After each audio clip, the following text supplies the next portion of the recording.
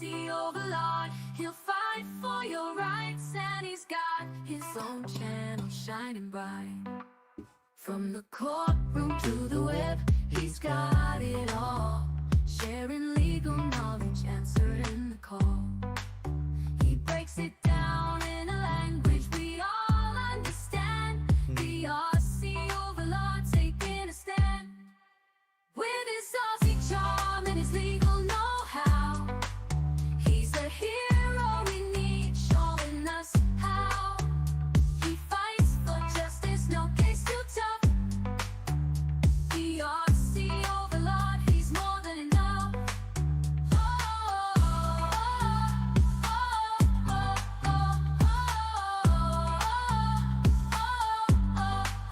He's more than enough.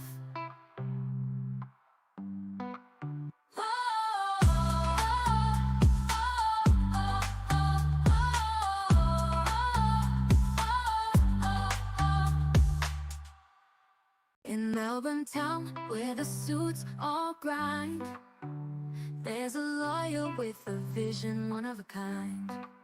He's the Aussie Overlaw'd. He'll fight for your rights, and he's got his own channel shining bright. From the courtroom to the web, he's got it all. Sharing legal knowledge, answering the call. He breaks it down in a language we all understand. The Aussie Overlaw'd taking a stand. With his Aussie charm and his legal know-how, he's a hero we need, showing us how. He fights for justice, no case too tough. The Aussie Overlaw'd, he's more than enough.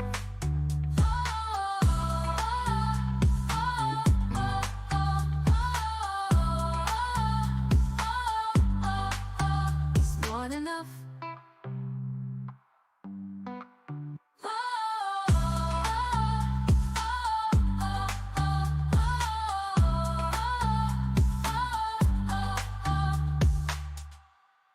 In Melbourne town, where the suits all grind, there's a lawyer with a vision, one of a kind. He's the Aussie Overlaw'd. He'll fight for your rights, and he's got his own channel shining bright. From the courtroom to the web, he's got it all. Sharing legal knowledge, answering the call. He breaks it down in a language we all understand.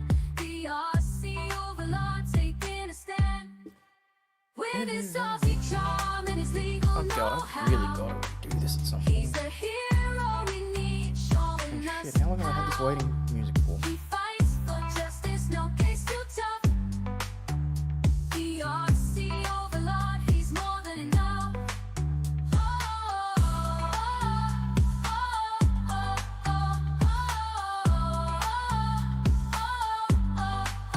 He's more than enough.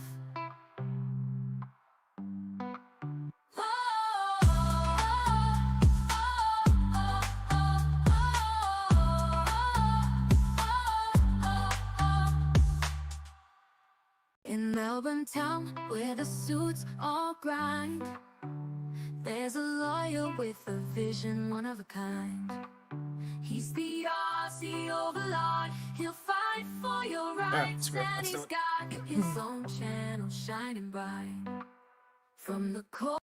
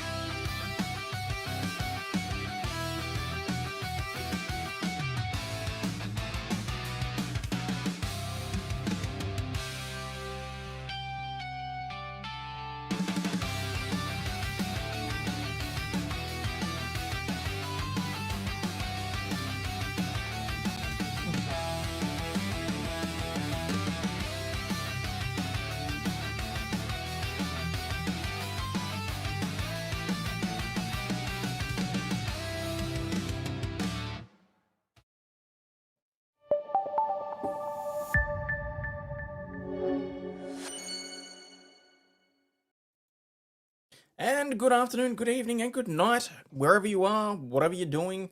Thank you for having me on your screen. Hello, people. It's Aussie Overlord here. Long time no see.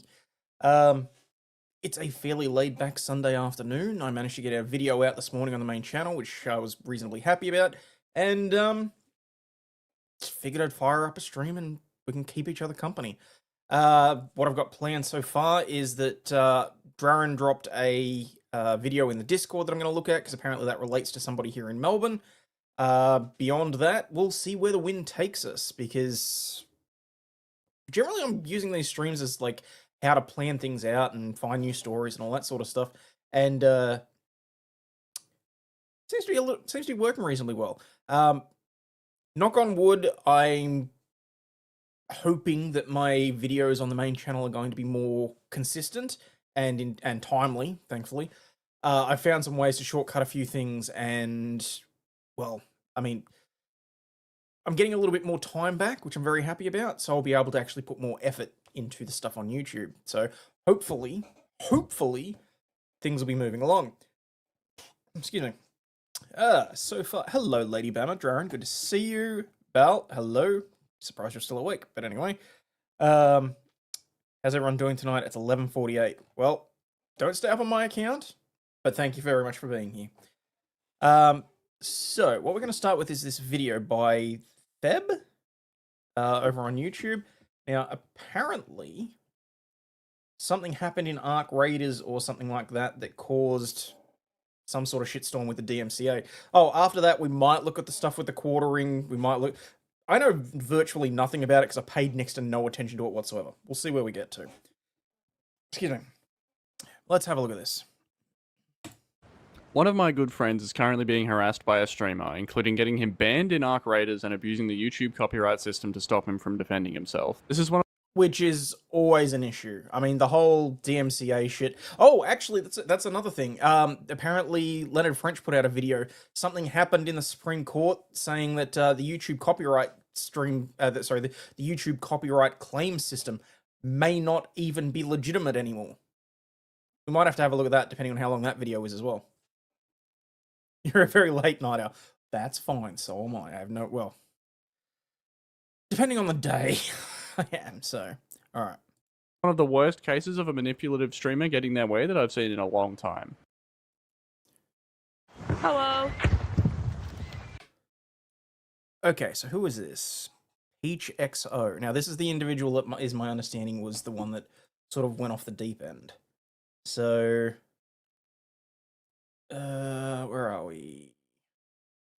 Running fresh extraction shooter on the OCE servers. Streamers. Okay, so apparently she mass reported him across 3 platforms, got him a 30-day ban as well as a copyright strike. And then she tweeted she was filing a police report. Oh, this will be interesting. Okay. Yo. Oh my god, perfect. Can you hear me? I can hear you. Okay, this is like really weird, but my friend is like completely stuck, and I want someone to knock him so I can like res him. And hopefully that knocks him out of the spot. He's literally just got completely stuck in this room. But how is he your friend? Oh, are you solo? I'm in a duo game. I duo queued with him. Wait, what? So I can't... So yeah, if you're solo, I'm duo, I can't knock him. He's like in here. I have no idea how Ark Raiders works. I presume that occasionally duo games get merged with solo games in this case? Or is this some sort of glitch that's happened with the servers or something? I don't know. Yeah, under these steps right here. Why does this feel like a scheme? Oh, these full traps there. Oh, okay. Well, I have a defib, so I'll do it. Hey!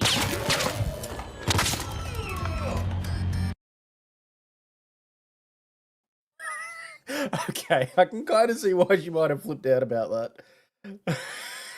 Look at her face, though. Jeez. That kind of does feel like she walked into a trap.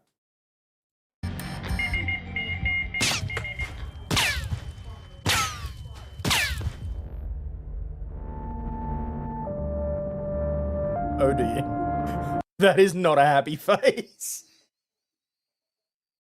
Uh-oh. Now, what would you do in response to this situation?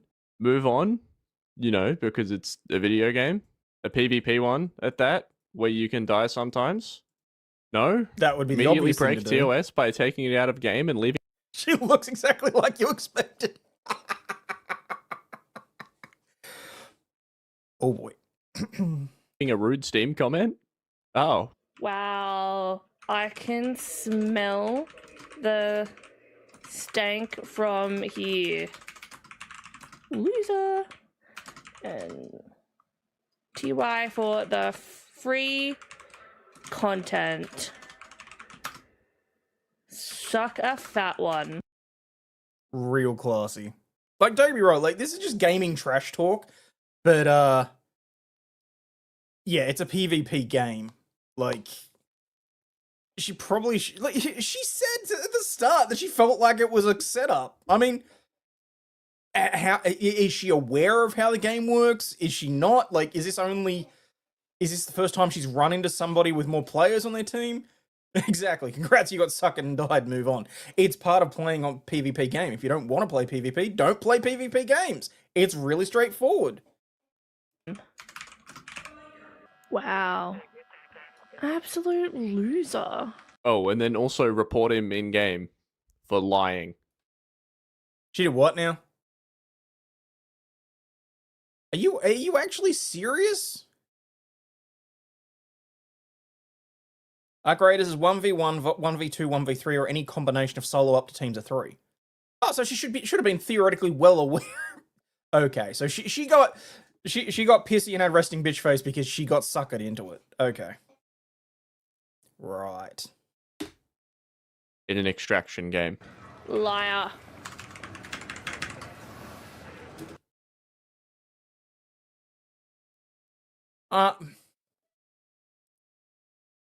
Okay, now I'm genuinely curious because no one loves on the internet. Exactly. Hang on, give me 1 second. I want to see something. Because I'm very curious now. And the irony is that I'm doing this on the backup channel, so... what was her name? Peach... XO or something like that?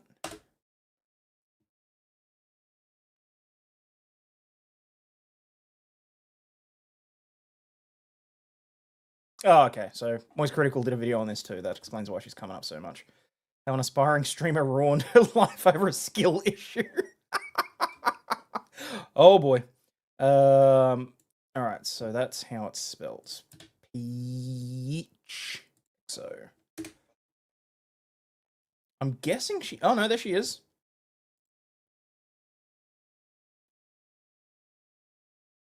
Oh, okay. So... I'm guessing this hit hard. Or is it just that she's on Twitch? Hang on, 1 more second. Sorry, I know that this is stupid, but I'm just having a look. She has 941 subscribers on YouTube, so I want to be very clear. I'm not punching down on a smaller channel. But the channel itself on YouTube apparently has no content. So either she's privated everything, or she's stuck specifically to Twitch, where she has 2,500 subs. Okay.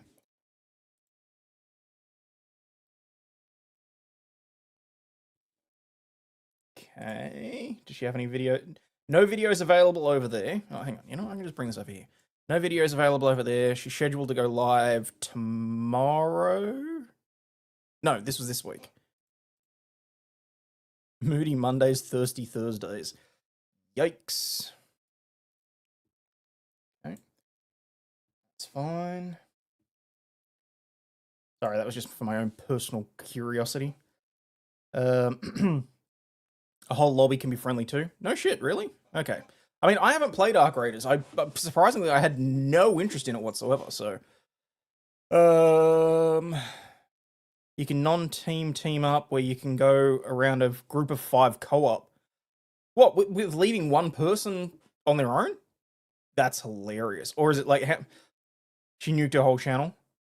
Okay. Why'd she nuke it?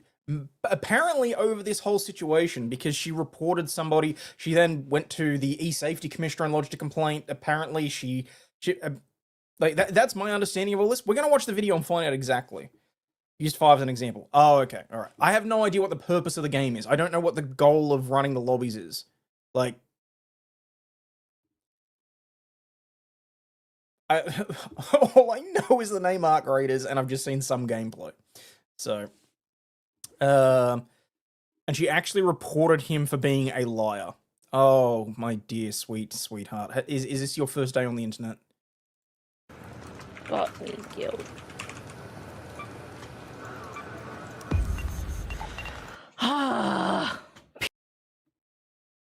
Non-team meaning 5 solo players playing an honor system. Ah, okay.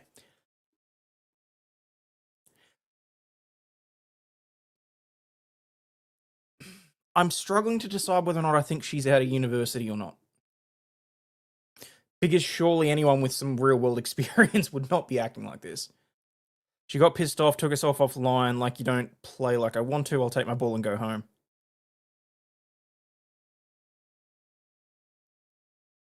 Dear Lord, all the Sea of Thieves meeting, how will you ever recover? Actually, the funny thing is, I only just got back into playing Sea of Thieves. I think I've played it twice in the last fortnight or something like that.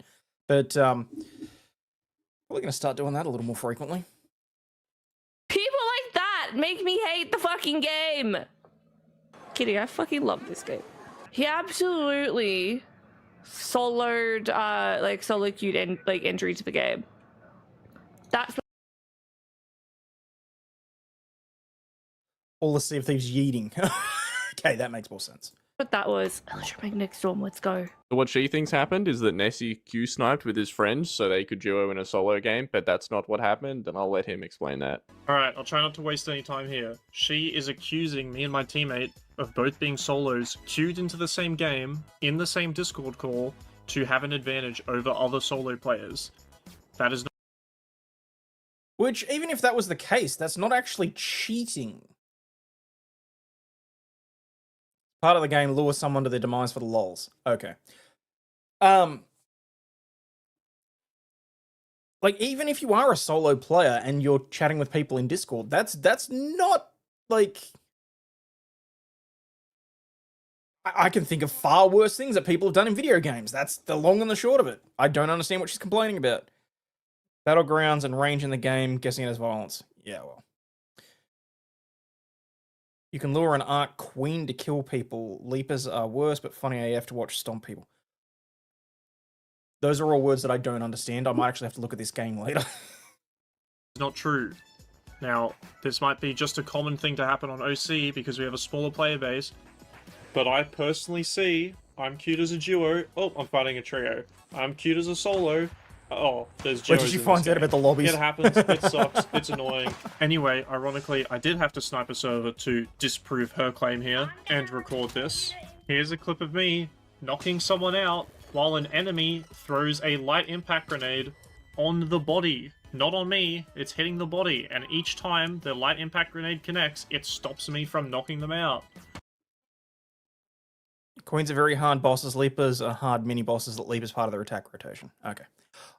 I don't understand what he was even bothering to try and prove here. Because it does to me look like in the footage that she took that he was openly attacking her, not the teammate to knock him down or whatever else. But I don't really have an issue with that anyway. What, she just expected everyone to be honorable in a video game, in a PvP video game? Like, yeah, okay, nope. Interesting. This clearly shows if I take any splash damage, I get knocked off the res. And what will I take splash damage from? An enemy. What will I not take splash damage from? My teammate doing the exact same thing. So he's obviously my teammate. Oh, okay, so I get it. So it's just that he's trying to prove that he was actually logged in as a duo because he had some sort of issue that, I mean, he's probably taken as a hit to his personal honor or something like that, or maybe it's looked down upon for tournaments or whatever else. So he's just going out of his way to prove that they were actually in a duo as opposed to stream sniping or connected in a Discord call.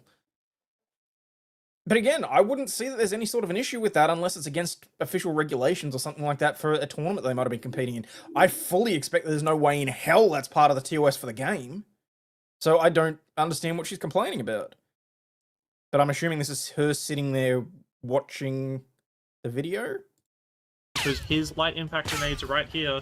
I'm not knocking me off the body. So anyway, after Nessie sees this Steam comment, he goes and says hi in her Twitch chat. Hello, GG, but from before. Hi, Nessie. Were you the person, like, in, we're looking for processors? No.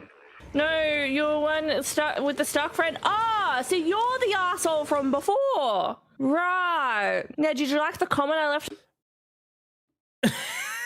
So is she going to crash out? The devs, I believe, set up lobbies for friendlies only, human versus AI. She's complaining that the patriarchy's putting a glass ceiling above her head. Oh no. On the profile? One thing I don't really get is why she's like smug about this comment. Like it's not the most embarrassing thing you can possibly do. It's also not the most clever thing she could have written either. Look at the Steam profile pic. How many filters does she have running for that? You can still PvP in the human versus AI lobbies. Okay. After losing in a video game. But anyway, moving on. So you're the asshole. Are you gonna be quiet now? You wanna be quiet now? Are we just where we're going with Dad? Everything you did required you being an asshole. No. From what I saw, everything he did required him to be a PvP player. Wow, this is a level of entitlement that's hilarious to me. So now she sees Nessie's partner badge and immediately goes into detective mode. When was the last time you even streamed, bro?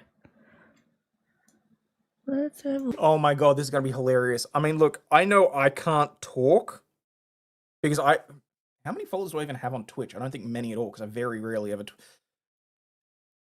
Is she seriously going to start hitting out at another god? Oh, wow. Okay. Look. Let's have a look.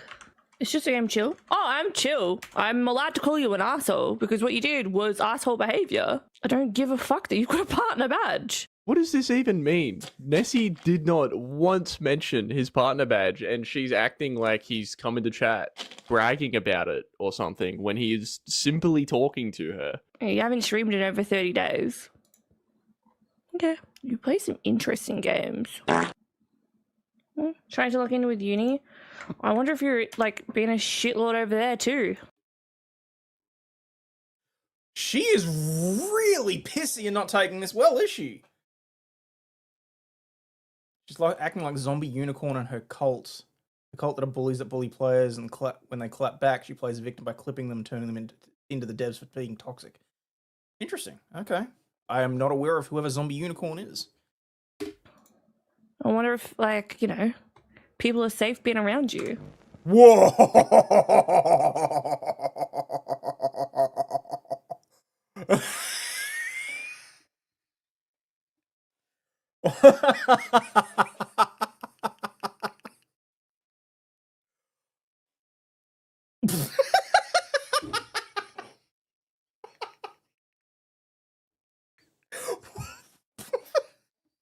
I'm sorry, every time I look back at the screen, it just cracks me up. I'm gonna have to cover my eyes for a second. Look, it's on the extremely low end, but making those kinds of allegations on a live stream because you're pissed off that you got killed in a PvP game, not great. She's a Twitch streamer from 2019 that went after convention booth babes and got the entire convention group of women cancelled. Wow, really? Okay. I shall... You know what? Remind me, Ruin, and I'll have a look at that at some point too. People are safe being around you. What? Let's go over Nessie's actions so far to see what justifies him being accused of being a threat to people that surround him in real life. Yeah, that's a big stretch. Oh, hello, my friend is stuck and he needs your help to get him out. Oh, okay. Follow me. This seems like a setup. Yes, she literally called it out before walking in. Why does this feel like a scheme? Because it's a PvP game. Duh. One second, I'm just having a quick look over something. Okay.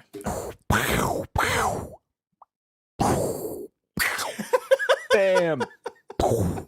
And then he sends these 5 messages in chat, all while being called an asshole the entire time, by the way. I don't know. Your vibes give off. Good luck with that. Yeah.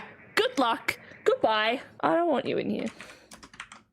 Goodbye. I don't care if you have a partner badge. I don't care if you have a partner badge. So Why are she's you now so mentioned the fixated partner on badge that? 3 times. I don't understand why she's fixated on that. Like, is she that... Like, has she got something like personal going on where she feels that she deserves to be receiving more royalties from Twitch or something? I don't know. I mean, do I think that she may be one of those people that never really, like, got out of the high school mean girl mentality? Potentially. I don't know. Times, completely unprompted, and yet she wants us all to believe that she doesn't care, which is interesting. Also, those 5 messages are all Nessie ever sent, but she keeps yapping like she's responding to things that he literally never said. Going to uni? Oh, I'm a lawyer. Oh, wait, no, my family member's actually a lawyer, not me. Sorry. Like, I don't give a fuck.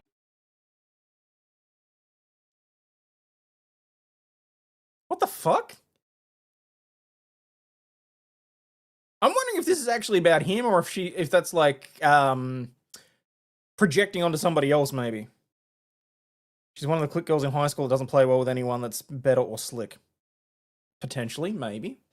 Fuck. Fucking arts degree for sure. Hey, I wanted an arts degree.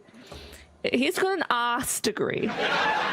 Brave of him. Oh my god, the laugh track. Was that added into this video or did she play that? I mean, there's a reason I got rid of the laugh track off my soundboard. To show up in here acting like he was gonna get away with that. So far, Away with what?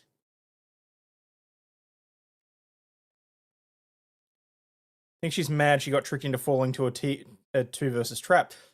No shit, you think? Wow. she hasn't really done anything wrong. You're allowed to get angry at video games, and you're allowed to dislike the people that kill you. Reporting him That's for fair. just killing you is weird, but Yeah. surely nothing will come of that. That's later in the video. But anyway, let's see what happened when Nessie encountered her again 2 days later.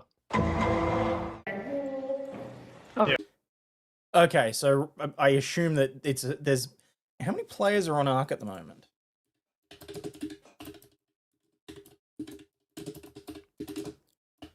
Alright, maybe a second.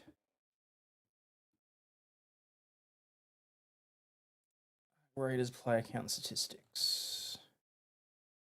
Chart. Live player count. Okay, so at current, there's 108,000 players. I mean, it's not really broken up by area, though. So, I mean, if they are working on the same servers, then, I mean, it's quite possible that they would run into each other reasonably frequently, so... yeah, Cynic. I was just, I got this one sent to me, so given that she's supposedly here in Melbourne, I kind of figured that, hey, home field advantage, I'll swing for the fences. Yeah, it's Peach. Peach something. Isn't that the one that sent the Yeah, she sent a message Steam. on upgrades thing? Yeah, she sent a Steam message on it. Underneath there's a bag. Well, she's helping me No way. get a loot. If anyone sees a stable stock 2 blueprint, I will beg. Okay, I genuinely, like, I gather that he's talking to somebody else that's another chick. Because for a second there, I was thinking, wow, she's actually been thinking about this for non-stop for the last 2 days. But she's obviously completely oblivious now. Oh, watch out, watch out, watch out. Shoot this with me at the same time.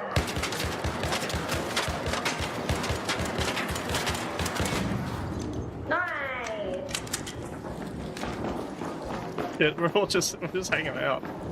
I'm just looking for a stable stock 2 blueprint. I don't need anything else, so take all the goop. The moment I found out she's from Melbourne, I knew it would be a good idea for you to cover it. Cheers. Is it wrong that I'm hoping that that he shoots her in the back in the... or, better yet, takes the blueprint she's after?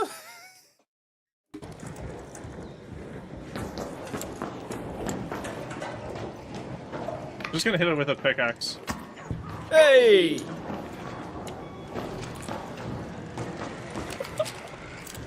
I thought we were friends.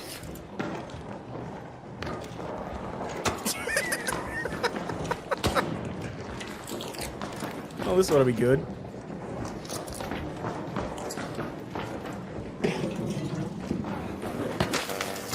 Okay, so now he's on fire. Oh, and she's dead. Bro, I was being so nice to you. Oh, I think he did something to upset her. I think I ran into you the other day. Oh, you're the little cunt from the other night. The one who Yeah, tried I to thought I flex. recognized your voice. Yeah, you're the one that was trying to flex his partner badge on Twitch. Guess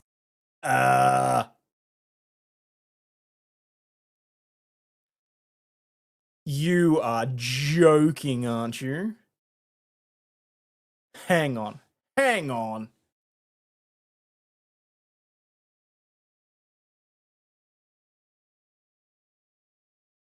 Are you serious right now? Are those 30-something balloons?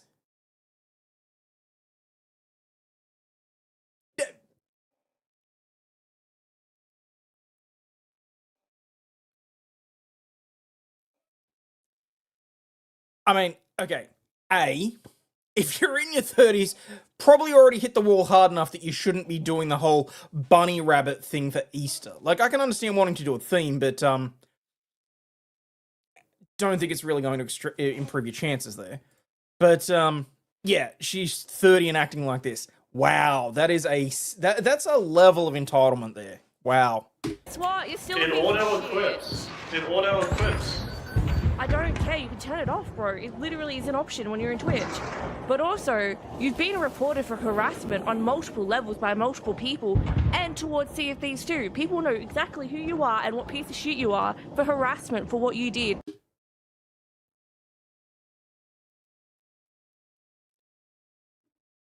I'm sorry, what?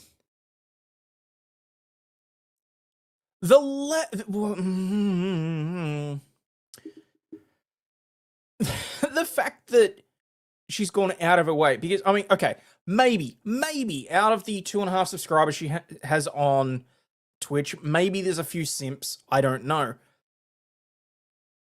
A mass reporting campaign for harassment? Wow. It's all recorded. It's all done. I don't care who the fuck you think you are, but you're done. Wait, what did I do? He knows it.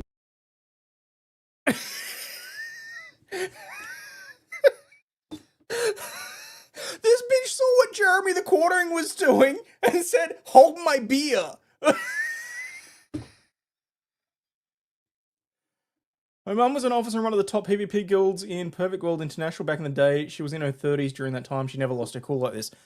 No. Twitch is a site that would side with her and ban him for a week. Well. She openly bragged about mass reporting him to Embark, Twitch, and Sea of Thieves. And he got a 30-day suspension off of this?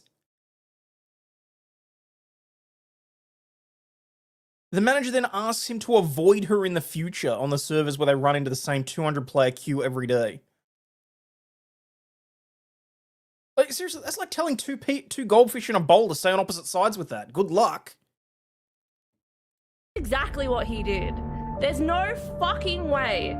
So in this clip, she admits to making false harassment reports, getting other people to report him, which is mass reporting, and tracking down his socials to report him in other games, after the first encounter. She's going out of her way to try and make Nessie's life hell for simply killing her once in a video game. This is just ridiculous. 2 days later, the head community manager at Embark happens to be in her chat, and this is what she does. How are you? I'm sorry, what? I'm gonna try my very best not to ask you an Embark question. I'm gonna do my research and I'll. Okay, so I'm guessing this was a birthday stream.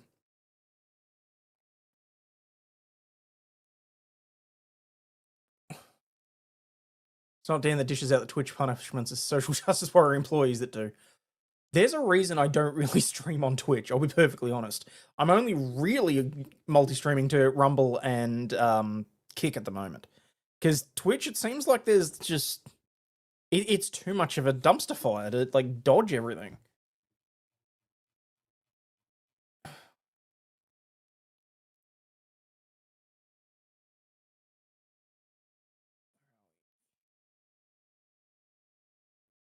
Oh, hang on, I'm missing something. Oh, that's what I'm missing. StreamYard. That'd be helpful. We'll find an email address. You're good, I'm good, I'm glad to hear it. I'm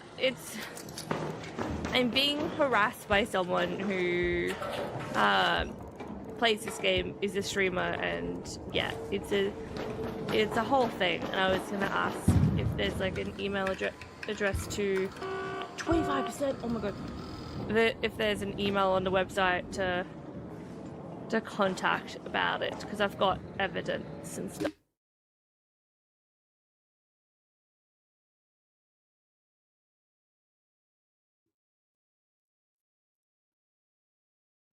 Ladies and gentlemen, we are seeing the real-time evolution of a Karen in training. Holy crap!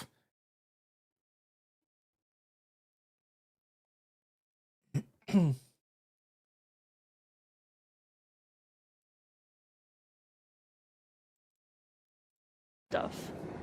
Okay, Ken, thank you. I did not want to, like, you know, that helps immensely. Thank you. Wait, you'll send me an email. Okie dokie. She plays this extremely well. As soon as someone with authority is in her chat, she acts very upset and distressed, which is vastly different from the last time she actually... She strapped on the victimhood very quickly there. Where are we?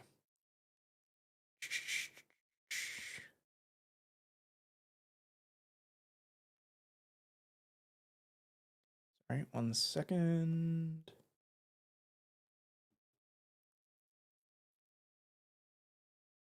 Double down 2 years later in a second in-game meeting, openly admitting she'd already filed multiple harassment complaints across Embark Studios, Twitch, and even unrelated titles like Sea of Thieves, recruiting others to mass report him in what amounted to a coordinated retaliation for simply killing her twice in a PvP title.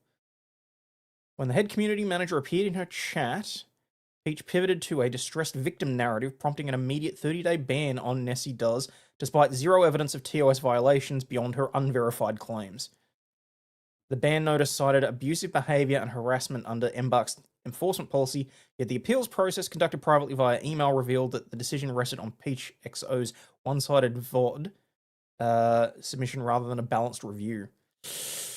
We saw Nessie in game. It's not a Oh, great you're look the for... little cunt from the other night! If this part of the VOD was the only context I had for the entire situation, I'd believe her. You absolutely cannot blame the community manager for this. This is just an example of an extremely manipulative person abusing the kind-hearted people around them to get what she wants. Alright everybody, it's podcast time. This video is taking way too long to make and shit keeps changing, so now we're doing it this way so I can upload it tonight. Here's what happened next. Spoiler warning. Nessie got banned. Let's end For 30 whole days. Hello, I'm here too now, by the way. I got banned for 30 days in Arc Raiders. What? What did I do? Oh, you already know what I did because you saw it all in the first half of this video. Wow. That was all I did, and now I have been banned for 30 days. After 5 entire days, Nessie was unbanned after contacting the same head community manager that Peach spoke to. So, Nessie's direct outreach to the same community manager after 5 days of silence resulted in the ban being overturned, but only after he provided a full timeline and agreed to an impractical condition that he cease all future interactions with Peach. In the small OCE player pool, this demand was effectively unenforceable without quitting the game entirely, illustrating the fundamental misunderstanding by moderation teams of multiplayer dynamics, where random matchmaking guarantees repeated encounters. Sorry, random matchmaking guarantees repeated encounters. With the ban lifted and his account restored, he exercised his right to public accountability by uploading a meticulously edited defense video, compiling all clips, chats, and emails to set the record straight and warn the community about reported abuse. This will be interesting. He got pretty much ignored through actual ARC support, which was cool, and then had to speak to the community manager. For 5 full days after, from a ban that I knew was like bogus, right? Like I knew the ban had no grounds. So of course I'm going to reach out to the person who I think, you know, caused my ban, or, you know, press the button to ban Nessie Does. So let's see what he said. Hey, Austin, I'm really sorry for reaching out this way. I believe you might recognize my name from an email that you received from Peach. When reviewing her VODs for reasons that could have led to my ARC ban, I saw you in chat and assumed the direct correspondence between you and Peach could have been what led to my ban. I feel horrible throwing accusations around, but there is no doubt in my mind that whatever email you received contained either outright lies or gross exaggerations. I have sent everything in my support ticket, there's the number, but received no reply in 5 whole days, and it feels very unfair to be waiting when in the instance of my interactions with Peach, it was myself who was actually harassed. This link contains a full timeline of all of our interactions and shows how I was treated. This seems fair and reasonable in my opinion. I mean, if he's sitting keeping receipts and basically explaining it, then... And here's Austin. Hi there. I see this is an uncomfortable situation. I'd be happy to undo the ban, but I would need your assurance that any future interactions with Peach would cease. I'm happy to have the same conversations with her. That, to me, smacks of some PR covering your ass. An uncomfortable situation. Yeah, no shit. I reply, yes, please, all I want is for this to go away, because I want to play my favorite game at the moment, Arc Raiders. Please understand, however, that OCE is small, and I have no idea if I run into her in-game unless one of us kills the other, and names show. I really want nothing to do with her, and if I see her in-game, and somehow know it's her, I will leave the game or run away, whatever you want. This is me inviting Austin to give me a, hey, this is what I want you to do in case this comes up. Because if we queue into the same game, which is so likely on OCE, you know, if you're not from OCE, you might just not get it, but our servers are smaller. You're always running into the same people with the same usernames. If Peach and I are playing the game at the same time for a few days in a row, it's almost guaranteed that I'm going to be in the same server. I'm almost tempted to download and install this game purely just to see how accurate that is.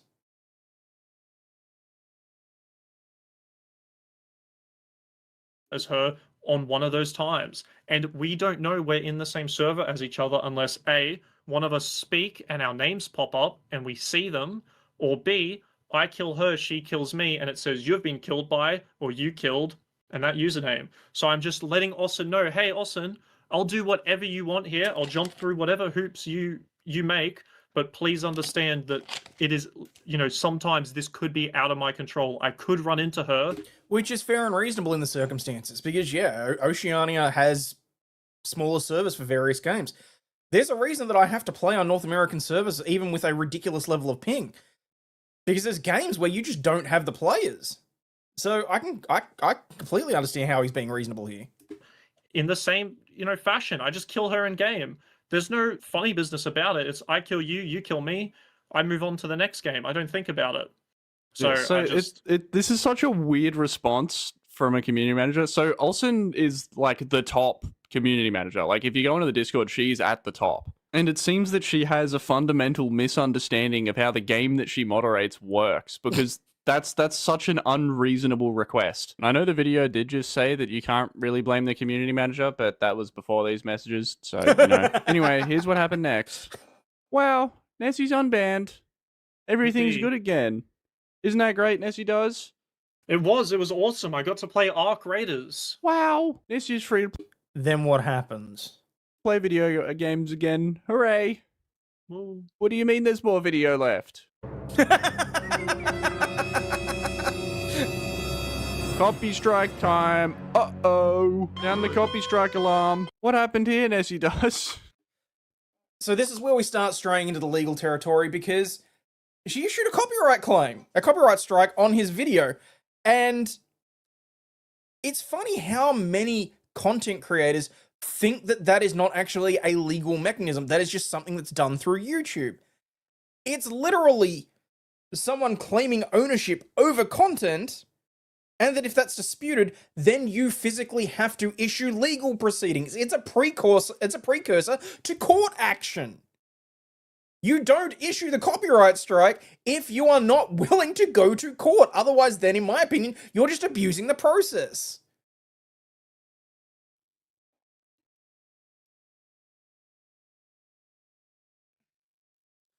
Ping lag shouldn't exist. Look, I agree with you to a certain extent on that. You got to remember that even our fiber connections here in Australia, they pale in comparison at different areas to the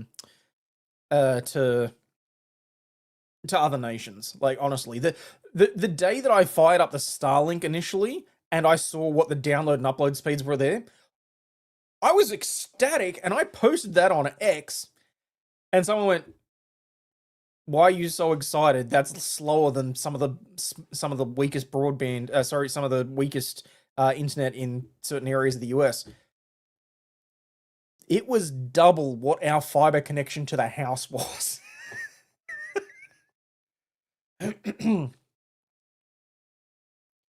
Ping still exists because ISPs often don't connect to servers in the most direct way. Yes. Hello, Kathy.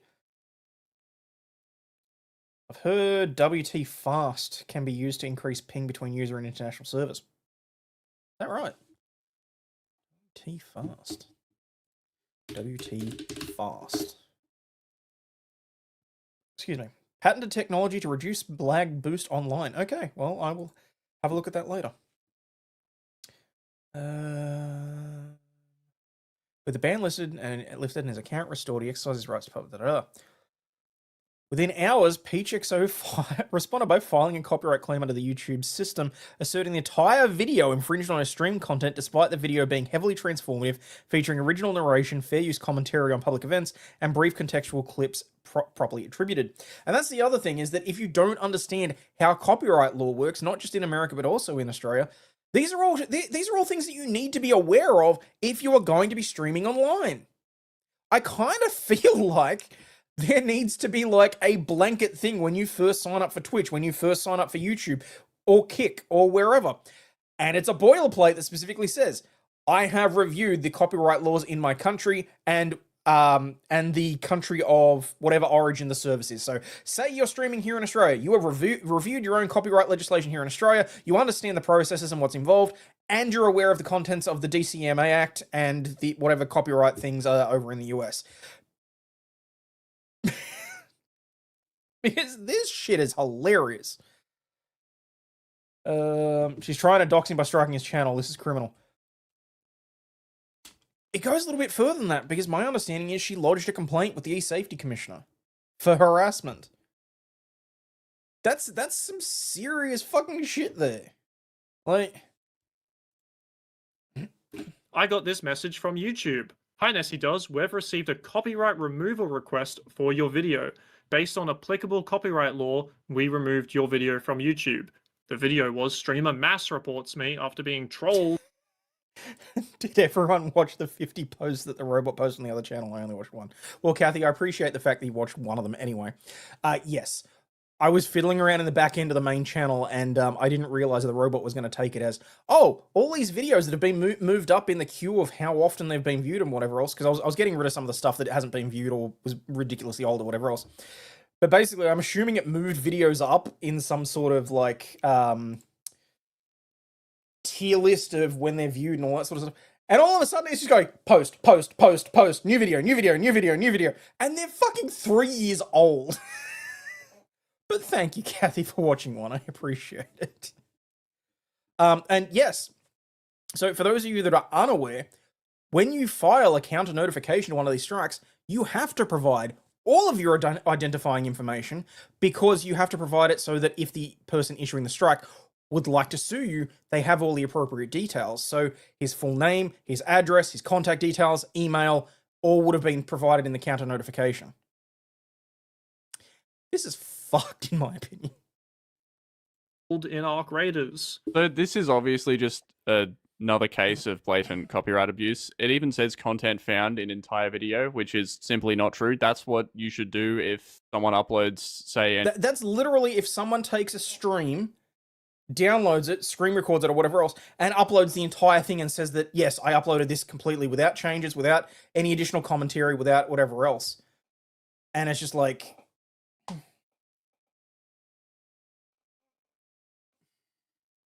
She didn't even Google, in my opinion. Like, if she'd gone to Grok or ChatGPT and said, how does this process work? But anyway. Watched the earlier premiere. When it ended, I refreshed the main page and Ozzy was live. Oh, fantastic.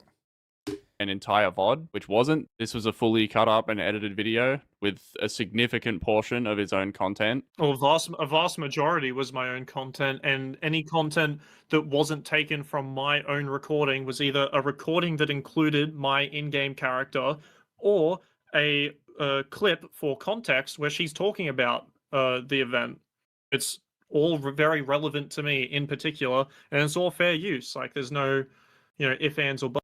Well, I mean, so as long as you didn't include, because I mean, I haven't seen this, but I mean, if provided you weren't taking, minutes of unedited video, even if your character is in it, I mean, hell, just put some music over the portions or something, Butts. Anyway, yeah, I've had to deal with this before when Sea of Thieves tried to take my channel down, but that's not what this video is about. Anyway, let's see what happens next. Oh my gosh, I had to, and I had... There you go. So he filed the counterfeit notification, and he had to send full name, address, phone number, so all the information available to be able to be doxxed. How cool that the person who got their chat to mass report me everywhere for killing them in Ark Raiders now has access to all this information. It's not a great system, if I'm perfectly honest, which is why, if the whole thing about it, the copyright strike process no longer being accurate, would be great, honestly. no idea this was really the whole system, but to get my video back that I worked hard on, I had to send a counterclaim or a counter notification, whatever it's called. I had to give Peach directly my full legal name, my street address, my city, and my phone number and my email. She got all of that just to fight the copyright claim, where all she had to provide was her email address. Effectively handing Peach XO doxing level details under the guise of copyright enforcement, a vulnerability long criticized for enabling retaliatory takedowns. Her publicly accessible email address that's like linked to her Twitch. Yeah, everyone knows the YouTube copyright system is flawed. It's been the same for years now. Like, I've had to go through this exact thing, like I just said. So the standard procedure is you have to give them all of your information. So if they want to sue you, like actually take you to court, they can. But obviously that never happens most of the time. So now Nessie's just got a video down for 2 weeks because someone didn't like it. He sent this counter notification, so it'll be up unless she takes him to court, which, probably not going to happen. Wow. Nessie sent a counterclaim, so that will likely be resolved very soon. Wow. Nessie's going to get his video back. Hooray. Excuse me. What do you mean there's still more video left?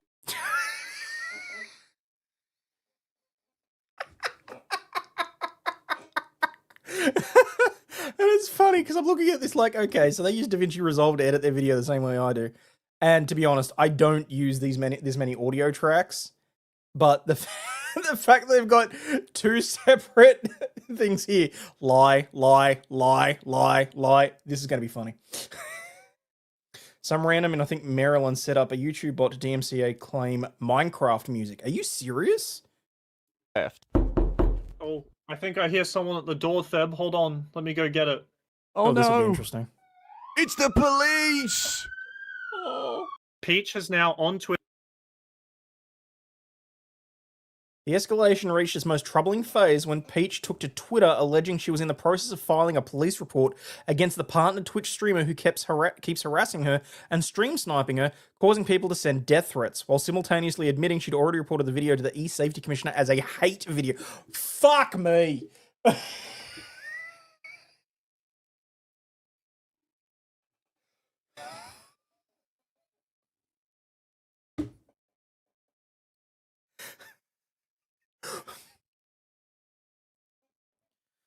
Look, after everything that's happened with, like, Carl Jobst and that sort of thing, what I've realized is, you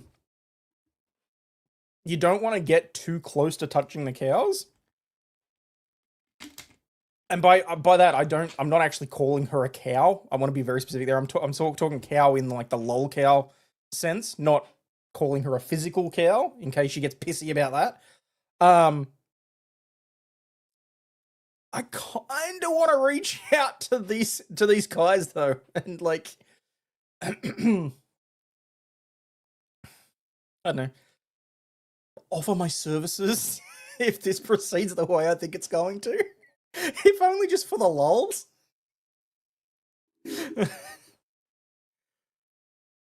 Causing people to send death threats. Are you serious? Does she actually have documented evidence, or is this like? Because I know that there's been allegations that certain groups that are anti, whatever else, let's call it various Karen groups, have been caught in the past sending themselves emails to make it look like they've gotten death threats. These people who I think would have relations with cows. Oh dear. She died in game equals a death threat. Twitter allege to being in the process of filing a police report on the partner Twitch streamer who keeps harassing and stream sniping me and causing people to send death threats to me. Let's go over this tweet. The Twitch streamer who keeps harassing, no, he made a video defending himself, which you then copy struck. Stream sniping didn't happen. You don't have any proof of that because it didn't happen. You're just throwing that term around. And causing people to send death threats to me. Not only have we not seen any proof of that at all, like, realistically, someone could have sent something, but as everyone on the internet knows, content creators don't have control over their entire fan base. That's very true. We have no control over what some crazy obsessed fan may do.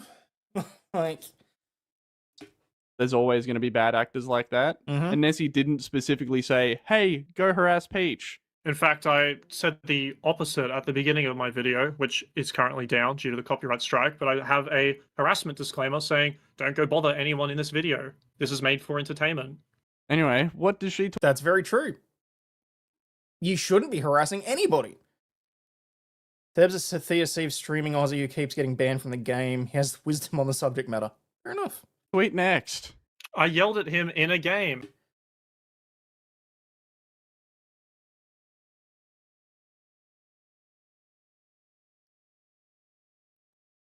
I'm sorry, what?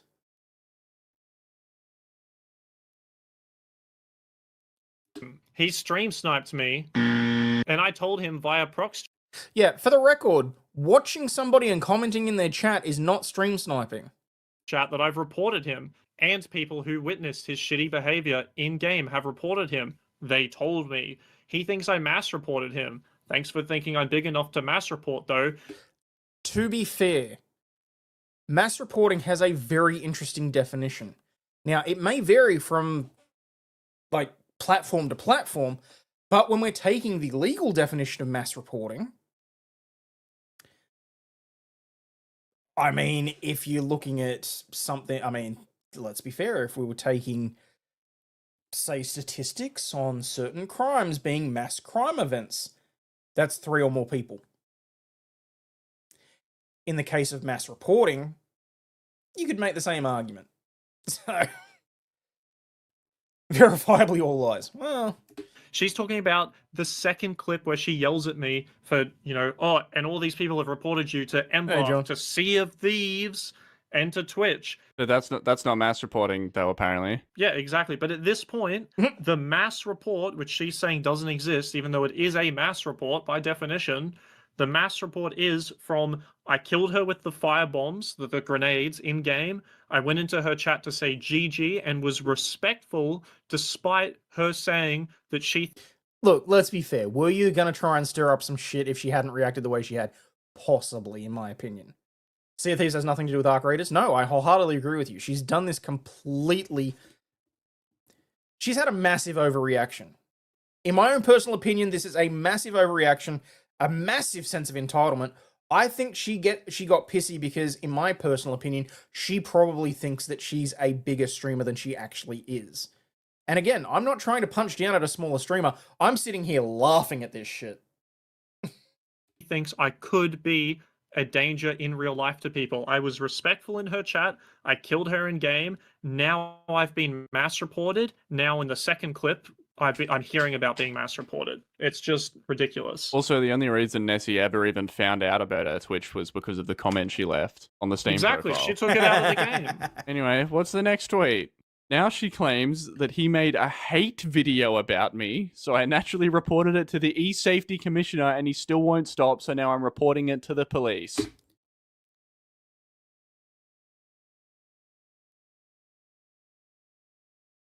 Aussie seem to be pros at Sea of Thieves. It's because we're genuinely used to being pirates.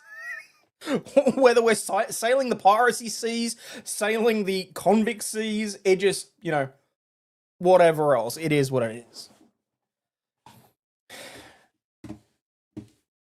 I've got to... hang on 1 second. Because I should already have this saved, but I'm pretty sure I deleted it from when I made my previous video on the E-Safety Commission. Give me 2 seconds.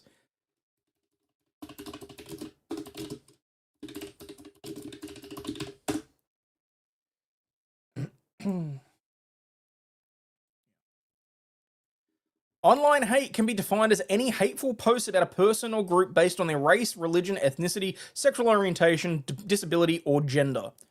Online hate includes any hateful post about a person and a group based on things that they cannot change.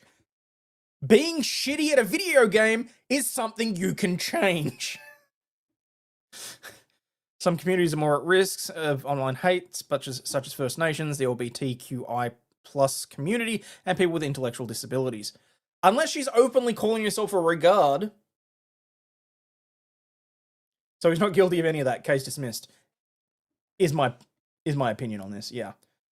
Not everyone can change being bad at video games. If you work hard enough, I believe in you. You can do it. Nothing that he did in that video at all could be classed as hate material for the purposes of the E-Safety Commissioner. Now, I'm very... Fuck you. There are certain video games that I'm very bad at. There's certain video games that I'm quite good at.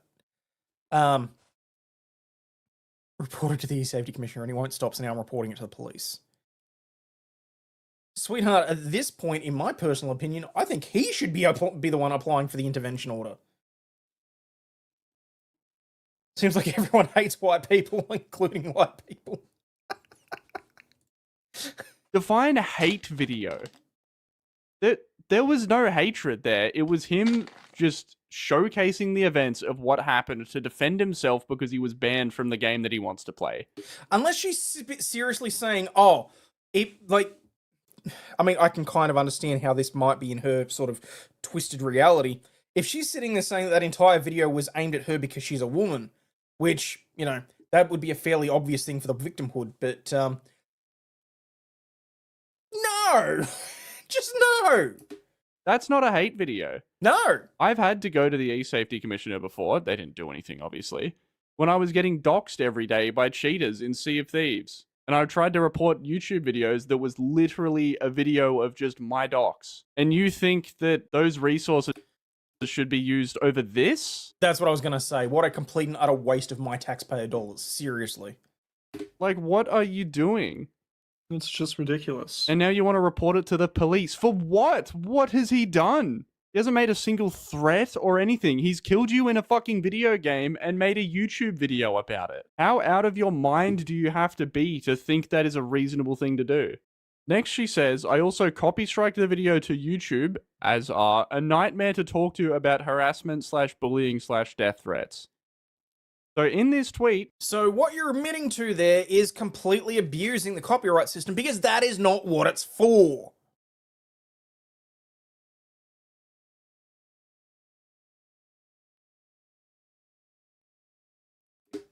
She admits that she falsely copy-striked the video. She tried to report the video, it didn't get taken down, obviously, because it didn't break any rules. So then she resorted to copy-striking the video. So because she didn't get what she wants, she's abusing the YouTube copyright system. Awesome. Awesome work. And then to top it all off, how I love being a woman on the internet. Oh. What an offensive statement to people who have actually had to deal with harassers. You're not a victim here. You've been acting like Nessie's been non-stop harassing you for weeks when he hasn't. He killed you in a game twice, said 5 messages in your chat, and then made a YouTube video about you. The victim mentality is just crazy. I'm sorry, but this isn't, you know, guy versus girl at all. It's just it's just actions. Like, it's just a commentary on actions. Like, that's it. If she right now is a dude and has always been a dude and this happened to me, I would do every single step of the way would be the exact same thing, because it's the actions. Like, that is it. So for anyone who didn't catch it, let's have a look at the series of events. False copyright strike. Into all of Nessie's personal information acquired. Into allegedly filing a police report over nothing. And that's my major issue. That's why I hate the copyright setup. But more to the point, he should sue her for harassment. Well, you know, I will just say that filing a frivolous police report is technically a crime. Just saying. Cooked. Simply cooked. In conclusion, I hope I don't actually have police show up at my door because I killed someone in a video game. That would be pretty shit. in case that is a possible future, we've attached a video that is all interactions in order from start to finish, just as a record of events. This video is what Nessie submitted to Embark in order to get unbanned.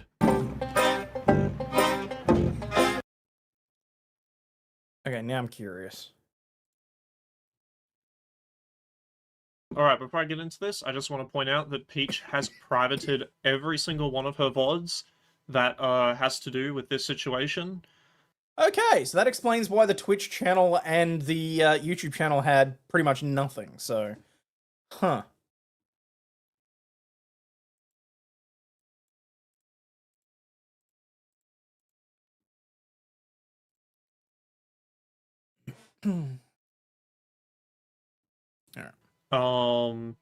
She turned VODs off like a day or two ago, and then she's gone back and now hidden these ones manually.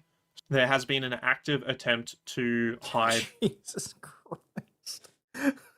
Go swallow a hot dog whole. How many... Oh, no, I can't. I can't say that shit on YouTube. Never mind. Her lies. Luckily, I have a cool extension that lets me see it anyway. Since the original VODs were I'm sorry, deleted, what? I've had to include longer, uncut sections of footage. Originally, I planned to just show the relevant moments and link directly to the timestamps in her VODs, so anyone could check the context themselves. But that's... I was not actually aware that an extension like that exists. That's pretty cool. Hang on. So...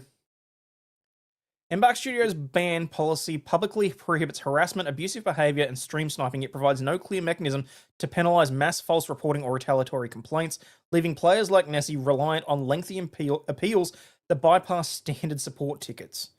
YouTube's copyright machinery, while designed to protect creators, becomes a blunt instrument when wielded maliciously, forcing counterclaims to surrender their personal details that can then fuel further escalation. The E-Safety Commissioner's adult cyber scheme under the Online Safety Act sets a deliberately high bar. Content must be intended to cause serious harm and be menacing, harassing, or offensive in all circumstances, expressly excluding mere offense, strong opinions, or factual commentary to safeguard free speech. Stream sniping such a stupid stipulation. One more reason I hate PUBG. Is that where that came from? From PUBG? If she'd have laughed it off, nothing would have happened. She would have moved on with a bit with some opinions. Yep. She could have let it go at the end of the stream and just let it go. Let it go, let it. Instead, she's gone, fuck it all, I'm gonna burn this shit to the ground. Oh, God, hang on. Do I still have it on the sound effects board? That was not the correct one.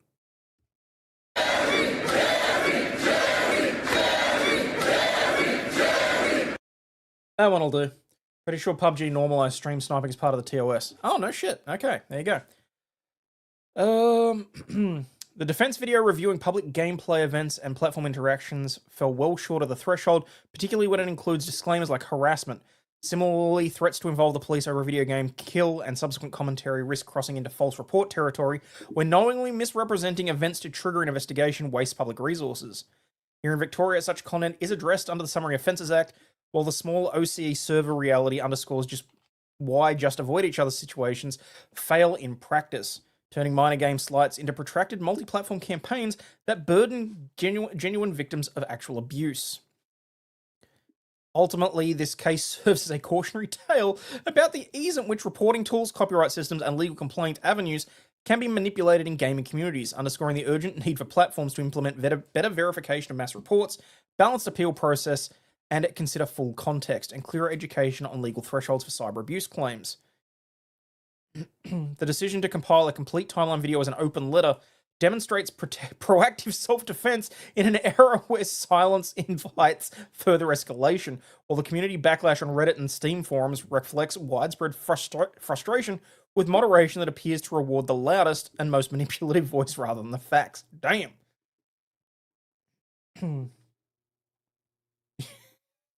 Stop laying jokes out like that. XQC often gets shat on for stream sniping when he's already been eliminated and entertains his viewers with other streamers' point of view. That would seem obvious to me. If you're going to be streaming a PvP game and you die, why would you automatically have to exit out of the game then? Like, that makes no sense to me whatsoever. Because, like, half the time I remember in Fortnite, didn't it? I'm pretty sure when I got my ass handed to me in Fortnite that I'd automatically jump to watching somebody else's view. And hopefully to be one of my teammates, but still. It's no longer an option. Speaking of things that were deleted, here's a clip that's pretty important because it directly contradicts her story. Oh, this will be interesting. Across the deleted streams, she claims that we were the ones who took this situation outside the game. Here's one example of her saying that. The fact that they fucking did what they did, turned around at another person's stream and was like, let's not take this. Now that I know that she's 30, the voice is annoying me as well. Like, holy crap.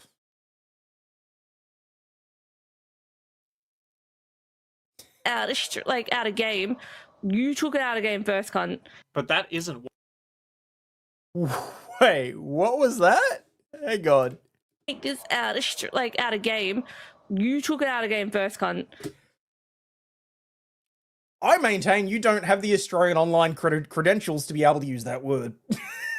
But that isn't what actually happened.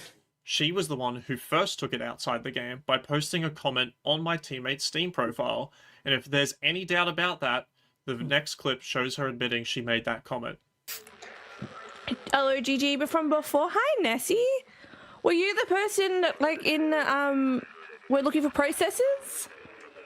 No, you're one with the Stark friend. Ah, so you're the asshole from before. Right. Now, did you like the comment I left on the profile? That's fairly straightforward and conclusive there. You took it out of game first, cunt.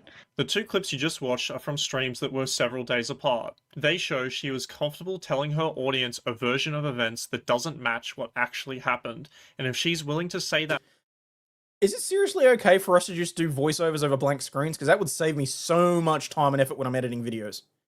Publicly on stream, I can only assume the same version of events may have been presented when I was reported. Speaking of that report, the next clip I'm going to show you is also from one of the deleted VODs. In this moment, the head community manager happens to stop by her Twitch chat. From what I can tell, it looks like they may have dropped in because her stream title mentioned it was her birthday. Almost immediately after they appeared in chat, Peach brings up the situation and frames it as harassment from a streamer who plays the game. She says she has... Sorry, I was just looking, and I was looking down here and I realized, holy shit, that says unlisted. Should I be watching this? When I played DBD, I'd pop into streamers' chats after a match, got accused of stream sniping like once. Oh, well, there you go. Has evidence and asks if there's an email address at Mbok where she can report it. Naturally, the community manager asks what's going on and offers to help, which is exactly what you would expect from someone in that position. Once they hear about the alleged harassment, they provide a direct email contact so she can send the report. And to be clear, if I was in that position and someone told me they were being harassed, I would probably do the exact same thing. But you would still investigate it, or you would be you would think that it was necessary to. A community manager has the responsibility to take those claims seriously and make sure players feel safe. So absolutely zero hate to them for how they handled this situation. How are you? I'm gonna try my very best not to ask you an Embark question. I'm gonna do my research and I'll find an email address. That entire interaction right there annoys me as well. Yes, I am good with a sniper rifle, that's not the point.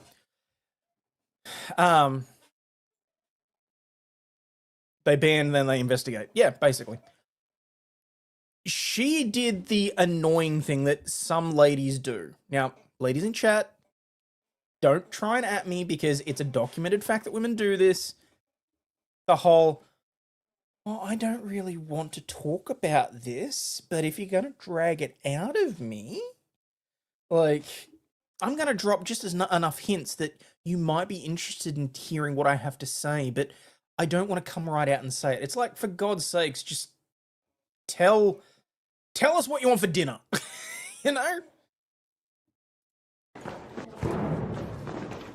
I have been so excited. I wouldn't say staggered for the expedition. I'm being harassed by someone who plays this game, is a streamer, and yeah, it's a... YouTube has a great record of people releasing clips of interviews with serious individuals, such as people who fought at Beersheba. It just breaks my heart to see this level of pettiness.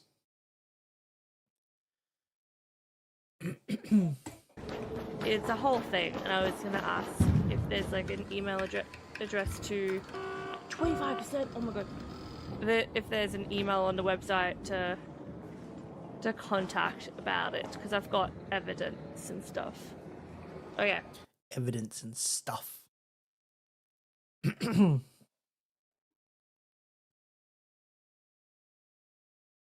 Oh shit! I've just realized as well.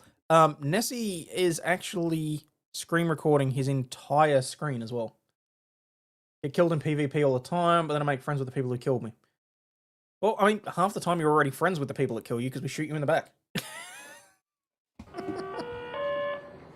Ken, thank you. I did not want to, like, you know, I thought I was gonna have a look on the website, but that helps immensely. Thank you. But See, that to me is a crock of with shit. the expedition, I'm loving that I'm reset. Because we had a sub. That's someone there. Wait, you'll send me an email. Okie dokie. I do have my email on my profile. See, I would have had less of an issue with this if Peach had been the one to reach out to them. The fact that this is the head moderator for Embark and they're going out of their way to get involved in this would say that, to me, they have a higher level of responsibility to make sure they're scrutinizing it. Like, if you're going to be directly involved, then you need to be doing your proper research. Now that we've established two important things, that she was able to send a report directly to a higher-up at Embark Studios, and that her statements about the situation don't match the footage, I want to go back and walk through the full timeline from the beginning. I'll show exactly what happened step by step and what my actions actually were leading up to the 30-day ban I am now facing. After that, we'll look at the hostile messages directed at me by her and members of her chat, the verbal abuse directed at me, and as well as the actions taken against me despite my limited interaction. Looking at the full timeline should make it clear who in this situation was actually subjected to harassment. Let's begin with the first interaction completely uncut. And what this really points out is that if you are getting into shit like this, you probably need to take some actual practical steps. Like, you know, if need be. I mean, not everybody is going to be recording their gameplay. But I mean, a lot of the systems, like if you're playing on Xbox, if you're playing on Steam, they have those like capture replay buttons. Like if you're going to, if you come across it, maybe consider hitting those buttons so you've got a actual record of the shit that's going on, because not everybody is streaming, not everybody's whatever else. Because imagine if all this had happened and there was no video record. Like, imagine if she just made these allegations and it was completely her word and there was no record. So, last WoW expansion played with Shadowlands.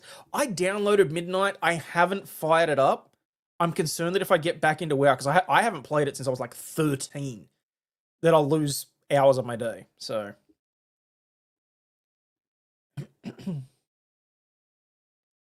what was I saying? Yeah, I'm very much hoping that he kept this video very factual. So, hello, Glennis. Hello. Yo. Oh my god, perfect. Can you hear me? I can hear you. Okay, this is like really weird, but my friend is like completely stuck, and I want someone to knock him so I can like res him, and hopefully that knocks him out of the spot. He's literally just got completely stuck in this. So you can see on her face here that she's saying, okay, this is sus.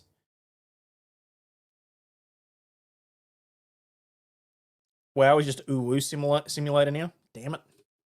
Guess I can delete that off the hard drive then. But how is he your friend?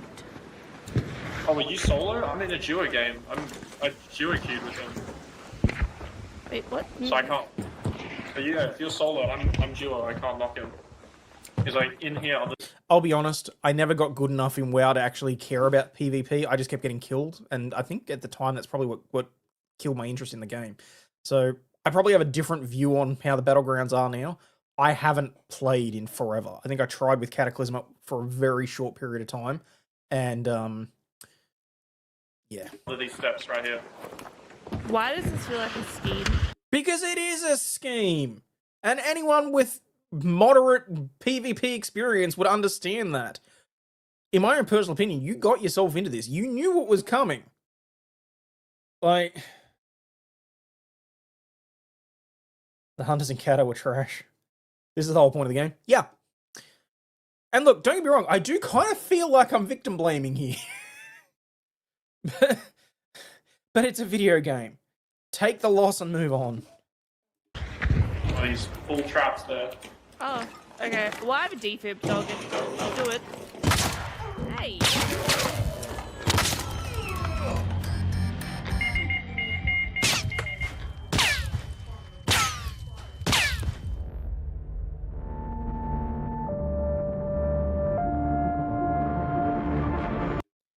I mean, I almost always played some form of L4 Worgen Druid, so... Wow, she was so pissy.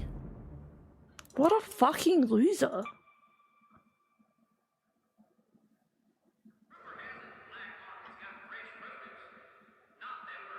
Don't need to watch all of this I again. can say You for... already saw this earlier.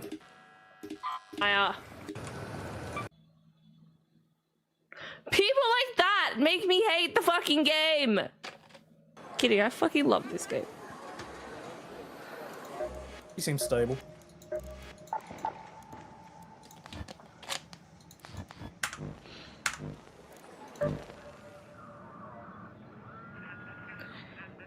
He absolutely soloed, like solo queued and like entry to the game. That's what that was. Electromagnetic storm. Let's go. Yeah, okay. And so that was his main contention, was that he was pissed off about that. About her saying that he soloed him with somebody else and they were, what, in Discord or whatever else. And either she fundamentally misunderstood how the game matching works, or she's just talking without thinking.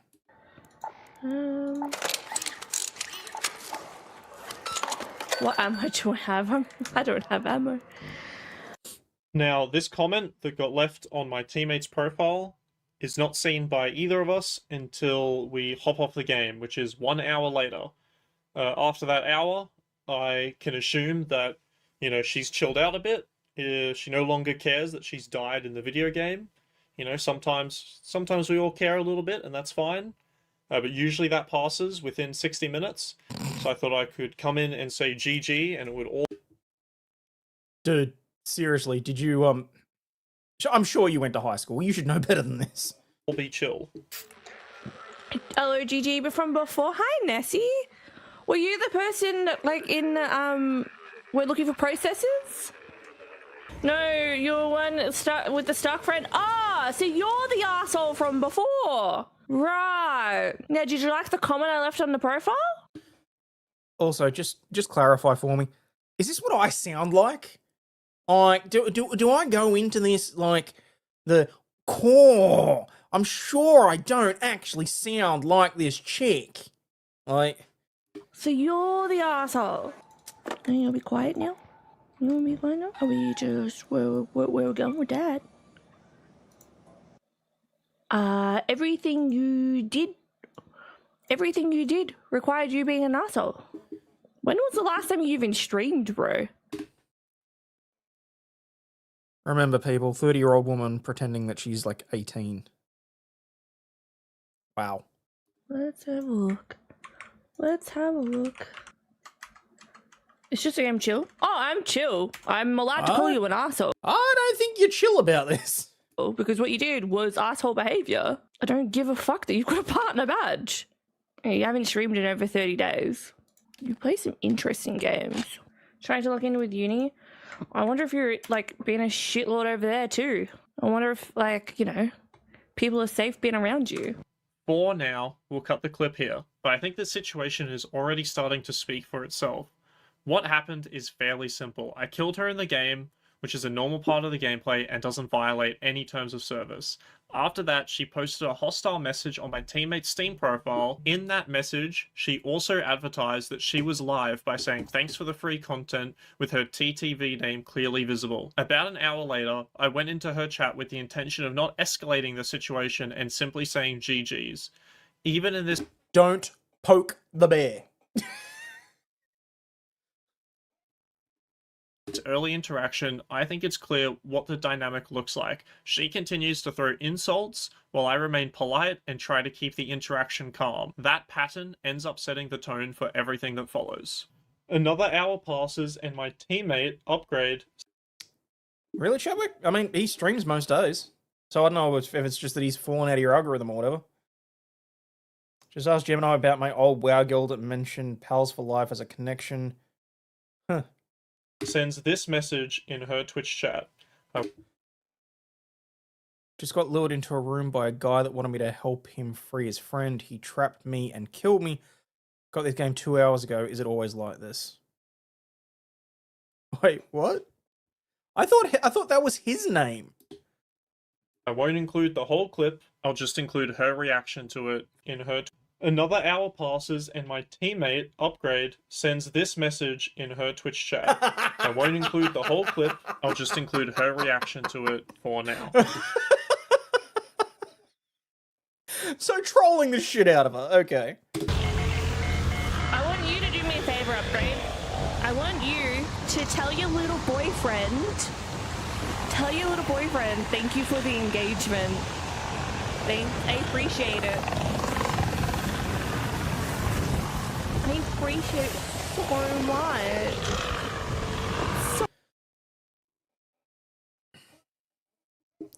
It's a small thing, but as a streamer, the audio there's annoying me.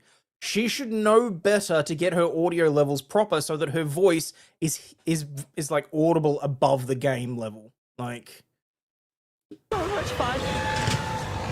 You'll notice that Upgrade has now been thanked for both the engagement, when he just sent that message in that clip we just watched, and thanks for the free content, which Peach said in her Steam message to Upgrade. She has thanked him for both interactions, claiming the engagement has helped boost her Twitch discoverability, and that the in-game troll, the killing with the fireballs, was free content for her. So in her own words, she has described Upgrade's actions as helpful. The reason I want to linger on Upgrade's come on, dude. She was being facetious. We know this. message here is that between me and him, the worst treatment that Peach received was this message, that I got lured into a room. This message, I would say, is cheeky. I think the other end of the spectrum, arguing devil's advocate, could say that it's sarcastic. I don't think you need to be devil's advocate for that, but okay. If you want to combine Upgrade and me into one person and say an action from me is an action from him, an action from him is an action from me, then the worst thing that I did to Peach by extension was send this message in chat, which again, at worst, could be perceived as sarcastic. At this point in time, my PC is turned off, and I did not know this message got sent in her chat until the next day. Now, at this point, I know that Peach has reported me for lying in-game, which we saw when I first encountered her. This is before I came into her chat and she found out that I was a Twitch partner. But I do not really care about this, as I'm confident that report will go nowhere, as I believed it to be unfounded. So imagine my surprise when I run into her a few days later and hear her say this. I don't care, you can turn it off, bro. It literally is an option when you're in Twitch. But also, you've been reported for harassment on multiple levels by multiple people and towards Sea of Thieves too. People know exactly who you are and what piece of shit you are for harassment for what you did. It's all recorded, it's all done. I don't care who the fuck you think you are, but you're done.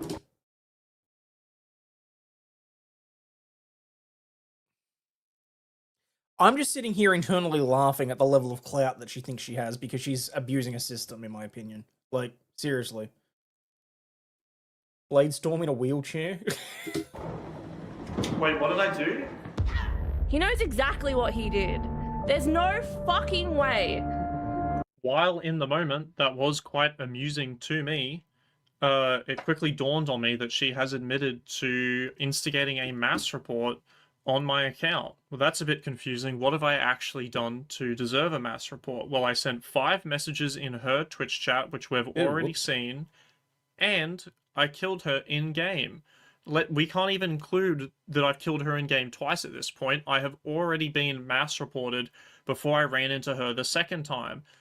The worst I did in-game was I didn't immediately kill her. I kind of just ran around next to her, didn't talk, didn't say, I promise, I swear on my life I'll never kill you. I didn't say a word, and then I pickaxed her once. She literally had a warning that I was going to kill her. I hit her again, I ran away. Now she knows that I'm going to fight her.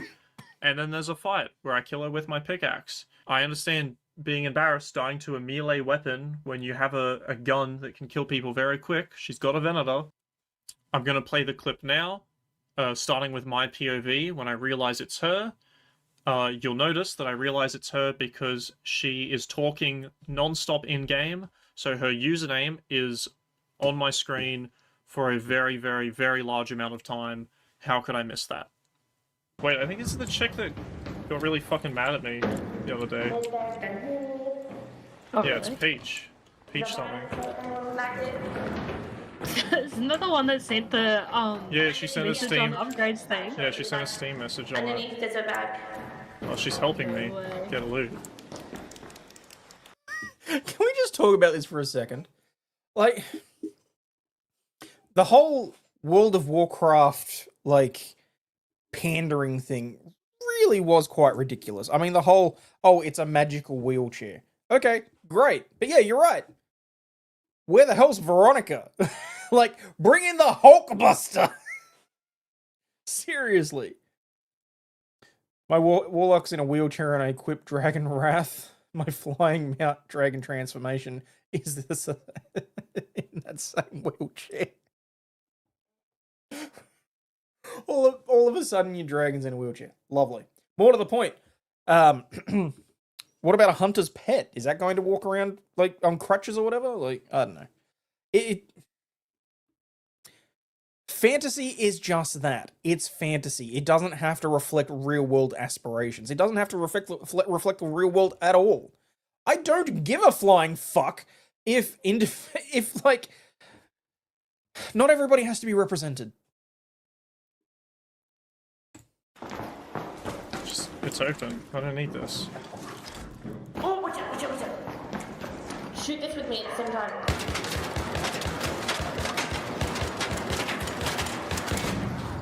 Nice. Now, at this point, she has no idea this is me. That's because she cannot see my username unless I talk in-game, and then my username will pop up. So right now I'm incognito. I'm just gonna hit her with a pickaxe. Yeah, do it, do it, do it. Hey! I thought we were friends.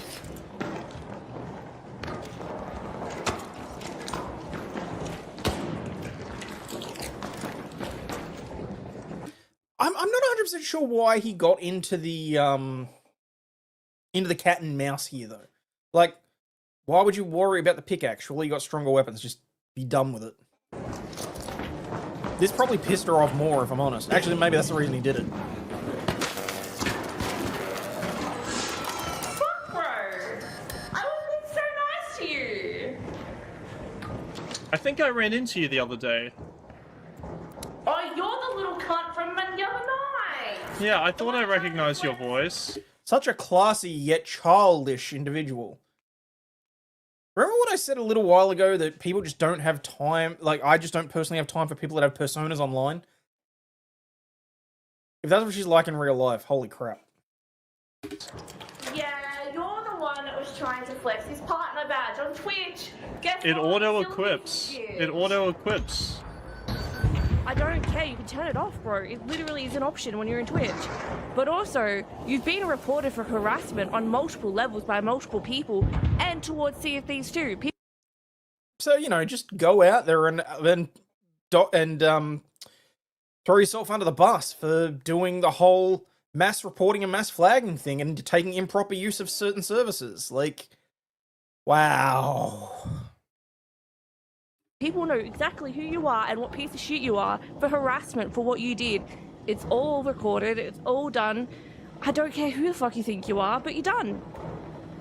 Wait, what did I Yeah, I fully agree with that. And that's what I was saying before. Like, maybe she really needs the Twitch bits. I don't know. do? He knows exactly what he did. There's no fucking way.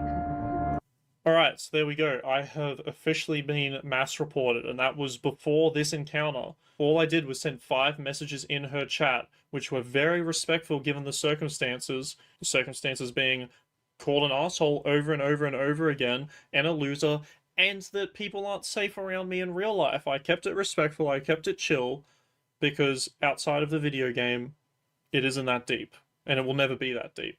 Shortly after that clip, I had hopped off. The fucking internet has ruined me. It will never be that deep. And my immediate first thought was, oh, dude, I guarantee it's that deep. Like hot dog down a hallway deep. Off the game, and I was watching someone stream. I won't mention their name as I believe they had no real involvement in this situation, aside from being unlucky enough for this to happen in their chat. I also want to note that this streamer, I believe, handled the situation exactly how they should have with the information that was provided, even if that information was based off a lie. Let's have a quick look at what I am calling a lie. It's this message. It's where she says, "Be careful of Nessie does. He harassed me before our games, and then again tonight in-game." Now, I want to point That's a out hell of an that she allegation. has now defined the last clip you saw as harassment, which all that happened in-game was I Killed did her? not shoot her, then I pickaxed her, then she yelled at me and admitted to instigating a witch hunt slash mass reports, whatever you want to call it. She has defined that as harassment. He harassed me again tonight in-game. She was yelling at me. I said almost nothing, except giving an excuse for Wrong why button, I didn't sorry about unequip my Twitch partner badge, which I will never unequip because it's something I'm proud of. And I am unsure whether it's the mass report that led me to get banned or her direct communication with the Embark dev, but regardless, some report has gotten me banned based on lies. We just saw a lie right there where she claimed I harassed her. Very clearly did not. I barely even spoke. I just killed her in game. Perfectly chill. All good. And then right at the start where she's saying, well, she's claiming that me and my friend took it out of the game first, where that is a complete and utter lie, where she admits to writing that. And so, and the annoying thing is, like, now that I'm looking back over those messages from the moderator, I'm sitting here going, okay, for one thing, I feel like the chief mod should have spent more time investigating this before acting on it. But at the same time, I'm like, wow, this is literally like a second grade teacher having to mediate something between some kids. Like, it's just, this should never have escalated to this point. At all. Steam comment on my first interaction that I had with her on her Twitch. And I harbor no hate for Embark here. I know for a fact that they've only been sent one side of the story, which without seeing, but knowing that this person has lied on multiple occasions to her chat, I can only assume the report is also filled with lies, half-truths, withholding the truth, which would be her own harassment that was targeted towards me and my friend. Speaking of, while I have no intention to report her myself, because my feelings weren't very hurt, and I don't really care, I don't report. Dude's been on the internet too long to give a shit about this. People in video games, unless they're, a cheater and I've been unfairly killed. But she can say whatever she wants to me, it's not going to affect me. But if we are looking at what I did to her and what she did to me, the fact that I have a ban and she doesn't is actually kind of unreal. Again, let's backtrack. I sent 5 messages in her Twitch chat, all chill. I'm being called an arsehole the whole time, still all chill. I killed her in game, that's allowed. I have now been mass reported. I kill her in game again, I get told I've been mass reported. Okay, and now a couple days later, she has sent her evidence to an Embark dev shown in the clip at the start where that direct contact was established. Now, here's a handy little Oh table my I made God. just to Okay. compare, Here we go. you know, the stones thrown from each side, and that resulted in me getting banned, but Peach receiving no enforcement action. Now, we're going to start off here by People really do underestimate the usefulness of paint. I love this. putting And it's giving me in ideas for and future my videos teammate too. killing Peach in game. Oh, come on. You had to at least flow on properly and use the, like... No! Typing it in is cheating. And then we're going to quickly take it right back off the board, because that is not harassment. That you cannot argue that us killing her in the game in that way is harassment in any way, shape, or form. Now, this message from her, however, taking it out of the game and following my teammate around through his Steam profile might be against TOS, but regardless, is definitely a form of harassment. This guy killed me in the game. I'm going to go stalk him outside of the game and start leaving nasty comments on his socials. What I will say is that given that both of... I can't tell if Nessie's Australian or not. I mean, I assume he is. Sakura, Pyro Software, and Asmongold both use paint appropriately. 3 streamers I follow. Yeah, exactly. It can be a very helpful thing. I mean, admittedly, it's a lot easier if you've got, like, one of the tablets that you can write on with it. But, it's very underrated. Now, just because I feel the need to throw this in here, from a legal perspective, even her doing that would not be classed as harassment under our system here. That alone would not get you an IVO or anything like that. It's probably the first step, but it's not anything that's even remotely actionable. So, that is harassment. So that will be remaining on the board. Now, I'm going to, believe it or not, pull the same trick I did with our first interaction. Yeah. My second Take it off. interaction with her, where I come in and send Oh. 5 messages in her chat, which are, again, very calm, despite being called an asshole, over and over and over. Those messages are not harassment. They are chill. They are normal. It's not only that, it's the obvious fact that he's in a chat forum up until she bans him from her own chat. Yeah, no. It is very normal in Twitch culture to go into people's streams and say GG after an interaction, especially after they have advertised that they're a streamer. TTV is in their gamertag. I did not do anything wrong by saying GG here, especially since I waited an hour for things to potentially cool down, since she did leave a heated message to begin with. Now, I'm going to give her side here No, I wouldn't even be classing that towards harassment either. What I will say is that's some epic level trolling. Admittedly, this was them going in, Upgrade Now specifically was going in order to shit stir. That's what that was. Exactly, chatting in a chat format. complete freebie. I personally think it's bullshit, so we can discuss it later. But this message that my friend sent, which again is in direct response to the comment she left. What I'm curious about Upgrade Now, though, is Upgrade Now the chick that he was talking to in the second clip when he killed Peach with the axe? Or is this somebody else? It doesn't really matter. It's more my own brain is just curious. Why the hell did the... Sorry, I just realized that my social stream censored the word God for some reason. Is very clearly a joke. There's no name calling. It's cheeky. He's not calling her a loser. She has advertised that she streams. He came in and just kind of joked.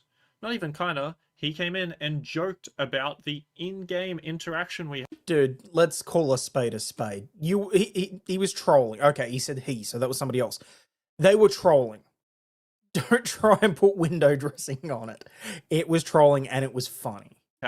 That's what Twitch chats are for, laughing about video games. Ha, someone lured me into a room and I died. Haha. This ever happened to you? Another thing worth mentioning while we leave this here for now is that this is the me category. This is what I have said that could have got me banned for harassment. That's actually a fair point. This was done by a third party, but it's still funny. I didn't say this. In fact, my PC was off at the time. But we'll still leave this here and will treat myself and my teammate as a group. Like we've seen in this video already, 2 days later, I find her in game and I kill her again.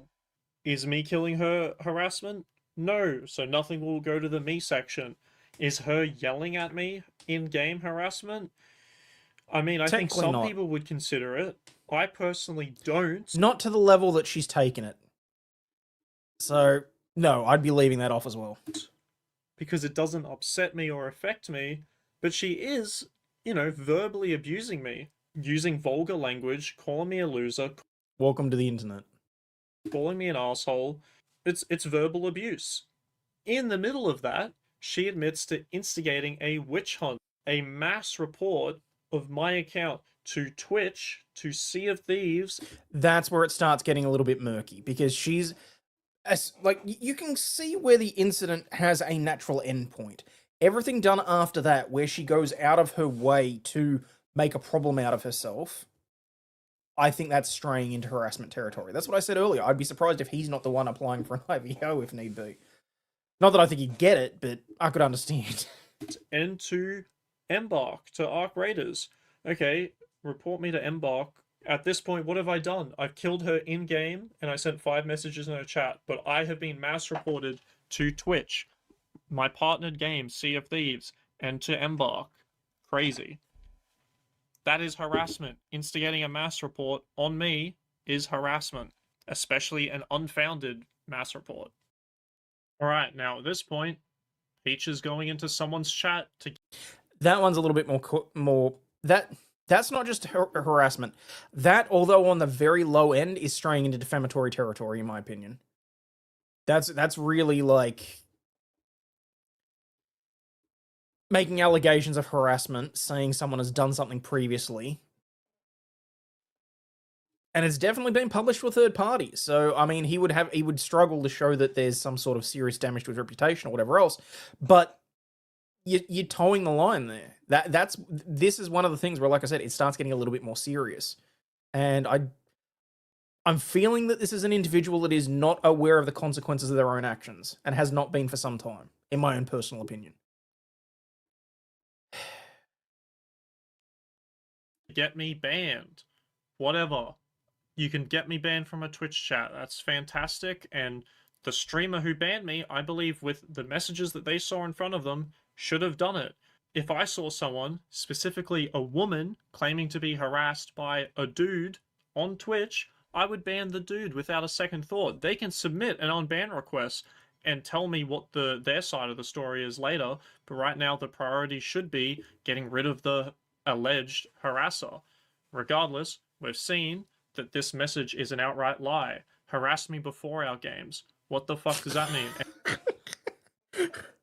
Oh no, they sunk my battleship. And then again tonight, that was in reference to her yelling at me, which was her verbal abuse and admitting to her mass report that she organized. I didn't harass her, she harassed me. Just plain and simple, that's how it is.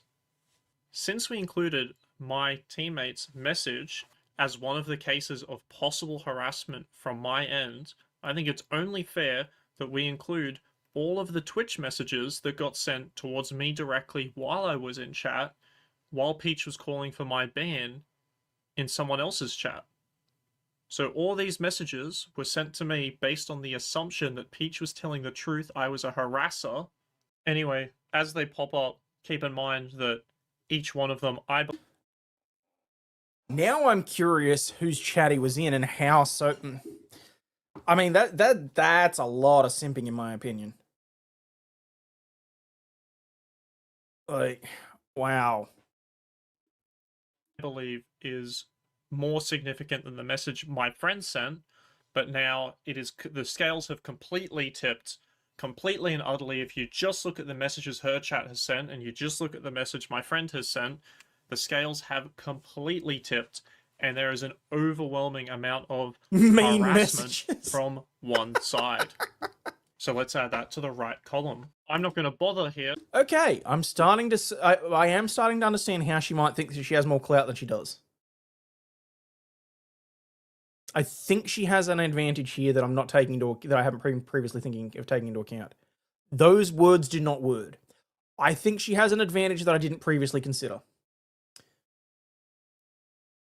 These days, I'm thinking much of this drama is actually being coordinated secretly and staged for attention. You could well be right. You could well be right. I mean, there's any number of these companies in the background representing different people. They could be orchestrating things. I don't know. If at any point any of these companies want to reach out to me, I'm more than willing to talk. Yeah, because it's too much work.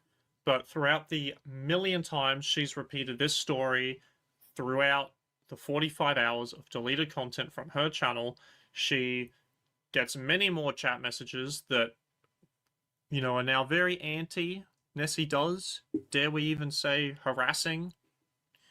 It's whatever. I'm pretty happy to leave the column as is and not add any more to her side, even though there is more I could add.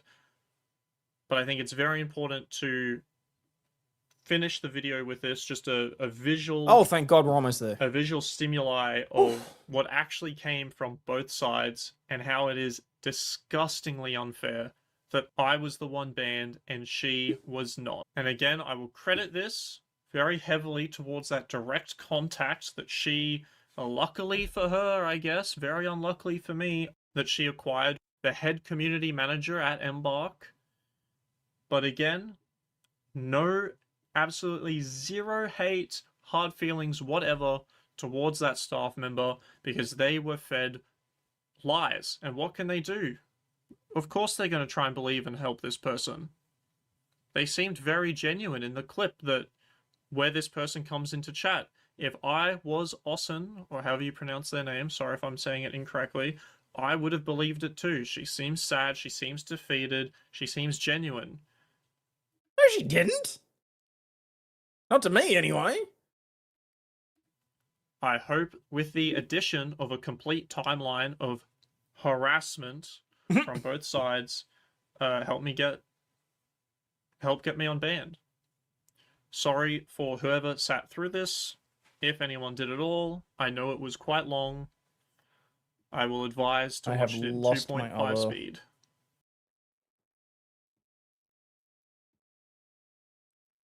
Wow, like, okay, I guess there was a bunch of people that, as an aspiring streamer ruined her life over a skill issue. That's funny. 1.1 million views, holy crap. Oh, that's where it was. No, that's the... Anyway, you know, like he said in the video, obviously don't go out and harass anybody, but not that I think that any of you guys would even be bothered to, but I feel like I might need to say that. Saying things like this doesn't make... What? Saying things like this that doesn't make sense makes me think it's staged. Fair. Your guild's name was Suck My Doomhammer?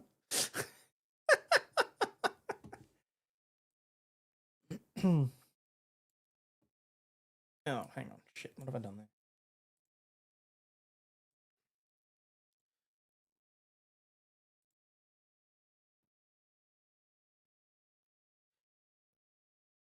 There's a team called ANZ Creators? Ooh. Yeah, okay. OnlyFans, that's funny.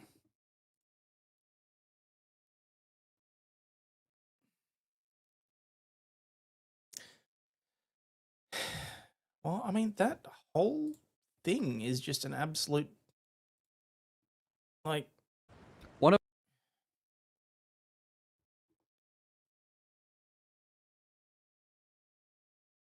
Pirate Software got kicked out for being a tard? No shit.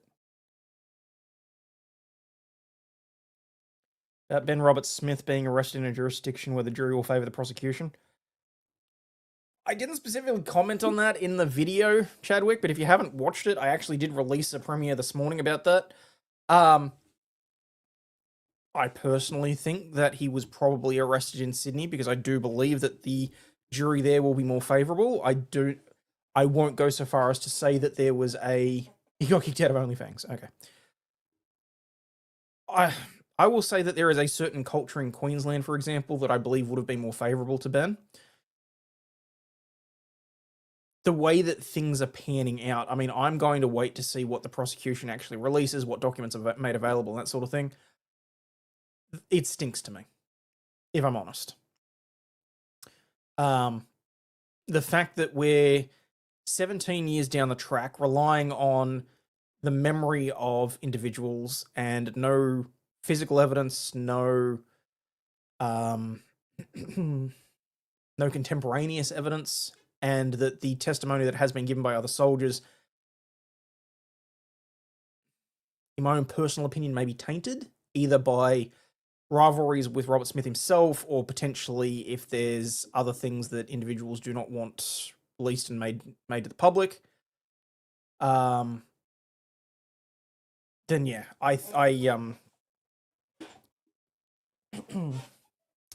I'll stop short of saying that it's been done deliberately, but I do think that this has all come about at a time when a lot of bad light is on the government and they're looking to dissuade it, and also the fact that we're 3 weeks out from Anzac Day, I don't think was that was done by mistake either.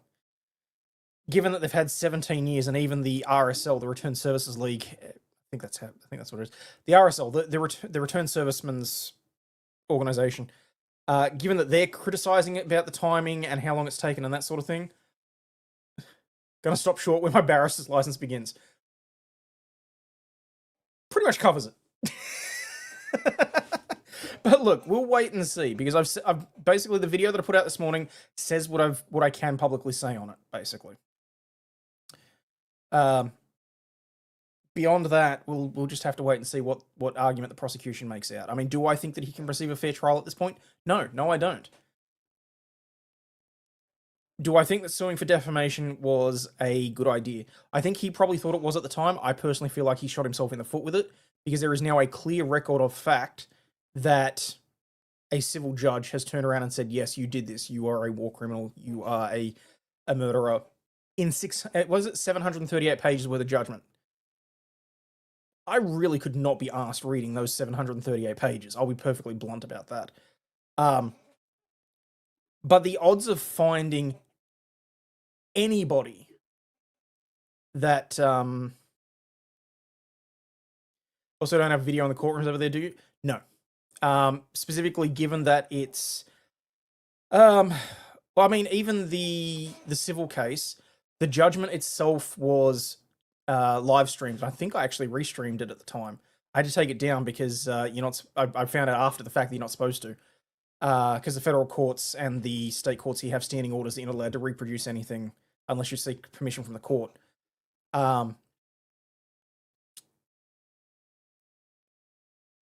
It's altogether possible that they will live stream that trial on the basis of public interest, because they do that. But I don't think that we'll have the entire court hearing. And the annoying thing is as well, you got to remember, the Australian court systems, compared to what you see on Law and Crime and Court TV and that sort of thing, very boring. I'll be perfectly honest. It's economically needed for all courts to broadcast online with chat disabled. It brings in ad revenue.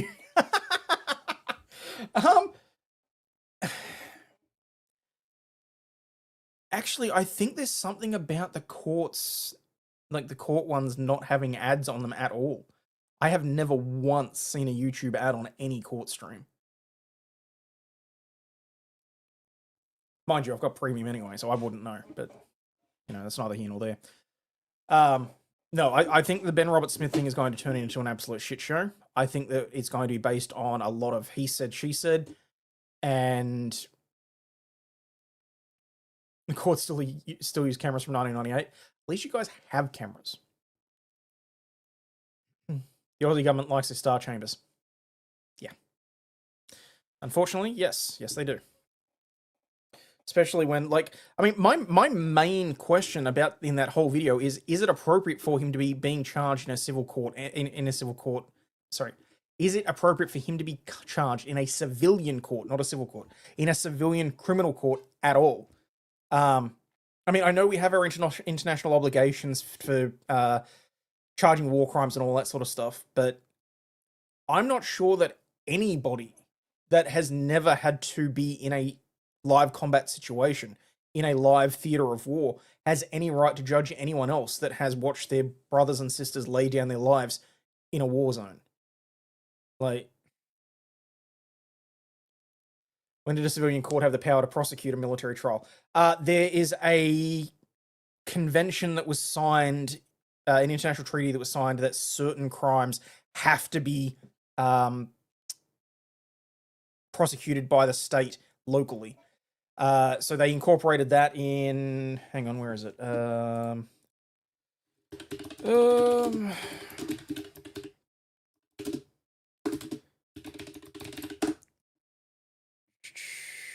2016. No, hang on. Think you're going to his court appearance this week, decided it's going to be a circus? It absolutely will be, Di.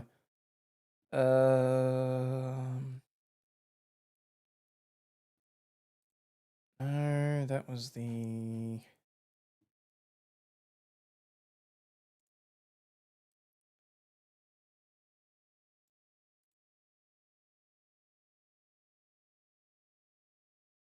...2016, there was amendments. Legislation clarified that members of an organised armed group in a non-international conflict are not protected in the same way as civilians, meaning they can be targeted similarly to those taking part in active part hostilities.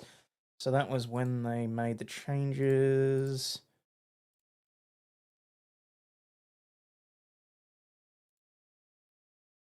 In the US, you go to the UCMJ military court for trial because the alleged offence occurred while in the military service, which is the way that I personally feel it should be. I think that it should be the same scenario. And in most cases, my understanding is that that is the case. It's just that there are certain charges under the War Crimes Act, or the War Crimes section of the Criminal Code, of the Commonwealth Criminal Code, that fall outside that and have to be prosecuted. There's not even really discretion in that. The thing that annoys me is that they've spent 17 years and $300 million investigating these crimes that came out of the Brereton Report, which was a massive thing that they put together for all the alleged war crimes by Australian military personnel for however long. I think it was like 2008 through till 2014 or something like that.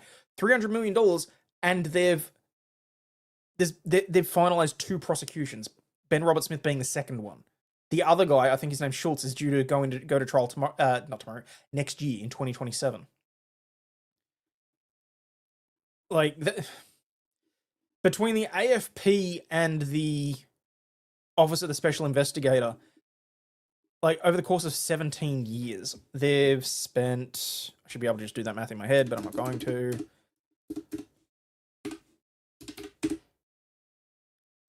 $17.5 million odd per year for 2 prosecutions.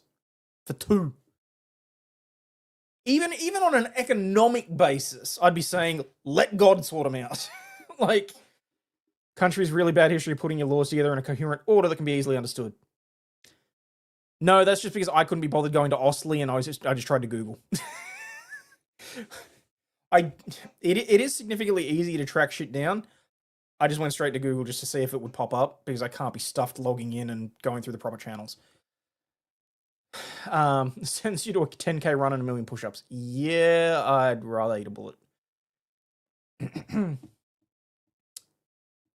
As a reminder, it's only the state courts that have cameras. Federal courts still, as a rule, do not have cameras in the courtroom. Yes, no, I understand that. But as a general rule, even despite all the COVID stuff, which basically we put this stuff into place to make sure that we could record the courtroom, just as a general standing rule, most of the courts have a general standing order built into their standing rules that no, even if it is televised, or sorry, even if it is streamed, there's no reproduction allowed whatsoever. That's why, and that's why I had an issue back when Excited Utterance wanted me to cover one of the trials that was happening in New South Wales with her, and I said, look, I've already seen and approached that the for the court for permission to restream it, and you know, they're saying no. Someone actually went ahead and restreamed it anyway, and the court actually had him... They issued a bench warrant for the guy. He had to show up for contempt of court. And I think he got like a 6-month suspended sentence off the top of my head. I don't specifically remember, but I know he got in shit. As bad as it sounds, they really don't want certain things to be known or made publicly available, which I think is an absolute travesty. It's honestly, it's disgusting to me. So, but that is just the long and the short of it. There's a movie like that with Steve Austin, is there? I have no idea. Now, what was this thing that I was? I don't want to watch the Leonard French video because we just sat and watched another video like that. I just want to have a look what the Supreme Court had to say about the copyright claim scheme.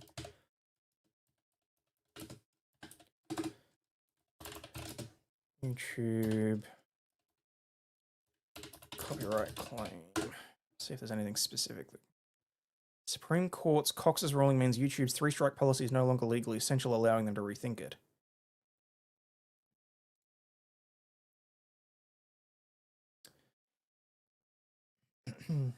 God, I'm having to head over to Reddit. Easy to control a population to keep them ignorant of the rules that they have to follow? Yes, I wholeheartedly agree with you on that. Okay, on March 25, 2026, the US Supreme Court ruled 9-0 that ISPs were not responsible for contributors into copyright infringement of their customers. The existing IP strikes rules to cancel internet subscriptions were vastly overexpansive and presented a new test that essentially will never be met by the user of an ISP or general service providers.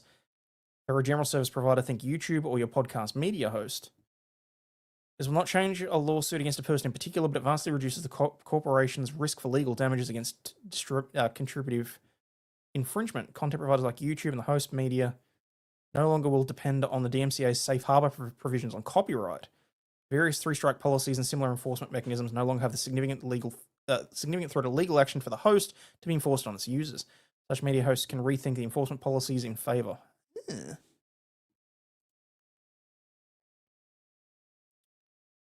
Internet service provider Cox Communication neither induced its users' infringement of copyrighted works nor provided a service tailored to infringement, and accordingly, Cox is not contributing liable for the infringement of Sony's copyright.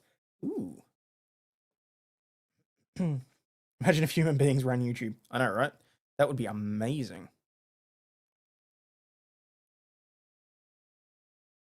Cox Communication versus Sony. I'm assuming that Cox Communication is an ISP and Sony sued them because they allowed people to download music and infringe on copyright. I was hoping that there would be a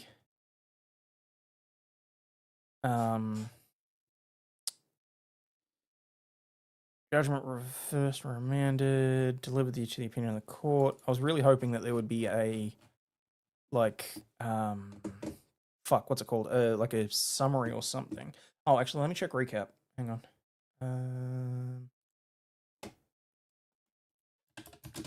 Cox Communication.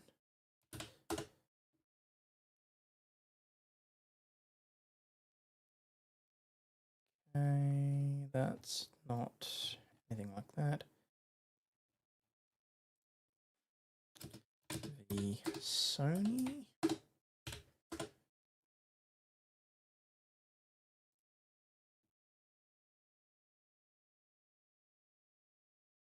Cox Communication 2018. When was this one docketed? 2024.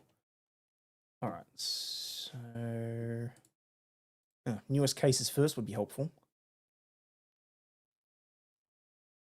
Or not. Docket number in the Fourth Circuit. Let's take out all the different circuits. Put in 24-171. Apply. Search.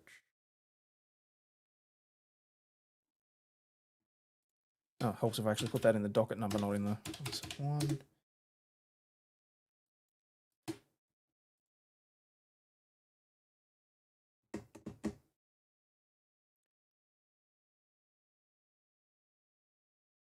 Let me mumble my criminality to myself on this. Oh my god.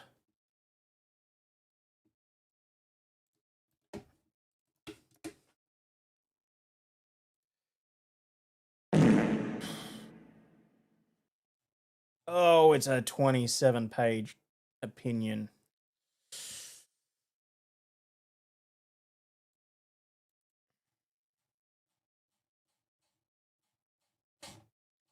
I almost just want to feed that into an AI and get a summary. I'll be perfectly honest. Excuse me. I don't really want to use Wikipedia either.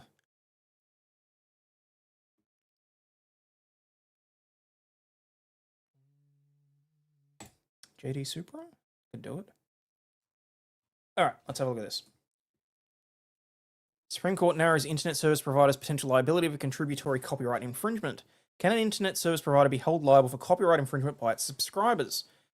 Supreme Court narrowed the scope of contributory liability, holding that a service provider may be found contributory liable for the user's copyright infringement only if it intended that the provided service be used for infringement, which requires a copyright owner to show that the party affirmatively induced the infringement or sold a service tailored to infringement.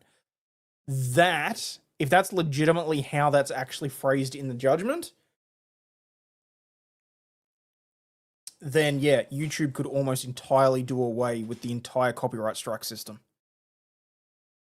and just leave it up to individuals to sue each other. No one intends on getting internet service for piracy. Nope, that's true. But it's more to the point, this is more about the service providers being the ones to allow a service. Because if you take this away from internet service providers and look at it from, say, a service hosting platform like YouTube, for example, unless YouTube intends for you to use copyrighted material, they're saying that there's very limited liability there. TLDR, Sony wanted to make... Oh my god, it censored Cox.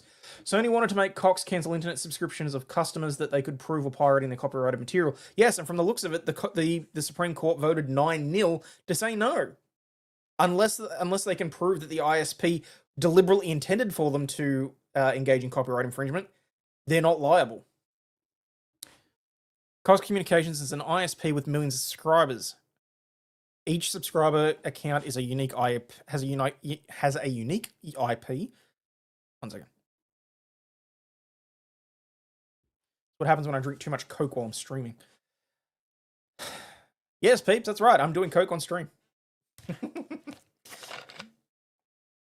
The word filter sucks. I don't control that, which is hilarious. It senses the most random things. It really does. Each subscriber account has a unique IP that may be shared with multiple individual users. If someone illegally downloads a copyrighted work, an ISP can identify the IP used, but not which of the individuals downloaded the work. Moreover, ISPs cannot directly control how their subscribers use their service. Sony and other plaintiffs are major music copyright owners. To prevent their copyrighted works from being illegally downloaded and shared online, they employ services that detect when these works are illegally downloaded or uploaded. These services identify the the IP address associated with the given infringement and report those infringing IPs to ISPs such as Cox. So Sony and other plaintiffs actively monitor your internet connection. Yeah, see, that is the weirdest thing. It will censor God, but not Satan for some reason. Like, I might actually need to see if there's somewhere that I can change that. Hurricator of you.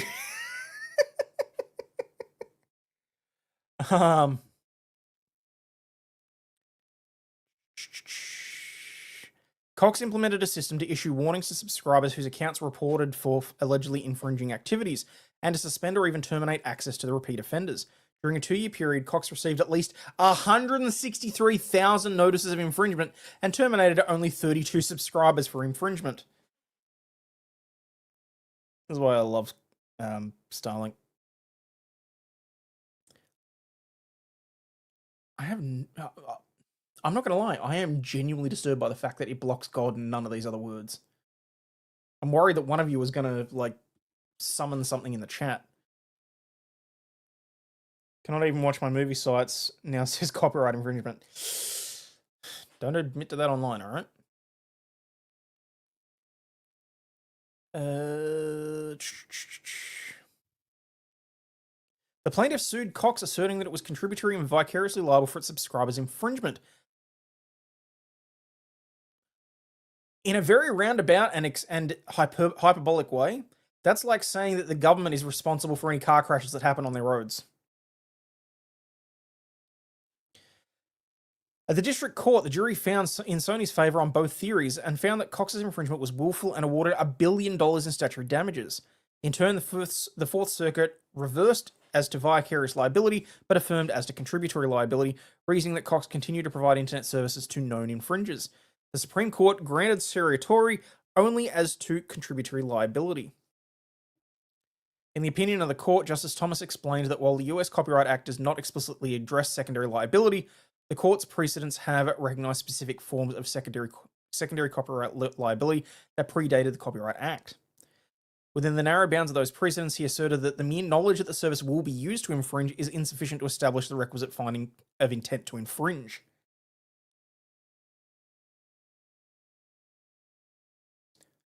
Does Starlink bypass Aussie laws regarding spicy content? Honestly, I haven't checked. Might not be a bad idea for me to look. Hey, Libby. Rather, he stated that the service provider is contributory liable for the user's infringement only if it intended that the provided service be used for infringement. So, unless the ISP is aware that you are only going to use your internet connection to pirate stuff, then it shouldn't.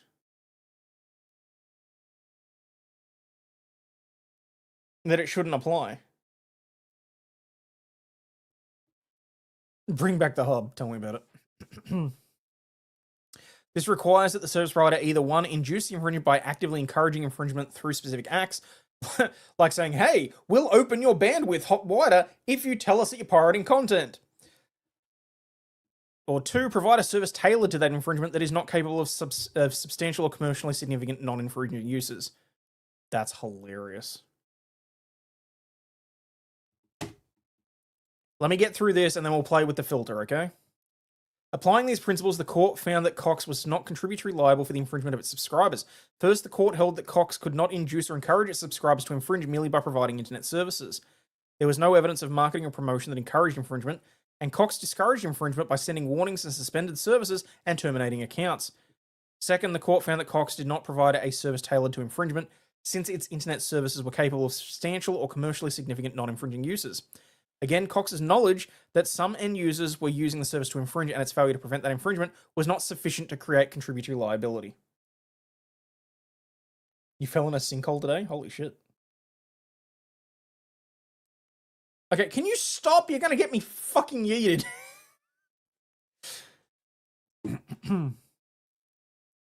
Finally, the court addressed Sony's argument that if the internet service providers are not liable for providing internet service to known infringers, then the safe harbor provisions set forth in the DMCA, which provides ISPs that follow those provisions with protection from liability, would have no effect or rationale. The court did not see the interaction with the DCMA safe harbors as relevant to determining the scope of contributory infringement liability, since the DMCA merely creates new defenses from liability for such providers. That's hilarious. Oh my god, I love that. We don't care if the DMCA applies or not, because all it would do is make it is present defenses for people that were found to be infringing, which they're not here. That's brilliant. No shit. Sotomayor actually concurred? Well, it's a 9-0. Of course.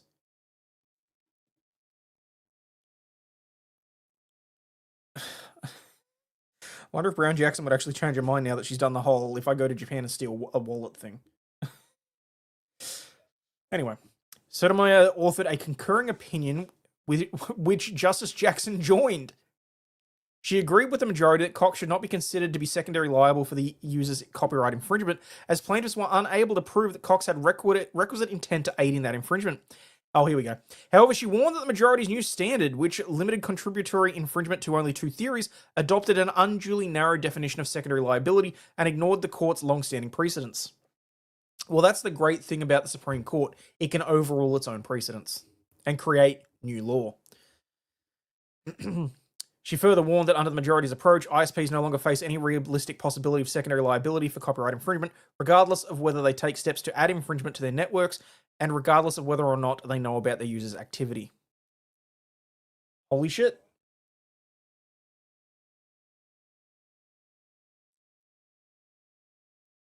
This legitimately does boil down to, if you take this and apply it to other copyright infringement situations, such as YouTube, such as Kick, such as Rumble, if they have no liability for the copyright of material uploaded by their users, then the only reason for the copyright strike system now is for their own policy. They have no reason to have it from a legal standpoint.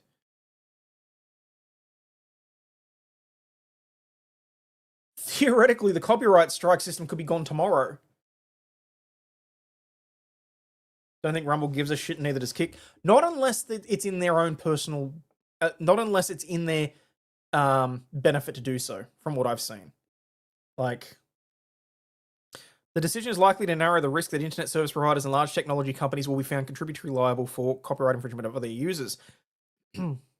This holding may focus additional attention on the scope of direct liability for service providers, which is not directly affected by the decision. Not even that, Kick doesn't care. Honestly, I don't know. I haven't paid that much attention to Kick. Which, if you're watching over in Kick, hi. Obtaining copyright material is potentially a very different situation than disseminating copyright material on streaming services, though. It is, but the underlying legal principle is the same. Because it's about who's got liability if someone else engages in a action that infringes on the copyright. It's not whether or not you're obtaining it or streaming it or whatever else. This is not about the end user. This is about the intermediary. So, wow, okay. I mean, I do not, for the life of me, foresee YouTube changing this. I don't. But I think that their argument of hiding behind the DMCA saying that they have to do it in order to protect themselves no longer holds water. I think that is very much something that has... They're pouring that argument into a colander, basically. Kick has movies and TV sections. But wasn't Kick like... Isn't a Kick at a base level just like a rip-off of the code of Twitch? Like to the point where they have the same categories and everything if you know where to look? Or has that changed? Have they fixed that? I don't know. Excuse me. I may have to make a video on this. Not that I think that I don't think any of my Australian, like, viewers are going to give a rat's ass about this.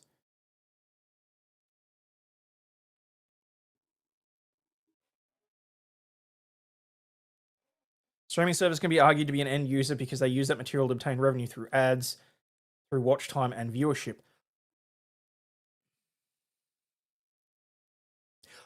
I can see the argument you're trying to make. I think it's thin. I personally, if this was coming before me, I would think that there is a distinction between running ads on material and because the way that they've worded it is that so as long as there are other non-infringing hang on, what they say? What was his wording?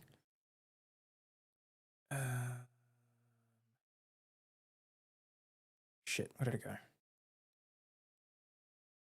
They're not actively encouraging the infringement. Although, actually, okay, so I can kind of understand where you're at, because I mean...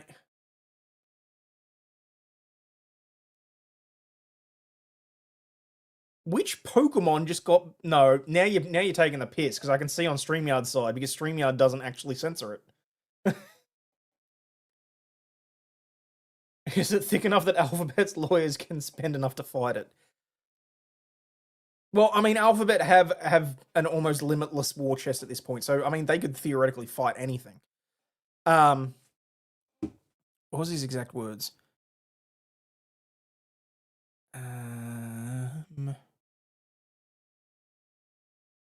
Yeah. Provided the service is capable of substantial or commercially significant non-infringing uses. So, what I would say there is that they're not liable provided that the channel or the content being uploaded has other substantial or commercially significant non-infringing uses, which if you even if you have an entire channel that is just uploading copyright content. Sorry, I've got something stuck in my throat. Give me a second. Even if they're running ads on it, if the main point of the service is that you can upload videos that are not copyrighted, then they have no liability. That's a very, very basic overview of that, but I'm gonna have to do some proper research into this and do it and properly like flesh this out. But yes, in theory, at a very base level, this could mean that the DMCA system for YouTube goes out the window, or that they have no huge basis for it. That's what you get for trying to swallow a hot dog whole. I have not tried to swallow a hot dog whole. I have sat here this entire 2 hours. Talk to Acorn. That's her problem. Where is it? I'm going to keep this for later. Oh, actually, you know what? I can just leave it open. What am I worrying about? Damn. That's actually really interesting. And ties into exactly what we were just talking about too. Now you have to get into the metric of how much is original. No, that's the point. You don't. Because it's whether or not the service itself has significant non-infringing purposes. So just because something can be used for that, even if someone is going out of their way to upload completely copyrighted stuff, if the intended purpose of it is to upload original content or it has a significant non-infringing use, so the fact that other people can go out there and upload their own original content based on the wording here says that YouTube wouldn't have any liability because the purpose of the platform is to upload regular content that is non-infringing. It's effectively a massive safe harbor. At least that's my reading of this. Like I said, I'm gonna have to do a shit ton more research. I may even have to reach out to Kurt to get his opinion on the copyright side of stuff. Napster and Pirate Bay and such are good or not because the same argument you're making can be used for them. That's actually a really good point. Okay, Napster and Pirate Bay specifically, I would say no, because they arguably have promoted the infringement because they've developed the reputation.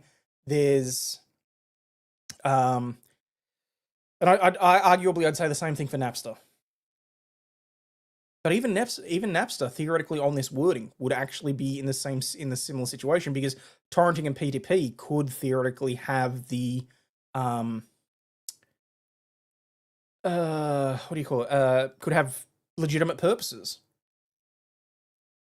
So Napster as a program may be okay. If YouTube loses the reputation in time, they may join the group potentially, yeah. Because I think that the thing there, the main thing there is, hang on, let me bring this back. Shit, where did it go? Using the Bay for Mass Effect 3 was morally correct. Because what they've said is affirmatively induced the infringement or sold a service tailored to the infringement. So for the most part, what I've been discussing so far has been the sold the service tailored to the infringement. Things like Napster and Pirate Bay have actively had the reputation of being there for the purpose of infringement. I think if you genuinely go out there and say, yes, we're doing this so that you can copyright, or you gain the reputation for being there purely so you can copyright. Like I said, the programs themselves, like DC++, Napster, uTorrent, those programs may be out of the woods because they have legitimate non-infringing purposes. If you're just sharing information P2P, that is not copyrighted. But like I said, places like Pirate Bay and the sites where you find the torrents may be seen to affirmatively being inducing the infringement, and I think that's probably where they're going to get caught. But like I said, this is all a very, very brief overview and interpretation. I could be way off base. Okay, for all I know, there could be case law in the US that says that this is a moot point. Hayden uploads a pirate copy of Project Hail Mary to YouTube. YouTube makes money on ads for it, kicks some revenue to Hayden. in that one instance, it is not viable for other use. If we're drilling down to individual instances, then I think we're going to wind back up in the Supreme Court. Because this seems like it's a more umbrella usage of the platform itself, as opposed to, it's more dealing with how things operate at the forest level as opposed to the trees, based on what I've just read. Because I don't think you can be looking at each individual use case in this. I think it has to be either YouTube has the non-infringing use to be able to upload videos, or no, I kind of feel like that's the way that it has to be. So, individual instances was part of this case to begin with. Yeah, but what I'm saying is, it looks like the court has said that it's a overall broad carve out for them. Sony wanted individual people banned for the internet provider for their use. Yes, but what they're doing is that this.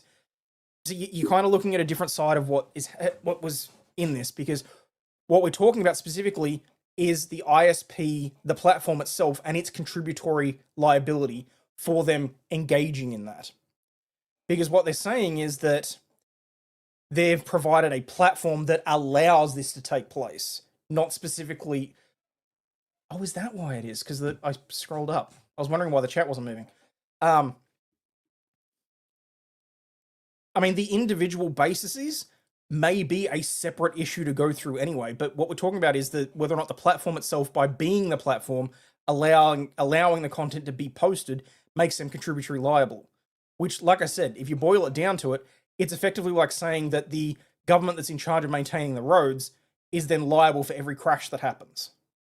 It's a very, very basic way of looking at it, but we're looking at a very specific aspect, and this is how it applies to, for example, the copyright strike policy, because the copyright strike policy on YouTube is more about protecting YouTube from liability than it is anything else. And if this court case specifically says that YouTube no longer has that liability, then there's no reason for the copyright strike system to be there, and they can't hide behind the DMCA for that. Gonna hack and steal all the content from Hayden's OnlyFeed account and upload it to YouTube as a slideshow video. And that's the point I'm saying, Chadwick. If you did that, it would no longer be YouTube's responsibility to get involved. I would have to sue you directly. Now, does that mean that I would need to get your details from YouTube? Probably. I mean, otherwise it's not going to go anywhere. And I think they probably will. I can foresee that there will be changes made to the DMCA. That's what I can foresee down the track. I think there'll be some lobbying. I think there'll be some changes that'll be pushed. But I think that they're going to have to take into account how this precedent has come out. Effectively, what this says is that the platform itself is no longer the middleman, is no longer involved. If you misuse their platform, you're the one that's liable for it. If you upload copyrighted content, you're the one that's liable for it. And that's really the way that it should be, in my opinion.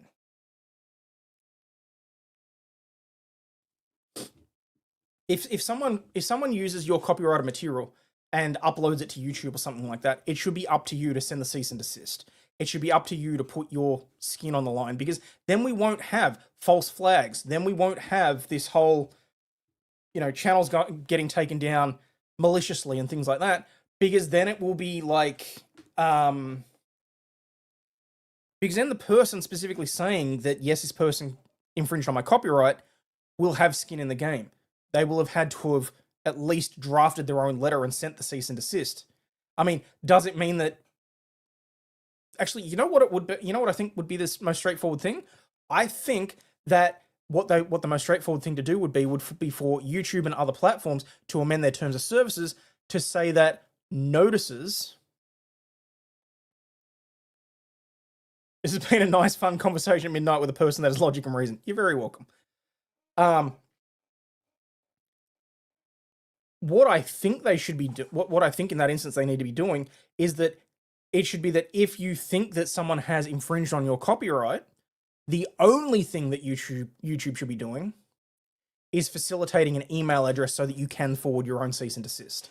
And for the most part, email addresses are already included on your YouTube channel anyway. I think it's more just that that you should be able to make it mandatory to say this is your email address for receipt of services or something along those lines. Because then it is just between you and whoever's posted the information. The channel doesn't go down. If there's an argument over who is owed money, that's sorted out in the courts. It's all fair and straightforward. So, all right. Anyway, what I'm going to do very briefly is see if I can work out where the filter for the words is. Text to speech, mechanics, ticker, battle royale, interactive games, scoreboard, leaderboard. Got to be something in here. Chatbot, global censor bot. Well, I don't have a censor bot on. Does not respond to chat, but has access to chat, can censor, filter, and sanitize live incoming messages. No thanks.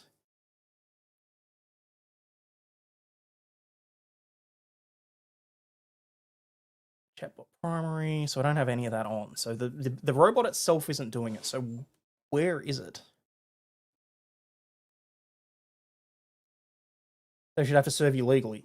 Well, that's what I'm saying. I mean, certain contracts that you enter, for example, like I said, that's why they could update the YouTube terms of services. That could be the contractual obligation for you to agree to accept service via email, particularly in relation to cease and desist, if it's specifically in relation to copyright. I would think that would be fair and reasonable, in my opinion, because we're all doing things online. We're all more of a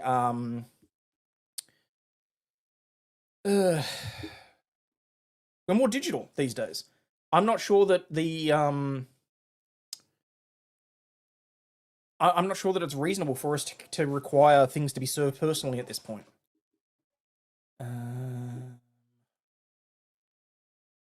Optional chat services, auto select live chat in YouTube pop out. Got that. Custom injection, no. Experimental features, no. Text to speech, no. Visibility, no. Styling, no. Effects, no, don't believe so. Limited cease and desist letter is mostly used a sternly worded letter from Karen looking for a manager, and almost all of them lack the legal firepower to actually move past the letter. And I agree with you on that. Here, for example, it's almost always the first requirement for you before issuing proceedings, though. So, I mean, whilst we'd have to take into account the nuances of international laws and how it applies in various jurisdictions, what I would want to do is just take the most pragmatic, reasonable, and logical way of dealing with it. So, look, you're not wrong. Most people completely ignore a cease and desist. But if you've already been put on notice, then, you know, if someone sues you, then that's on you.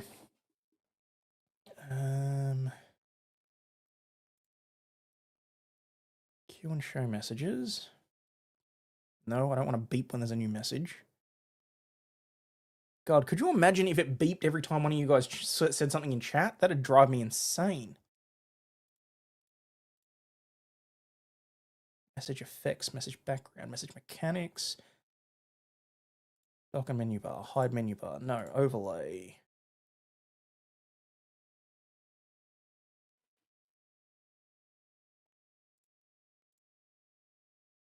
Okay.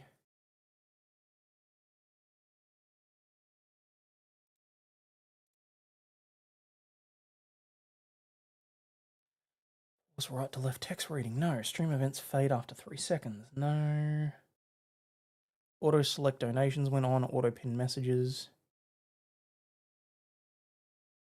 I mean, to be fair, I already turned the beep on, but it didn't work. Or at least I didn't hear it.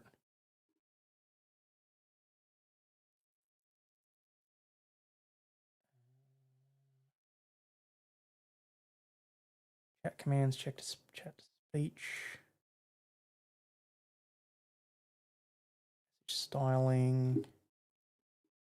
I can specifically say hide messages from Kik.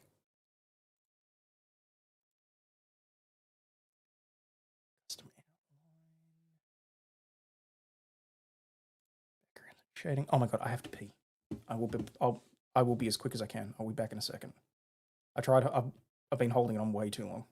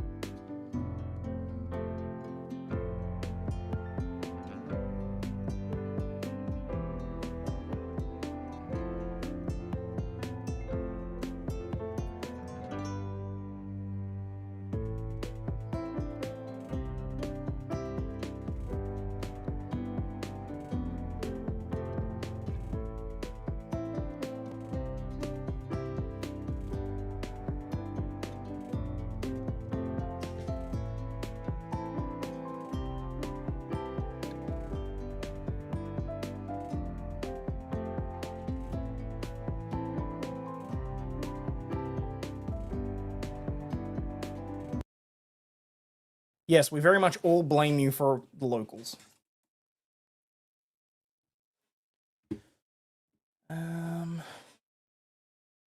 Queue and show messages. It's got to be in here somewhere. System TTS provider. You know what? Maybe I'll just have to Google it. Stream word censorship list.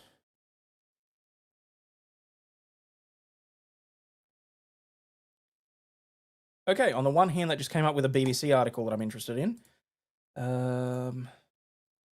Social stream extension.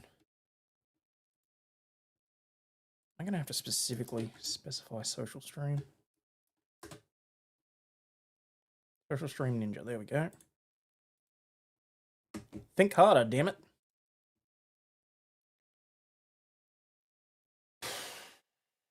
Doc manages select messages from overlays, which functions as a form of manual user control. Yet no shit.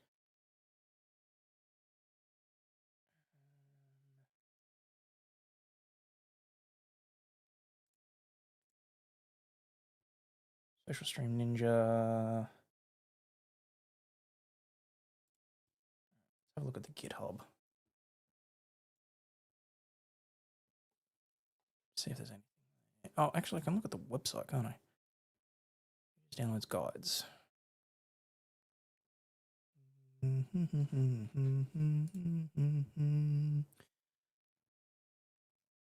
Advanced features, setting up TTS, queuing cloud options, queuing and pinning messages, event flow, hotkey control, bot commands and auto responses. I'm good with. Stripe setup. Wait, I can set up Stripe with it? Oh, no shit. Huh. Troubleshooting. Chat messages stop appearing when browser windows are in the background. No. Control F. Sensor? Maybe? What platforms? Should I use a browser extension? Yes, always use the browser extension. I found the standalone thing to be a pain in the backside.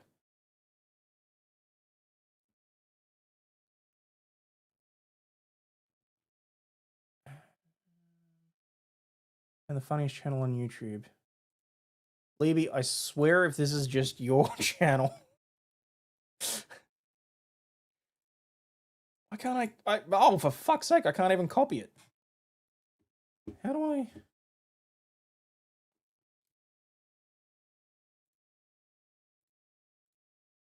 Oh, I can queue chats to show up too.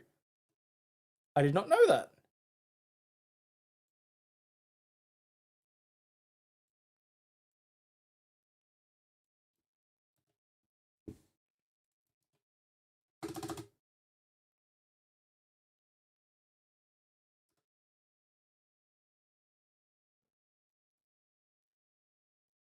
Oh, hang on. So there was more to it. LD22 HA underscore dash VU. Let's have a look.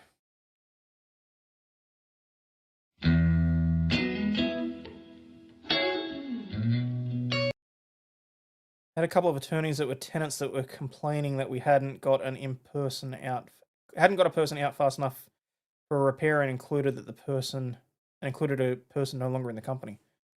Wait, what? Why?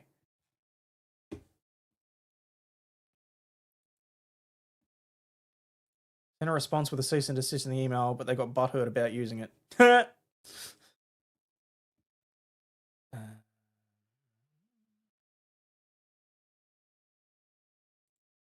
gonna find help. Social Stream has a Discord?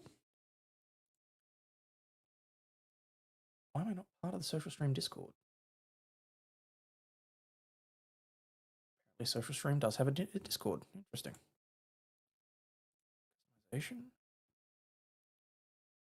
Dark mode, hide source, show source. Filtering?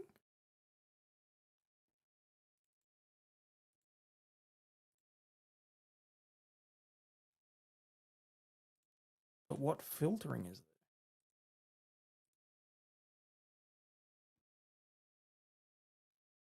there? This doesn't make any sense whatsoever. I don't think that I should be showing my actual URL for the social stream online either, so I'm not going to.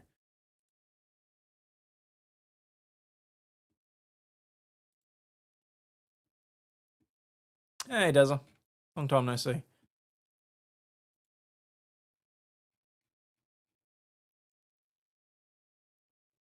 Interesting. I don't know.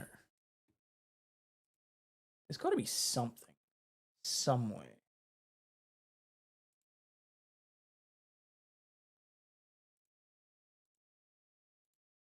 We'll show menu bar. I have a menu bar. Does the menu bar do it? Queue. Featured chats. Filter messages based on what you've entered. No. That's not censorship, so I don't. Scroll to bottom.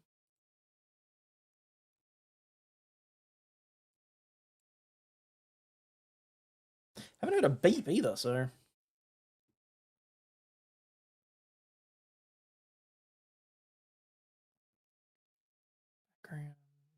Identify who is the host. Delete name. Spots. No, I don't care about any of that. Default doc, customizable. Overlay. Font size, force transparency. Green background, blah, blah, blah. View account per source. No, I don't care about that either. If you guys are watching, I'm sure you'll, show current OBS scene in corner. No, thank you.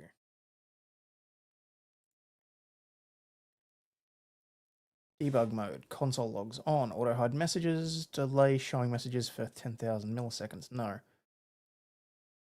No, no, no. No. Oh, you have to upload a custom sound for the beep.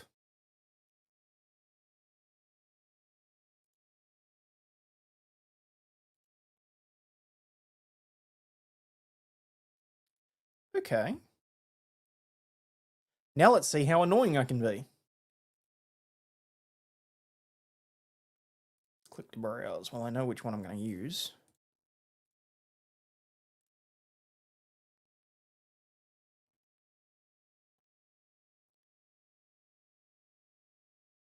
Okay.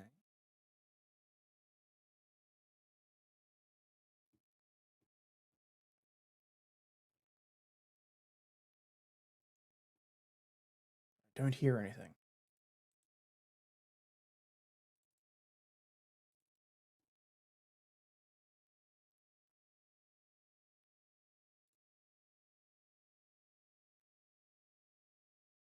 No, nothing in the featured chat and nothing in the chat session either. That's a shame.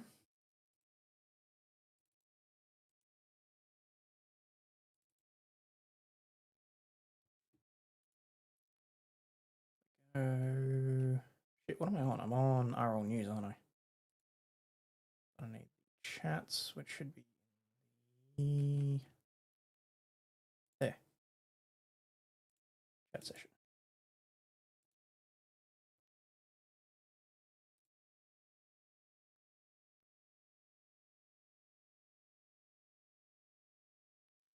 Nope. No idea. Unless do I have to alter the...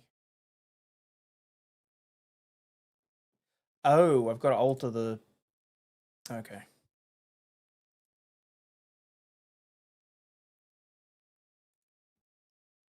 Oh, that was a bad decision. Now it's just reopened all my chat windows. Oh well.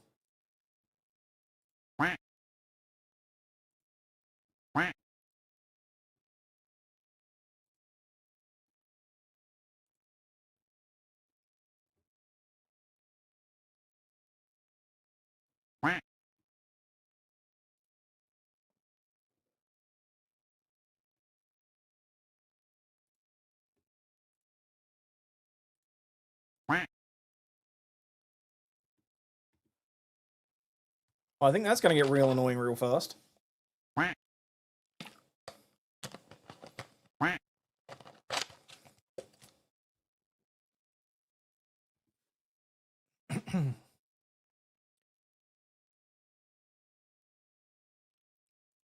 Still can't find out why it's censoring.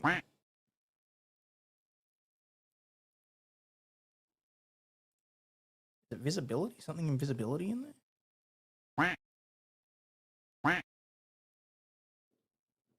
This is donut operator. No, I just wanted to see what audio I could put in.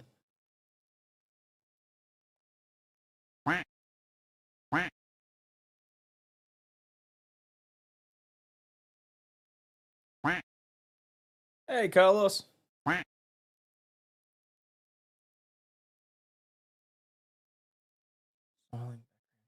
I really don't know.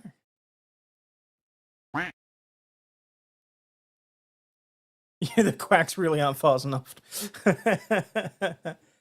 um,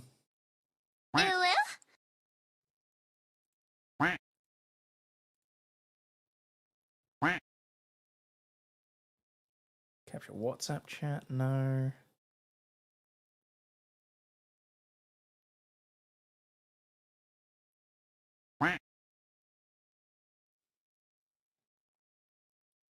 For those of you getting annoyed, don't worry, because the quacks will go away. No, I'm not saying you should spam.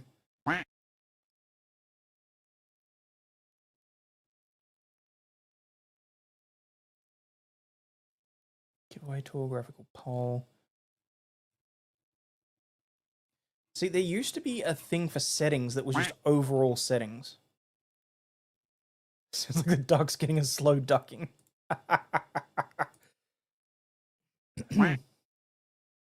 Don't you dare build a tower.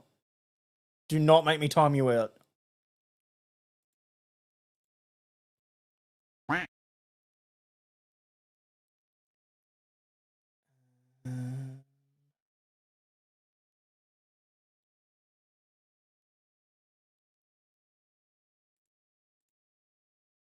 Oh, that's how I can do it.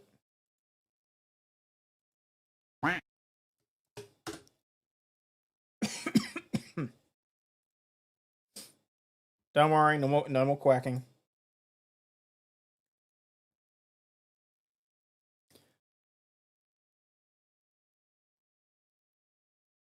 The quacks are much faster when the duck's in the lake in my backyard are mating. That's funny. Alright, so nobody tell anyone, but from now on when there's new chatters, so the first time you show up in chat, there'll be a quack.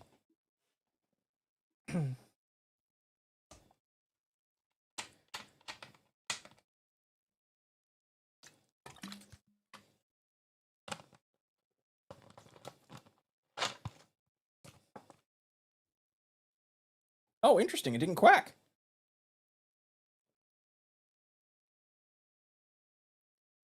I wonder if maybe it's only for, like, the first time someone chats on the entire channel.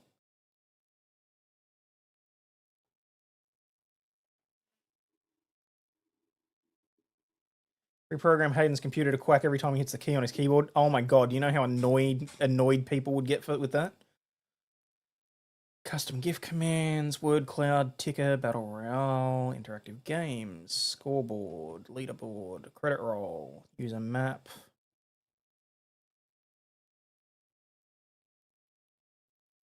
Hype meter and viewer count. Everyone's jumping into their old accounts now.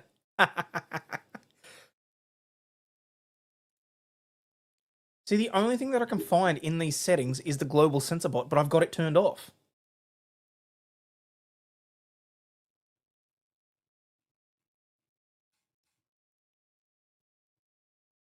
So I don't understand. I apologize to Bella.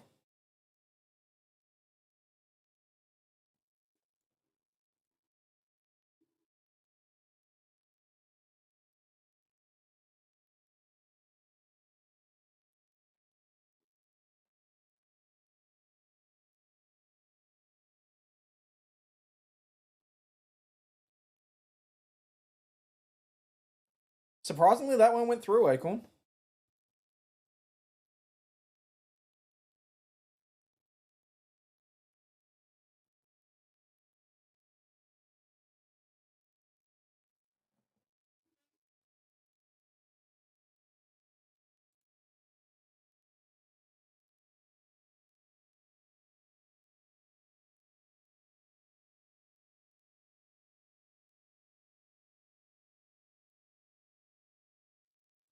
I'm tempted to give the AI co-host a try sometime.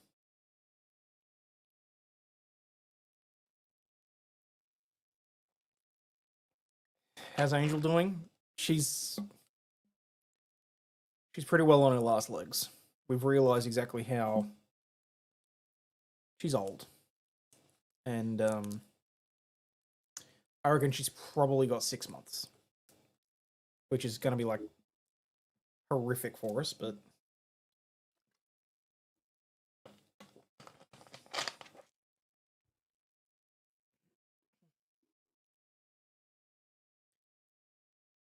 Just don't give yours up so easily when tempted by Hayden because you play hard to get.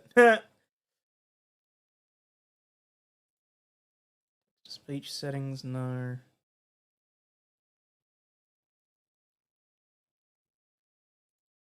Oh, look, it is what it is. She's given us 11 long years. She has been absolutely one of the most loved animals on the face of this planet. And,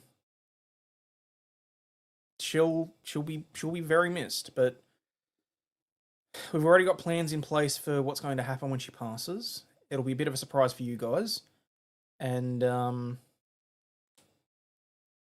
yeah, we'll work our way through it. I mean, I was a mess when we had to say goodbye to our German Shepherd, because, I mean, and it's not even that he passed. We had to rehome him because, frankly, he was being a menace.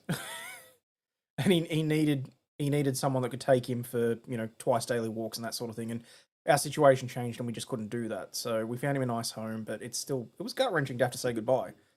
But this is only really the second pet that I've ever had to actually say goodbye to. From old age anyway. So it's gonna be rough. Especially now that, you know, we've got the little one. Don't know how she's gonna handle it at 7, so but you just gotta do what you can do.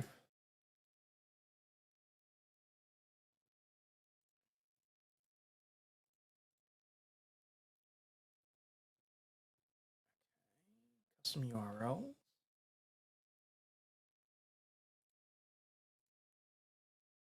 Set username color to match the site's branding. No. Featured messages have their own background color to match their source branding color. Okay. You just got your husky spayed, so you're on the other end of the timeline. That's awesome. I mean, not for your husky, but I'm glad you got a husky.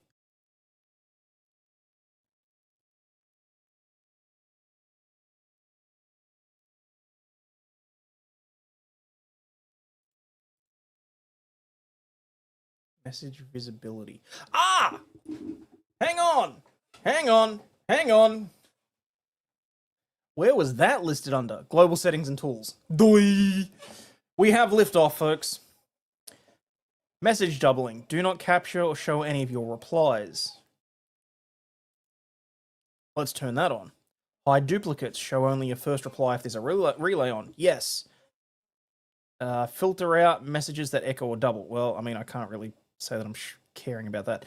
Filter out third-party relayed messages. No, I don't care about that. Other filters. Replace common swear words with asterisks. Why the fuck is God listed as a swear word? Upload a custom list of bad words. Text file only, 1 word per line.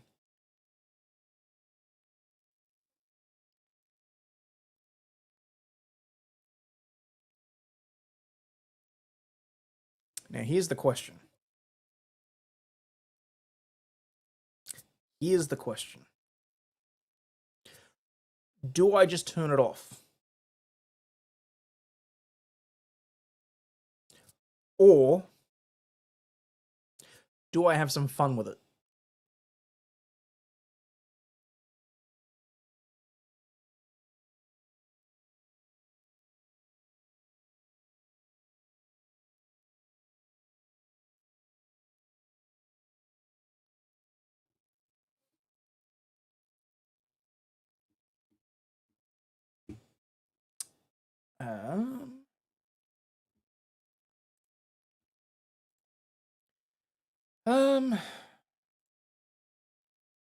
Well, see, the trouble for you, Pear, is that I know you're lying. Mainly because I set various things up so that I could hopefully know A, when I'm still live when I don't think I am, and B, when I'm muted when I don't think I am. So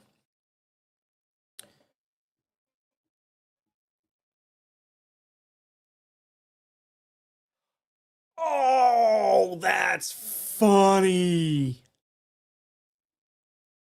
Oh, you know what? When I can monetize this channel again, that's gonna be fucking funny because I can filter out messages from non-members. So there will be a reason for you guys to actually have memberships to the channel, which I'm hoping will be sooner rather than later. I worked out that on a 2-hour stream, hang on, let me do the math again. I've got 1,800 hours that I still need to be able to monetize this channel because I can't go back to live streaming on the main channel at this point. It's being mainly used for the videos, and it needs to be. So I've got 1,800 hours of watch hours that I need.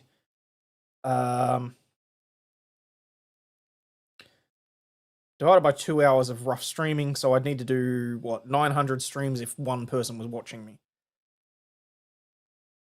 But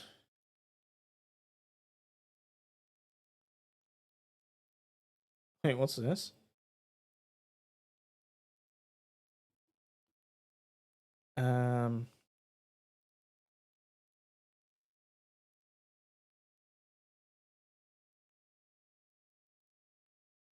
That's alright. I've only got to do like 34 more streams. Can I put in a mod application? I have Camelot as a reference. To be honest, that's probably a reason why I would not give you a wrench. Actually, I think Stingy's wrench is still... God, that was still funny. Like... Well, I mean, it's only 34, but I have to actually stream regularly. Like, I mean, there's 25 people watching now at 2 hours a pop. So that's 50 watch hours out of the 1,800, so... We're getting there. I was going to say, reference or disqualifier. There you go. Alright.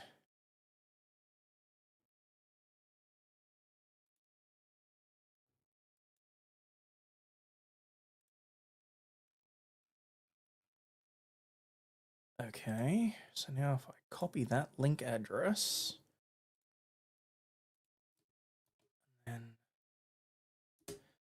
that. Oh, I think I need to update the for the doc here as well. Custom browser docs. Social stream 2, I need to update that. Apply. Put the doc back into OBS. Close that. Close that. Close the Rumble chat that popped out.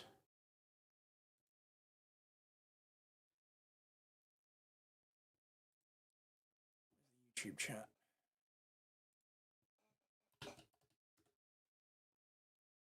Okay, there we go.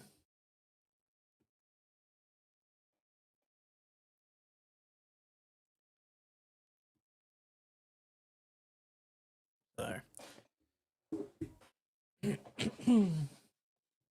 Mod on 2 different channels. Haven't had a blocker had blocker in at the time when anyone out. That's good. Means people behave when you're around. Make sure you insert a plug for your coffee brand or else the left will attack. Why? What do you mean all the wrenches are gone, Kathy? You've still got your wrench. So's Libby. At this point, I don't think the backup channel's big enough that I need too many wrenches, if I'm honest.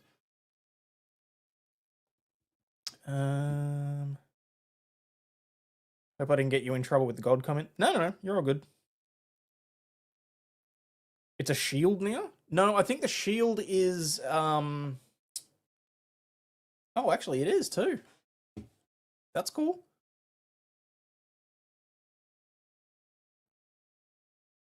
That's actually really cool. I didn't see that they changed that. It makes sense, though.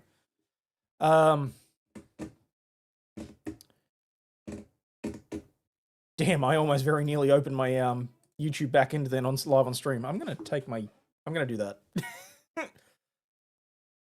Oh, look at that! I've gone up 3 subs. Ooh, the video on Bren Robert Smith is not doing too well, though. Ugh. Where are we? Customization. Oh, is the home tab the profile thing I need? Member recognition for you. The video is up above the live streams at this point, I think. Might as well change that.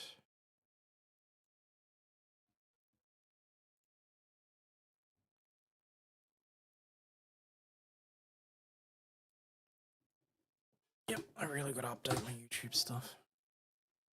Fix that. Settings. Community moderation.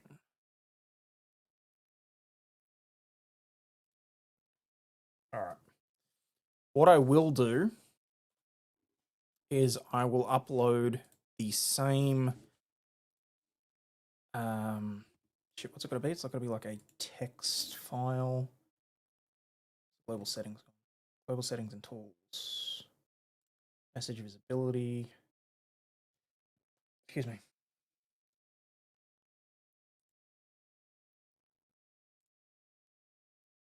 Upload bad words. Upload a common list of bad words. Text file only, 1 word per line. All right. I'm going to use the same one.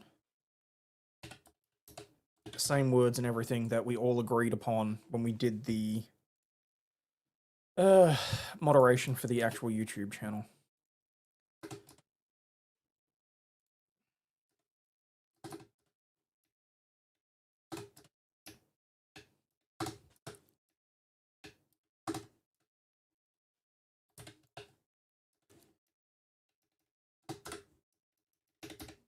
Which basically is just the nasty ones. The stuff that can get me either demonetized or sent off. So no more of the stuff that Melanie Mack is fond of.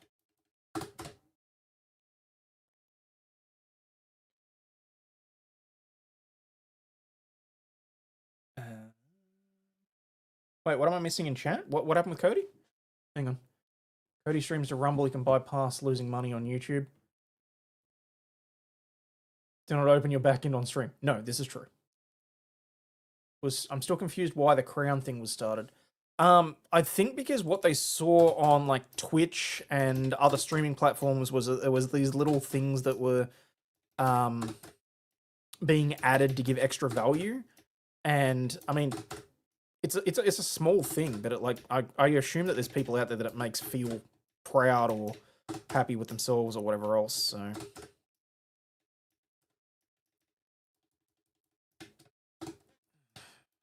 Mildly annoyed that now I have to go through and move it all onto individual lines as opposed to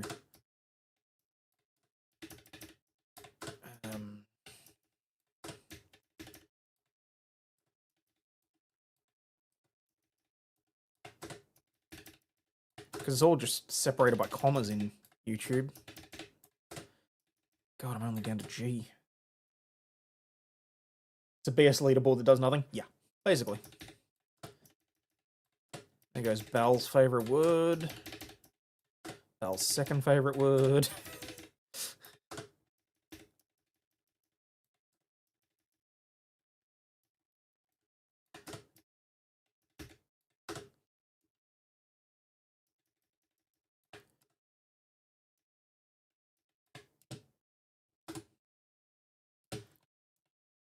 Oh, I got the insert on. Shit. I wonder that was.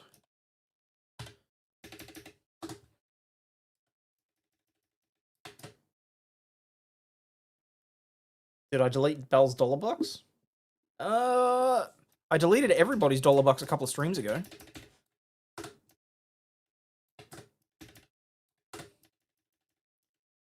Going through the ends, getting rid of a good number of Bell's top 10 words.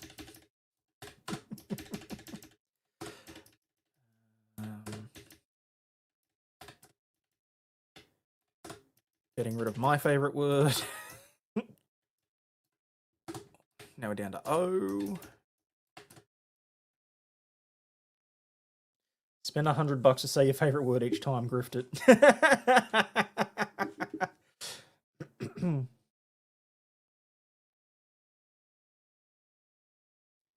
Wait, what's that?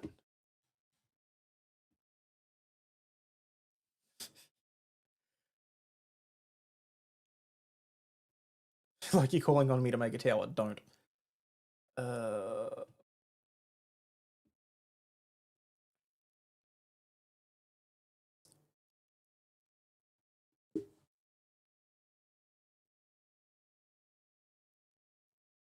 Sorry, I'm just reading through here.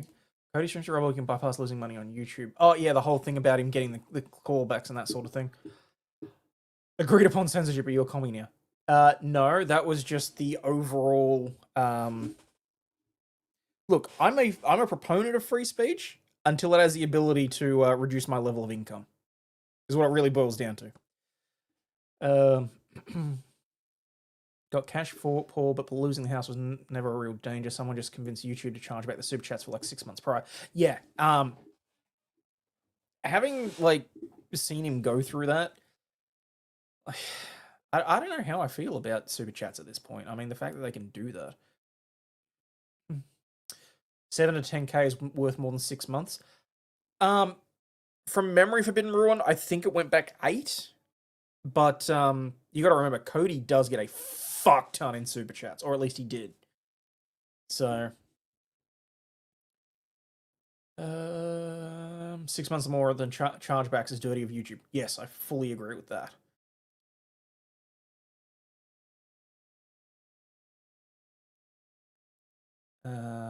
Watching for a while, the max on YouTube is $500 per week and resets, I believe, on Wednesdays. That was the case. Now I believe the maximum has been set to 1,000. But you got to remember, a lot of these whales as well have multiple alt accounts. Like, you could tell when people were dipping in and out and switching with accounts. I mean, you see the same thing with Brandon. I mean, he was dropping significant amounts of chats.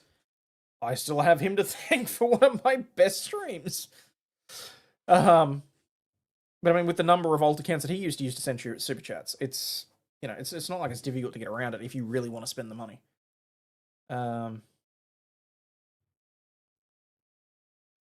Aiden's favorite Pokemon is Diglett. Why the hell did that just reopen all the chats? I have no idea. Thought the limit was on YouTube side, not on the credit card side. It's an odd system though, have multiple cards and bypass a $500 limit. Yeah, no, it was a limit per YouTube account, not per credit card. What if the $100 super chats came from Somalis? Best stream or drunkest stream? Both. Look, I'm never going to hide from it. I puked on stream. I fully admit that. Like, that's why I didn't have an issue when Alyssa clipped it. I mean, why would I not just own it? Yes, me puking is going to forever be on the internet. And? Yeah, sure, it's not a great look. But there's no point in trying to, like, deny it or anything, because it happened. I'm renovating a house, have no money now, paint and lumber is expensive. I completely understand, and I'm not, you know, just real world stuff always comes first. You miss Jeff? So do I. Every day. I did see that Connor finished the Lord of the Rings Lego. That made me happy today. Oh my god, why am I not just doing this the...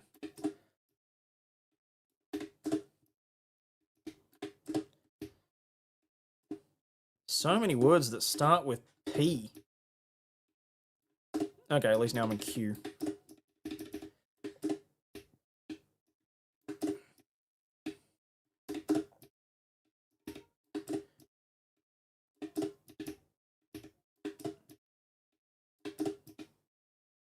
Did I open the big box Gundam yet? No, I haven't. Mainly because things might get a little tight around here soon. So as bad as it sounds, I may have to on-sell that. I'm just trying to be responsible. Like, I bought it because it was the last one, but I'm maintaining it in resellable condition in case I need to. Wait until you get to the S's. Surprisingly, there weren't that many S's. The main ones were Shit Smunt and Self-Yeeting. So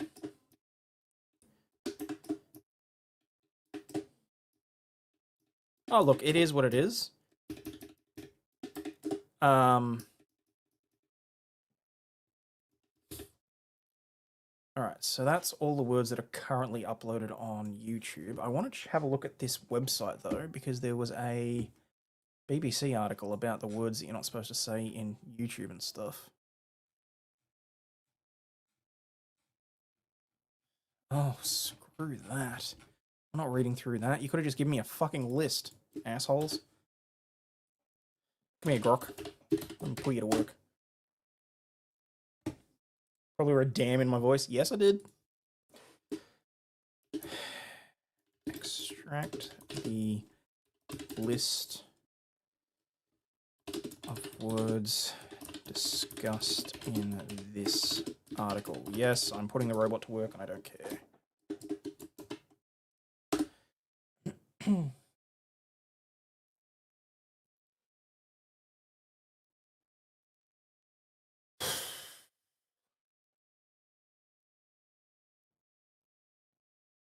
The BBC, it'd be every word you can think of, the wankers. Yeah. BBC Future article, the words you can't say on the internet from 18 November 2025 does not contain one single exhaustive or official banned words list. Platforms like TikTok, YouTube, Meta, and Instagram explicitly deny maintaining secret word lists and say moderation is context-based. That's a crock of shit. Instead, the piece focuses on algo speak, the coded substitutions or workarounds people use to evade algorithm suppression, demonetization, and takedowns. Here is a very specific word list phrase article discusses. Oh, so what they're saying is that now YouTube is picking up on the things that we say to get around it, and they're picking up on those and banning people. So apparently you can no longer use unalived, pew-pews, segs, the Island Man, or Music Festival. Because apparently Music Festival was used for code for protests, specifically the anti-ice roads.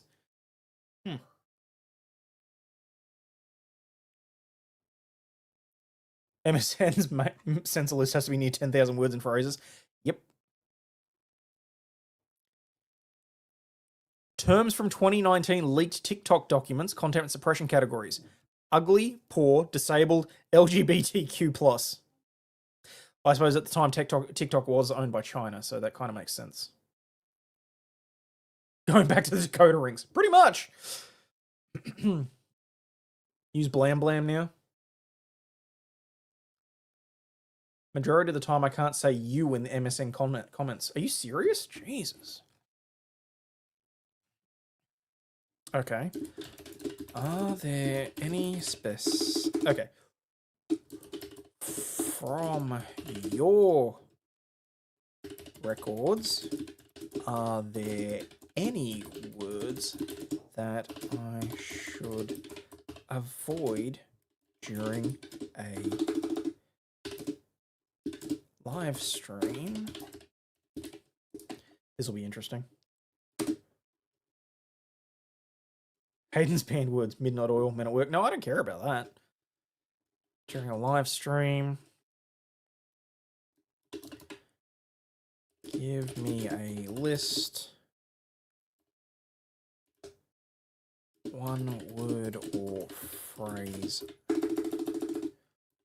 Phrase per line. Let's see what it comes up with.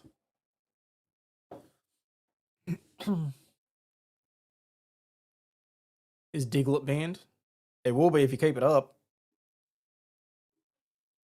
God, that's just horrific though. Because you know that someone somewhere in the Pokemon world had to be degenerate enough to sit on a Doug Trio.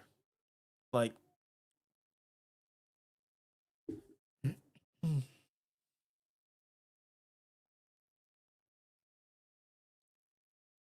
Mr. Mime makes a dildo.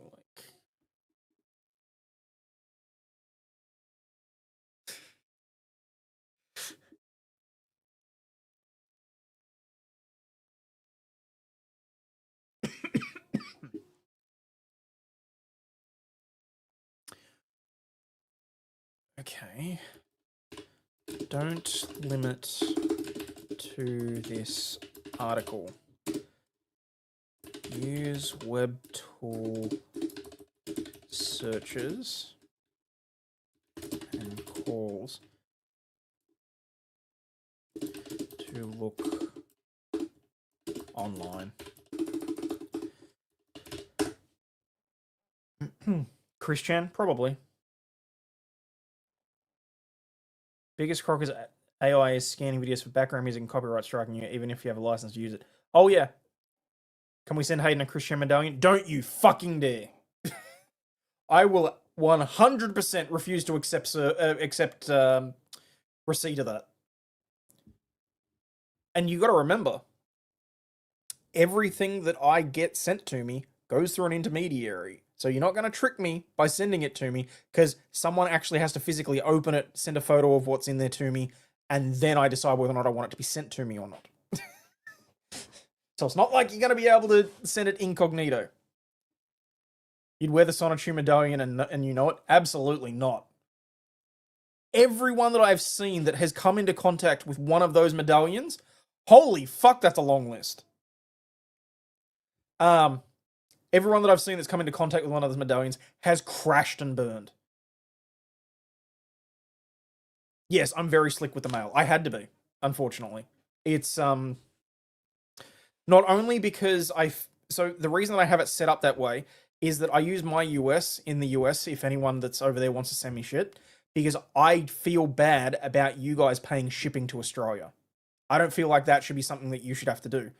So everything that gets sent to me from the US gets sent to Florida, goes to my US, they open it up, they look at it, they scan it, they send me a photo, and then 9 times out of 10, there has been 1 or 2 where I've said, no, this needs to be returned.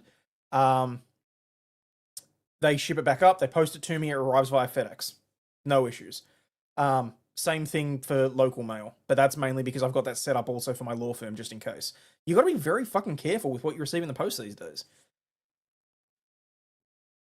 What about the OG medallion that he stuck up his ass? Ew. Holy crap, it actually still blocked up ass, though. Yes, this is because of stingy. Why someone spends $25 on an Apple AirTag, then ship it to Australia is dumb. How about a black Sonotube medallion? No, thanks.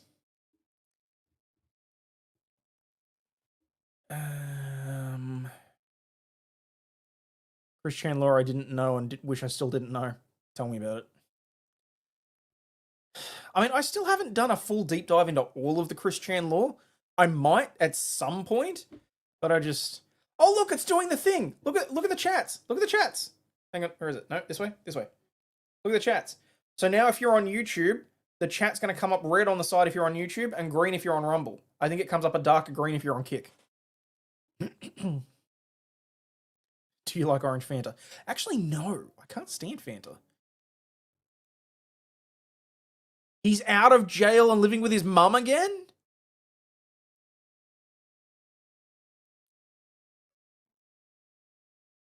Oh.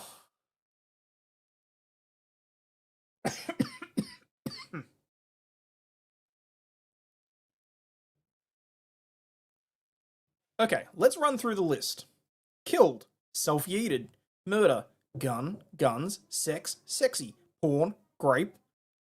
I'm amending that one for obvious reasons. SA, Epstein, dead, cigarette, beer, whiskey, thick, whole, when used in an anatomical context. Male reproductive organ, female reproductive organ, investment, loans, quick money, permanent, 100% effective.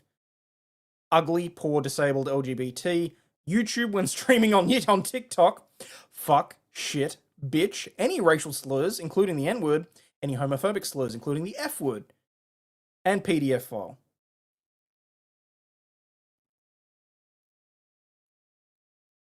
They're not words that you can't say, they're words that apparently I'm not supposed to say. I mean, some of these I can kind of understand, but I'm not... Probably for the sake of... For the sake of the on-screen chat here, the only one that I'm probably actually going to put on the list would be grape.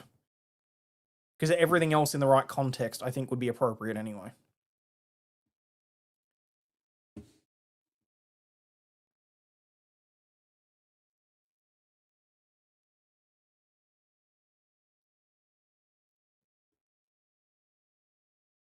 Yes, just don't abuse it, Chadwick.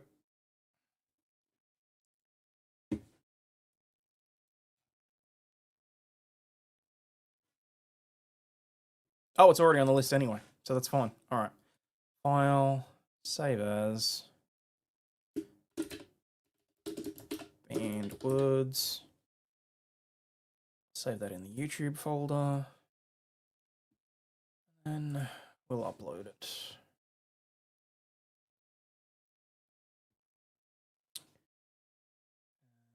Visibility. Upload bad words. There we go. YouTube. Okay.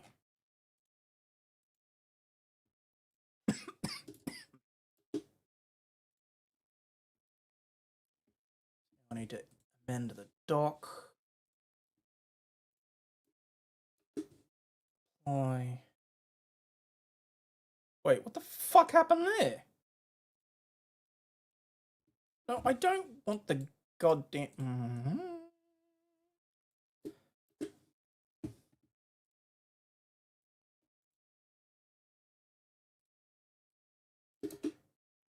Apply. There we go. All right.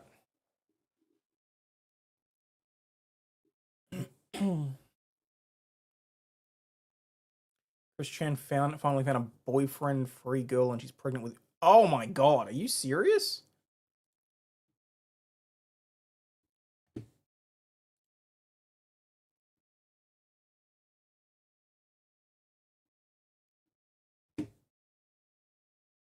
Oh shit! Now it's not populating.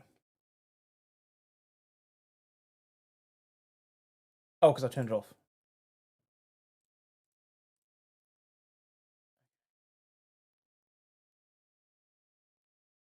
Happened a little after the mother incident. Jesus.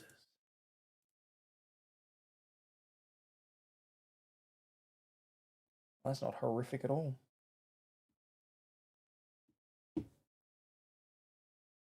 Which generation of Pokemon will it be? Probably the Alolan generation.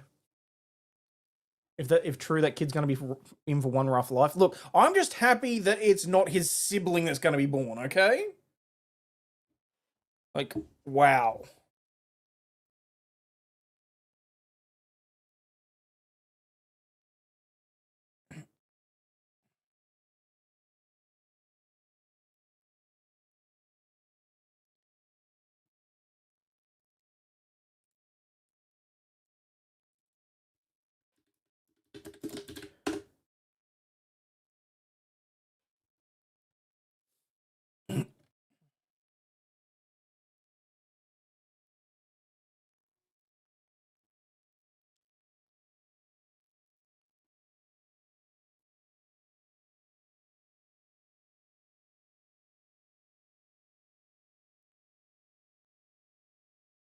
Sorry, I just got to correct someone on my video.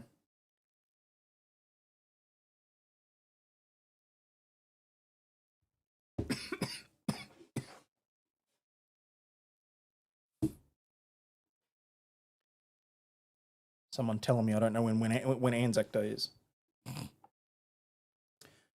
He moved to like Norway or something. The girlfriend, fiance paid for him to move there.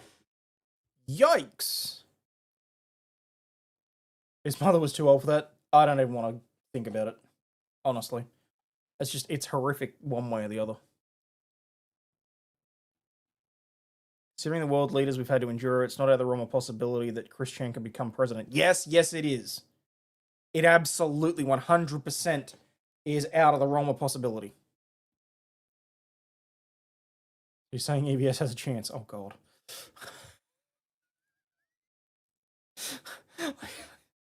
I just... No. Just no.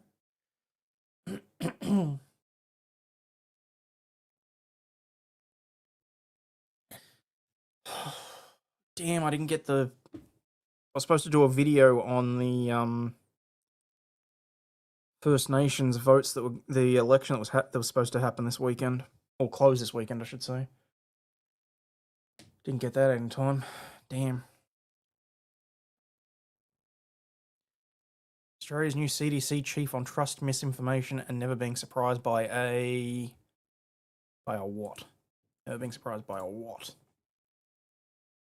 By a health threat. Oof. Papillon. That's a bad choice of words. Canada did elect the son of Fidel Castro several times. Allegedly. True. Beauty is underrated. The art exhibit capturing the natural wonder. Aussie should call their king or leader. How did that get through?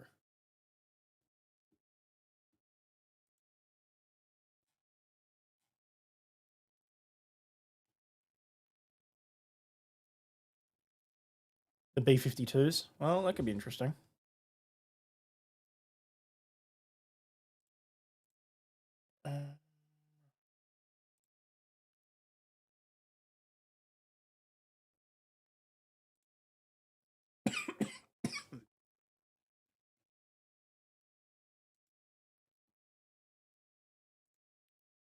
Oh, B2. Right. I was like, what?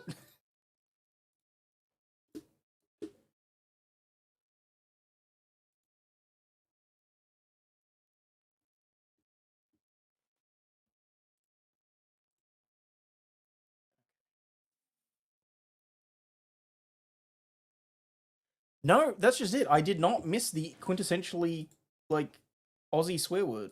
I'm unsure how that got through.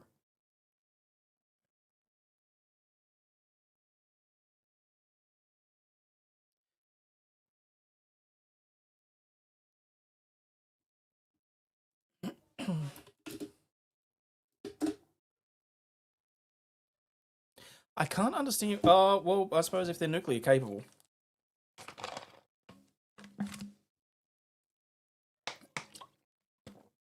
"19 B2s in service as of 2024. One was destroyed in a 2008 crash, and one likely retired from service after being damaged in a crash in 22. Air Force plans to operate the B2s until 2032, as they incrementally replaced by the B-21. Huh.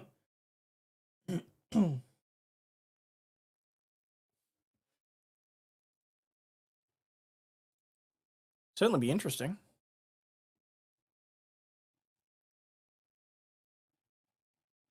Don't know that we have any need for it, because we barely have a armed force as it is, and the armed forces that we do have are not necessarily loyal to Australia, shall we say. City Melbourne told Joel not to be afraid to use force, then they fired him. Okay. No idea what that's about.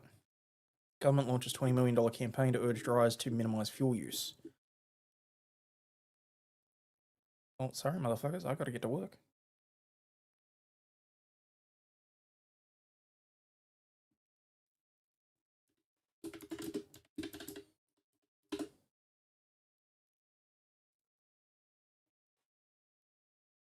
Fly them out of your airbase is quite a bit, and it would secure your ability to reach out and touch someone who wants to touch you in a bad way. No, look, I agree with you on that, Chadwick. What I'm saying is that I don't know at this point that I would trust people within my military to be in control of it.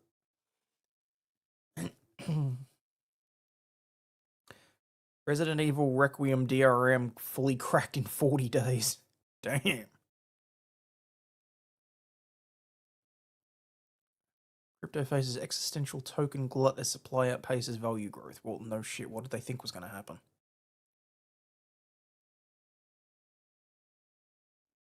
Oh, for fuck's sake. Senator warns Pauline Hanson and politicians against continuing Ben Robert-Smith's commentary. Liberal Senator James Patterson has cautioned Hanson against running commentary on Ben Robert-Smith's alleged war crimes case. On Sunday, he said he was urging Ms. Hanson and other politicians to be very careful about the commentary that they provide.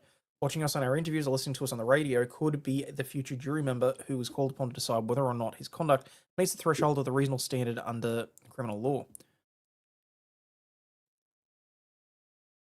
I'm sorry, what? The threshold of a reasonable standard?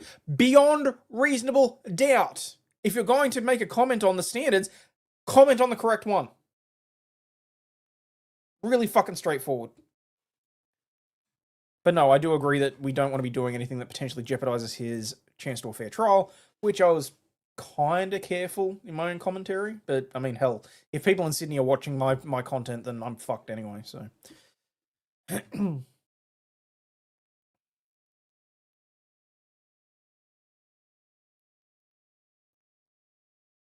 Your whole life is a reasonable doubt. Sophie Rain breaks down spending $200,000 to go to Coachella for a weekend. Do you know how despondent that shit makes me? I work extremely hard during the week. I'm now trying to spend my spare time making content for you guys to watch to earn a little bit extra to bring shit in. And someone can go online to OnlyFans, make very little in the way of good content, and be able to blow $200,000 at Coachella for putting their legs in the air and photographing it. Holy fucking shit. Click.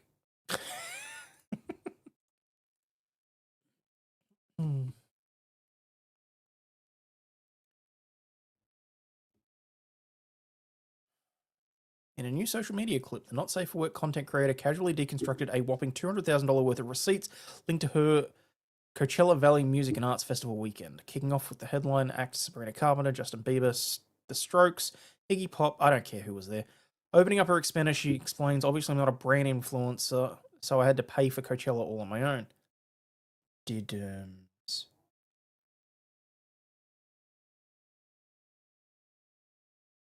Oh, well, look, if you need to be going to bed, go to bed, okay? I mean, it's 6:30 here. I've probably got another half hour at most. I don't think you're going to miss anything. Speaking of which, I'm not actually on the correct page here, am I?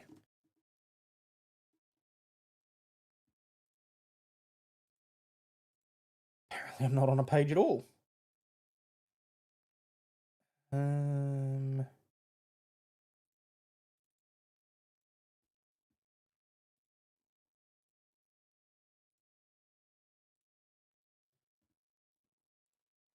How much does it cost to go to Coachella with receipts? So obviously I am not a brand friendly influencer, so I had to pay for Coachella all on my I think Trojan might reach out. own. And I'm going to Coachella with the PM. 6:30 PM Saturday, on Sunday. entire Bop House, the assistants and stylists, so I had to get 12 tickets. We got 12 artist passes and a table at the main stage, and it ended up being $67,980. In what universe am I supposed to feel any sort of empathy for this woman? What's my thoughts on Black Snape and the Prisoner of Azkaban? That I have no intention of getting cancelled on YouTube. Moving on. You guys know me, so obviously I booked a private jet, and a round trip to Coachella Valley cost me $37,490. So fly coach. When my channel gets big and popular, will I remember you? I have said from day dot that I will remember the OGs. I keep a running list of all the memorable people that have been in chat. The people that have specifically reached out and said that they had to say goodbye for one reason or another. Admittedly, I remember those more, but I definitely recognize names. Like when I go into other people's chats and I realize, hey, I haven't seen that name in a long time, and I've realized, well, maybe I presume that person has sort of fallen off and they don't give a shit about my content, or maybe I said something that pissed them off. Those thoughts do cross my mind. Like, you know. Chadwick, you're very memorable.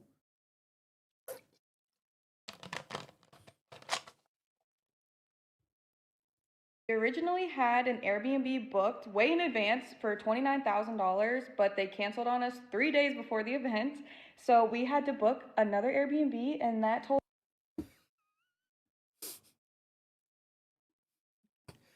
KY Jelly might get in contact with her. Oh, I'm not sure I like the red on the notes. 5K Aussie gifts.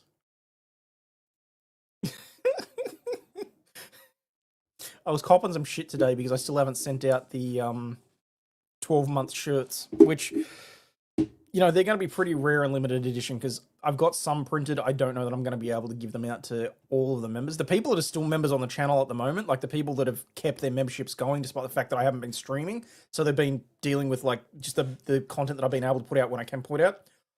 Holy crap, those people I genuinely feel like I really need to do something for.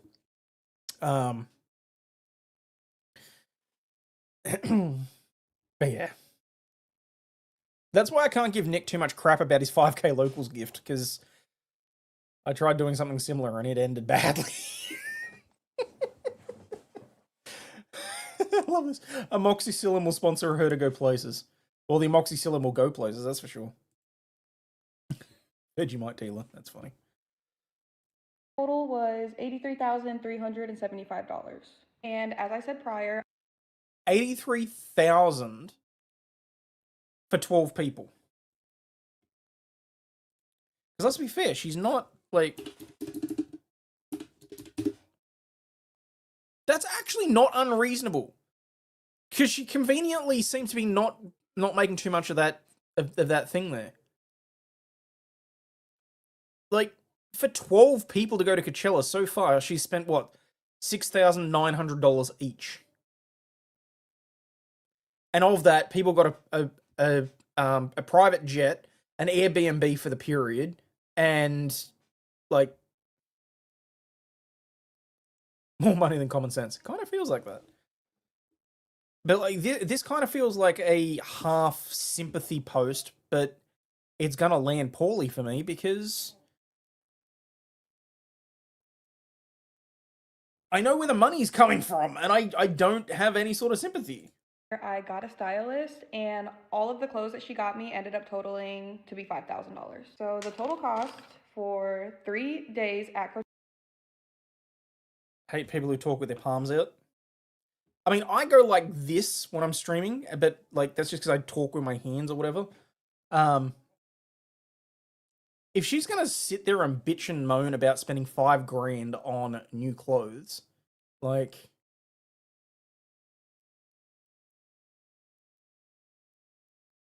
you got stopped by police a couple of weeks ago for a random knife search?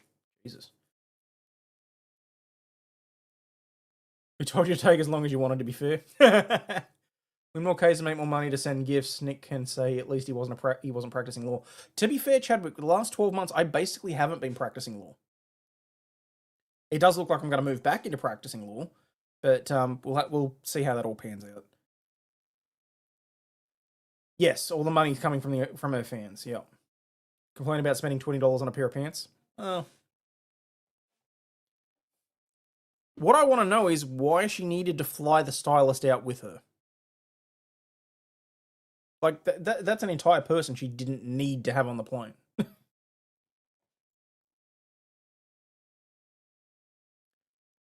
What's with the trashy hook and nails?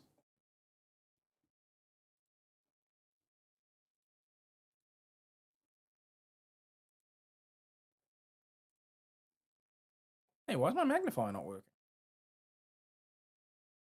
Interesting. My hover over magnifier isn't working on this. Coachella is $192,845.86. Okay. $193,845.86, which I had to say out loud because she's reversed the video for some reason. Minus the $5,000 for clothes, which was just her. Per person, it was $15,700 per person to go to Coachella. That was more of a dig at Nick. Okay, fair enough.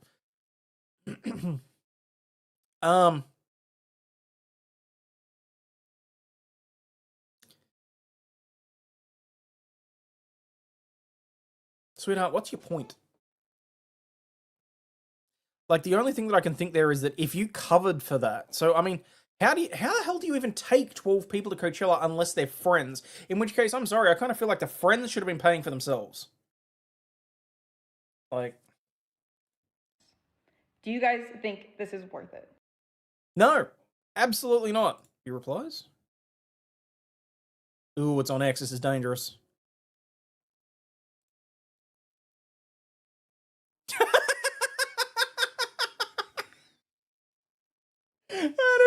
course, the X comments don't disappoint. Probably makes that much money in a day or two. There's guys out there that put 6 whole paychecks into an engagement ring.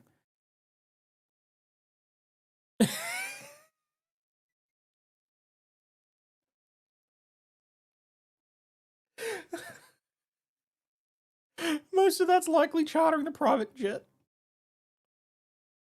People don't even make that much in a year. Yep. Probably writing it off as a business expense anyway, influencer marketing and all that. While all the beta boys who paid for extravagant lifestyle are at home jerking it off. Countries at war, children starving, and you all care about what the fuck this bitch has got going on. Go to college, but I turned it down. Oh. Okay. What the fuck does ATP stand for? Oh, at this point. Got accident attorneys local to me that work on 25% on the recovery of the advertising, collecting $12 billion for their clients these days. Legal brothel manager explains important 8-second rule that they enforce. Oh, God. Vital safety mechanism, one of Europe's largest legal brothels, has been addressed by its manager. Over on Instagram, Catherine Denoir opened the curtain, wink, wink, nudge, nudge, on her uber popular establishment, which places staff comfort above everything else. What's the 8-second rule? All rooms are equipped with panic buttons. No shit, Sherlock. I fucking wonder why.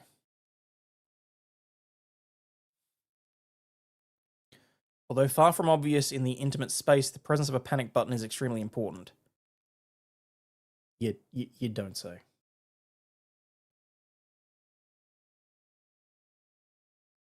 Like, no shit.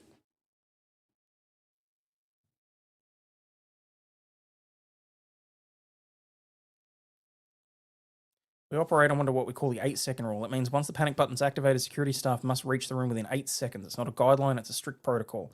In order to meet the protocol, staffing undergo regular drills and a scenario-based training so they can move through the building as efficiently as possible. When the alarms get triggered, a minimum of 2 security guards rush to the room within 8 seconds, unlocking the door and assessing whether the situation they face to safely de-escalate it. You're turning 35 next week? Damn.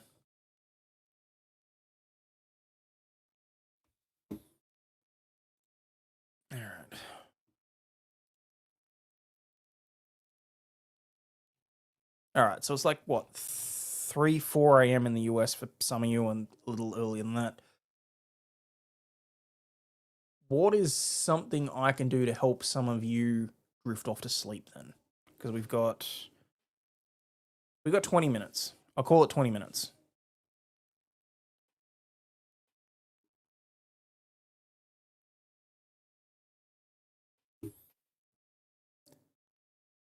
All customers should have access to a panic button, because if they can start feeling the crabs marching to the new territory to claim their... Oh, Jesus Christ. Chadwick, this is why you're memorable.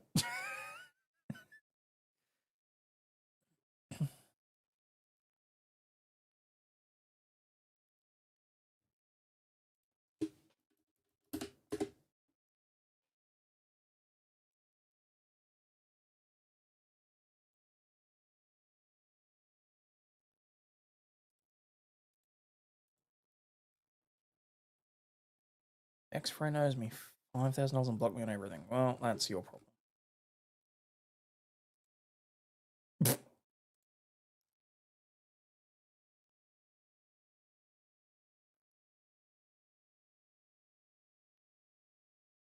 New to Reddit. Is it okay if my grandkids upvote all of my posts? I just learnt what karma farming is and don't want to get banned. Does Reddit know my grandkids' profiles? Will it mark us as scammers? There's something so sweet and wholesome about that.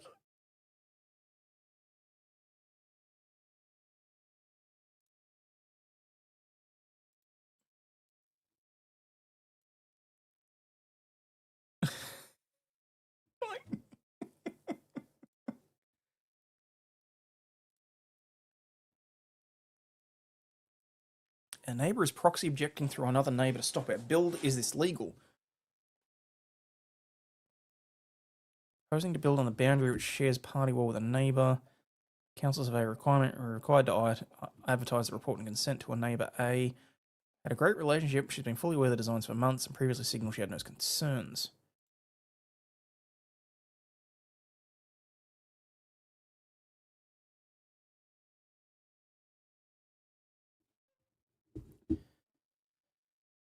Neighbour A's attitude is Peer B using A's objection rights to pursue her own agenda regarding construction and general noise and dislike of our project. You know what? You're on your own for that, because I am not doing that right now. To those who drive well under the speed limit, why? Don't know. Hang on, what's this?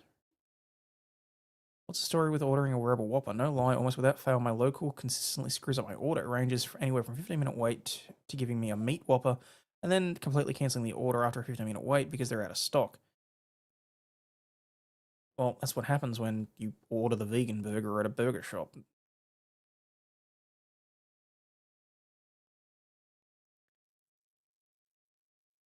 Your attorney was the same way, never wanted to bill without a good reason and would talk me through it off the clock. That's how you know you got someone with a half decent I want to say constitution, but I don't think that's the right way to put it.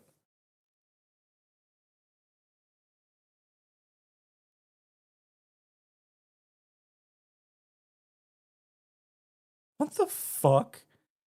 Migrating to Australia but getting married online first. Would it be recognised? No.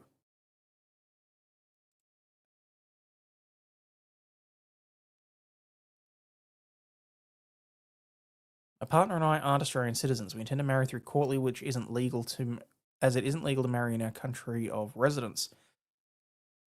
I'm going to be taking my master role in Australia and hoping to bring my partner subsequently. I'll be heading there first. Bring them as a de facto partner has many requirements we aren't able to fulfill as we both live separately, but approximately 1 hour away from each other, and instead just want to visit each other several times a week. So you're going to get married for the purposes of visiting each other several times a week.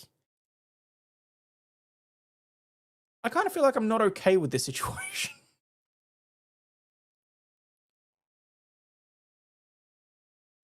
You'll be legally recognised as married by Australia, but that of itself does not mean the relationship will automatically be recognised as legitimate for visa eligibility purposes. Oh, yeah, that would make sense. His practice model was more closely aligned with good logic. Oh.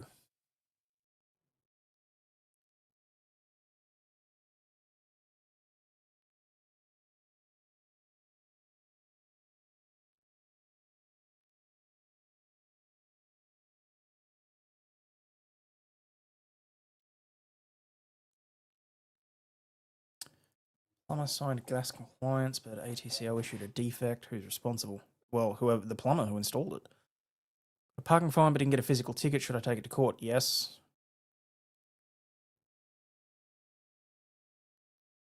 IBM to pay $17 million in an anti-DEI settlement. What? Ooh, apologies to anyone that was expecting dark mode there. There we go.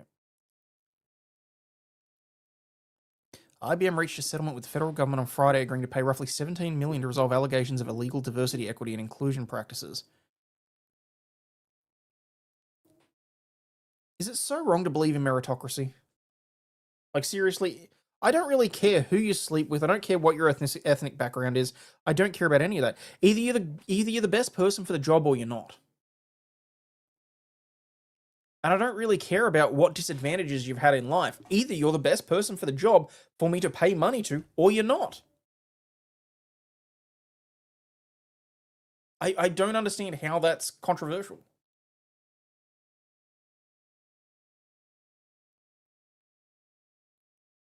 Where are the teeth in the eyes? Acting Attorney General Todd Blanche announced the settlement agreement in the press release. The DOJ has alleged that the New York-based technology firm knowingly made false claims about its hiring and employment practices in federal contracts, according to the settlement. IBM allegedly identified diverse candidates for hiring or promotion while developing race and sex demographic goals. IBM's pleased to have resolved the matter, I'll bet. The workforce strategy is driven by a single principle, having the right people with the right skills that our clients depend on.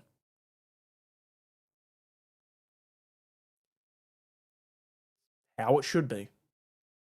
Fairly straightforward. IBM denied that it had discriminatory and illegal DEI practices. The settlement emphasized that the agreement was neither an admission of liability by IBM nor a concession by the United States that its claims are not well founded. Are you fucking kidding me? Okay, so we're just going to go with we're paying money. They're not saying that we did anything wrong. We're not saying we did anything wrong. They're not saying that we didn't do anything wrong, but we're paying them $17 million. Right. Okay. Trump's administration last year cracked down on DEI practices in public and private sectors, including federal hiring and contracting. 4 days into his second term, federal agencies were told to terminate all DEI officers and positions. The DOJ on in May of 25, I don't know why I read that as Monday, began using the False Claims Act to target diversity initiatives at colleges and alleged that IBM as a contractor violated the act by maintaining practices the United States contends were discriminatory employment practices. Racial discrimination is illegal and government contractors cannot evade the law by repackaging it as DEI. Interesting. So are they saying that they were promoting people of like... Oh, God, I don't know. Anyway, what else we got?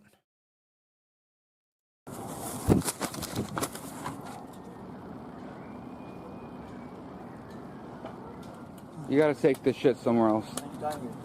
You gotta take this somewhere else. Alright, you hear me? Hey! Hey! You gotta take this somewhere else. What's that? Take your drugs somewhere else.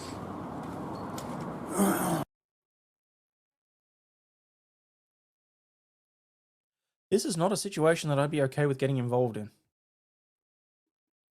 If they're already affected, there's no point in telling them to fuck off because they're not going to listen to you. And you have a higher than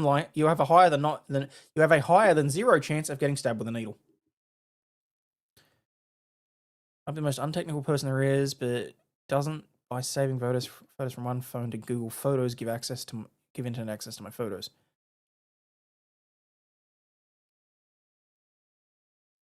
Oh, this is interesting. Recently posted this video, less than 24 hours, I'm writing about this. An hour or two later, at 1K impressions, I was happy with that. Went to bed because it was late, woke up and had gone 100 or 2. Well, it seems to happen almost every video I do. YouTube did their first algorithm push and they saw horrible results, likely extremely bad ones. They completely stopped it and quite almost flatline impressions. Click-through rate is 1% that will do it. Not telling us much about the video or the other stats, but YouTube uses the data that they show you in Studio to determine how many impressions they should give. My guess is you have a very low click-through rate, likely low average video duration, and 30-second retention, so YouTube decides not to serve the video to bigger audiences. That is a problem.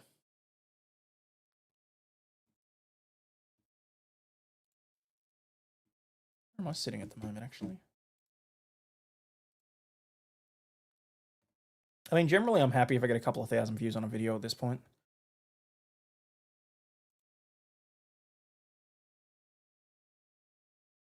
Yeah, okay. So the Jobs one's just crossed the 2K mark. Ben Robert Smith's got 377 in a few hours, which isn't great. I'm guessing neither of those are going to do anything large, although I have had instances where like my other ones have sort of like hit a bump like 2 or 3 days after they've been posted and then just go... So, you know, always hope.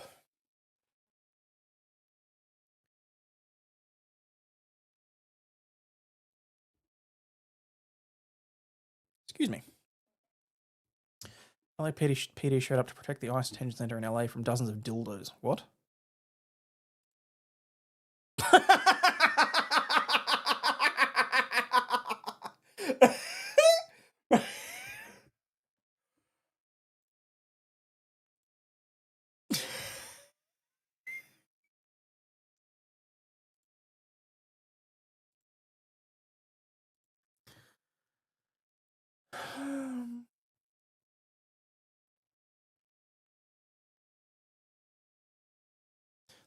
What is that? A $35 urban experience fee charged per room per night has been created to offer our guests the value offerings that will enhance your ease of stay and provided as a bundled discount fee. Fee is subject to change. Included in this fee, $45 one-time food and beverage credit, excludes breakfast and the OAK long bar, kitchen and in-room dining. One in-room movie, including new releases.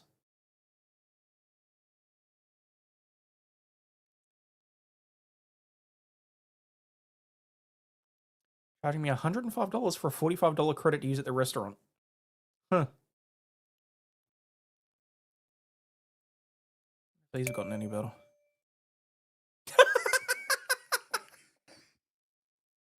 Okay, they tricked me and that was funny.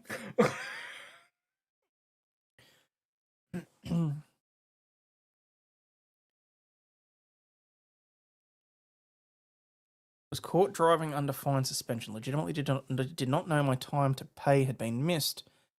Can't really prove I didn't know. I was aware. I'm aware ignorance is an excuse. I have less than desirable track record. It's not my first offence. However, it's been 10 years this year since I was last caught under fine suspension. I'll give you a hint. Stop breaking the law, asshole!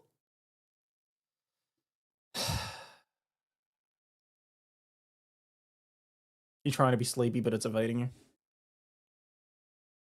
Well, look, we have 7 minutes. And in that 7 minutes, what I will do is announce that I am putting together a series of videos that might help that idiot. I'm putting together a series of videos called Know Your Rights, which basically I've got 60 different topics, and they're going to be sort of the informative lawyer type videos that you expect. I'm hoping that I should be able to put them out weekly, maybe if I'm lucky. They're going to be more evergreen style, but they're what happens when you get pulled over? What happens if cops come and knock on your door? What happens if you get caught for drunk driving or DUI or under the influence of drugs? Tenancy disputes. What to do if you disagree with landlords entering your property without notice? What to do about... I've got a list of like 60 different ones that I'm proposing to do. And I'm hoping that they will be reasonable, just sort of explainer videos for people. And it might help others that are outside Australia understand some of the differences and nuances of how our legal system works here as well. Because I'm going to cover things like the VCAT tribunals, and NCAT, and the Administrative Review Tribunal, a whole bunch of other things. I asked Mel whether or not she wanted to be involved in the personal injury ones, if I do personal injury ones.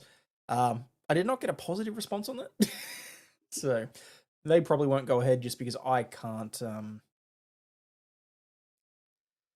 I don't know everything about everything. And I specifically stay away from family law and from personal injury law. So that sort of shit I'm just going to put out there, you know.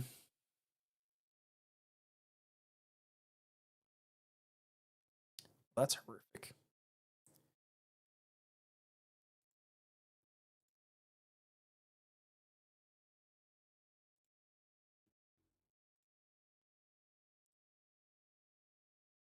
Fur missiles, that'll work. They're Aussie fur missiles. It is not easy getting a hold of Australian body cam. There's a couple of channels on YouTube that actually manage to do it. And, because otherwise, the way that they do it is you've got to continually put in FOI requests, and you have to know about a specific incident. It's not kind of like where you can make the blanket requests for just whatever body cam footage is there. And they do their best to obfuscate, in my opinion, as well. So it takes forever. Proof that you shouldn't quit YouTube, from 39 subs in year 1 to 10,000 in year 2. Congrats. US family law is so trash, it's always random. I'm not... Family law, like personal injury, is a beast until itself. Almost none of your skills working as a property, corporate, estates attorney, anything like that, is transferable. None of the information that you have, none of the skills can really be transferred into that sector. And you have to be a special type of lawyer to be able to deal with it. You either have to care too much or not at all. Because either you're the person that works really hard to get the results that you need because you care so much about your client, or you are one of the stone-faced, cold-hearted ones so that it's everything you see is water off a duck's back. I'm somewhere in the middle, so I couldn't do it. I think I tried handling a couple of cases, and it wasn't for me. So, United States is not really a country. We're like 5 major corporations sharing territory. Are you sure it's 5 and not like 3 with holding companies underneath? Who the hell is Harry Dresden? Harry Dresden.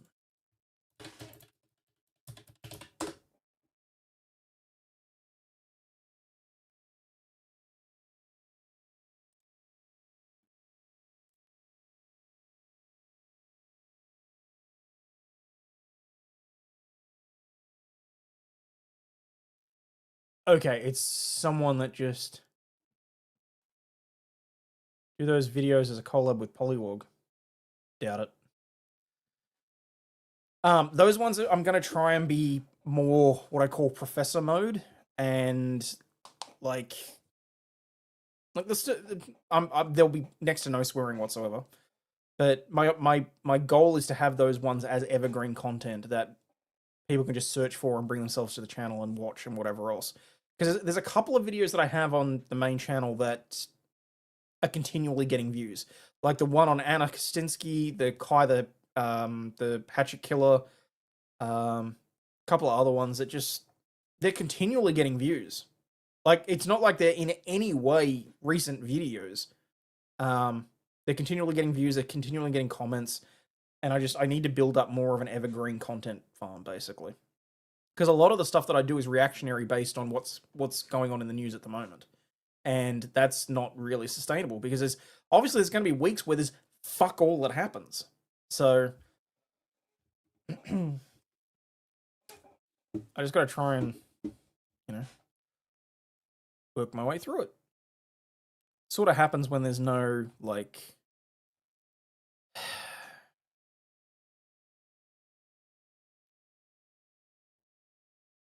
what am I trying to say here?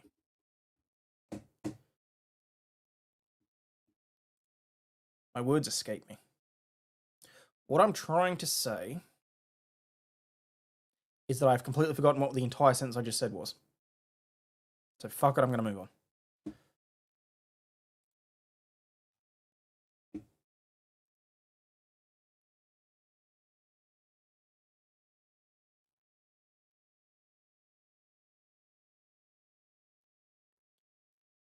YouTube is my full-time job. Ask me anything.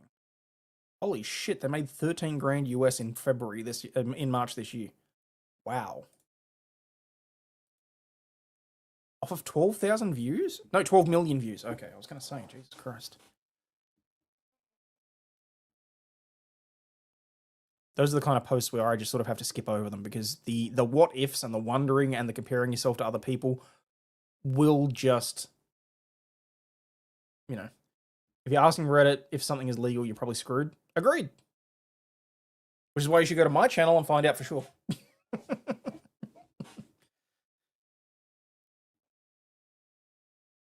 The other thing I've got to do is work out a better distribution network as well. Like, I can post in the Discord, I can post on X that videos are up and that sort of thing, because I can't be reliant on YouTube disseminating videos and stuff like that. You just can't. But I mean, I also don't want to be a dick and post my own videos in Reddit threads and shit like that. Like, again, it comes back to the whole thing about not being able to sell myself. So that's shit that I got to work on as well.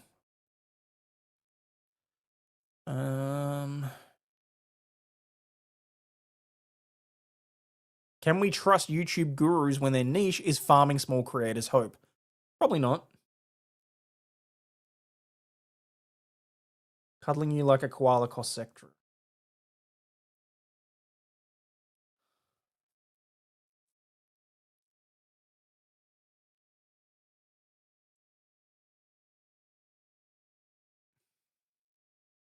Now I feel like I need a koala plushie.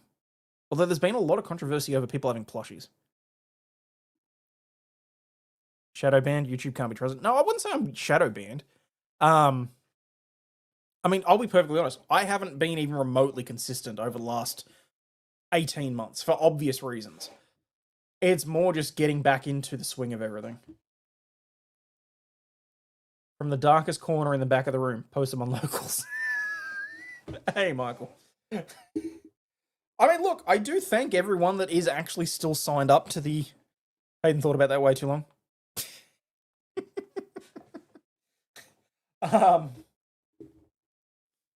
Like, I mean, at least on the locals... No, because the trouble is, I forget to update locals. I'm not going to lie. There's no point in it. I fucking forget about locals. And I know I shouldn't.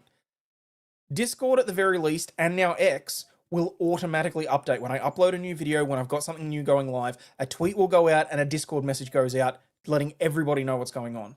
There is no API for locals for me to be able to do that through the system that I use. I don't even know if they have an API at all.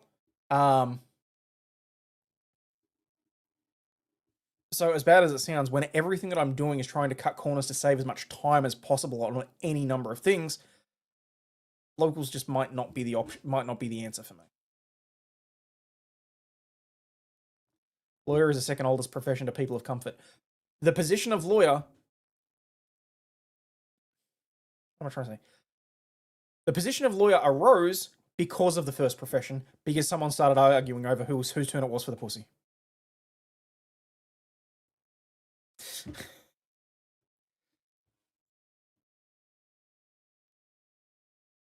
Internet police is looking for you. Why? What, people are pissed off? Don't know what for this time. Let's see if I can... Let's see how colorblind I am this time.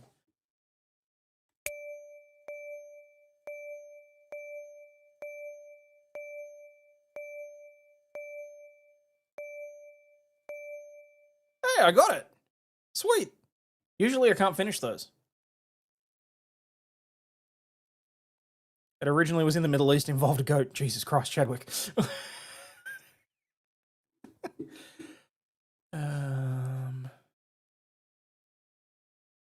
Sorry, urgently needs a debate about the damage the US is doing to us. Oh, fuck off. Fuck right off. I am so sick and tired of people sucking off Labour and Albanese. Look, don't get me wrong. It was a massive fuck up by both sides of the political spectrum, okay? But pretending that our petrol crisis has got anything to do with the responsibility of Trump is pathetic.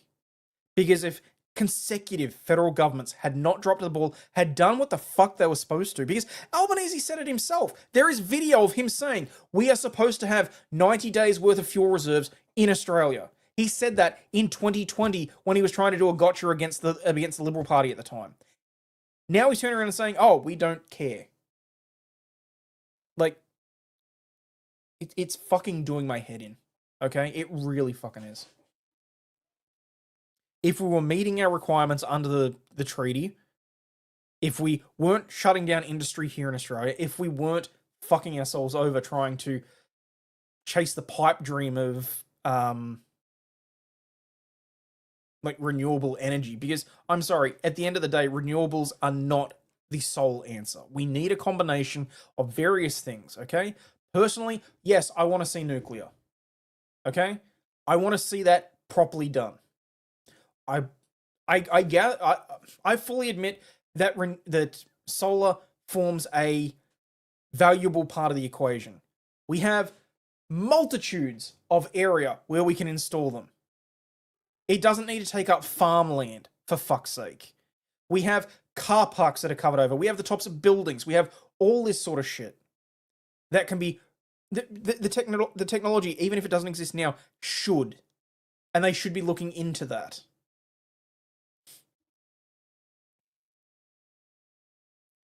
US oil doesn't come through the Iran area? No. US gas prices have nothing to do with Iran, the political posturing by people with a financial interest at the pump. No, I'm specifically talking about here in Australia because our oil does come through that strait. If we can free Iran, Hayden can live his life without needing to see Ridini again because she can go home. Nothing green about green energy. Solar and wind are really bad for the environment and they're not that efficient. Oh. What I'm trying to say is the people that are trying to use Trump, trying to use what's going on over here with our petrol prices, blaming Trump for starting stuff with Iran is pathetic. It really is.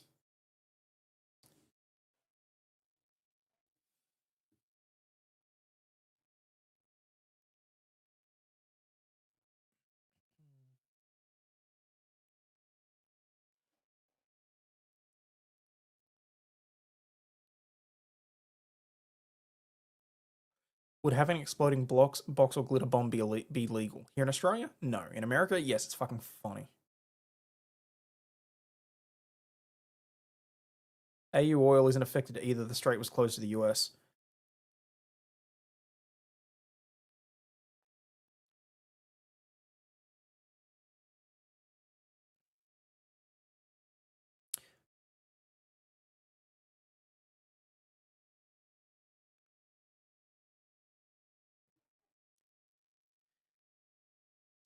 I will admit that I'm not 100% sure on how our oil imports come. What I will say is that my understanding is that, like, a good chunk of our shit comes from Singapore, comes from, basically, we're importing a crap ton when really we should be self-sufficient. That's what's really fucking annoying. We went from 12 refineries down to 2, one of which is struggling. And as far as I'm concerned, that's where we should be putting money, is to keep those running.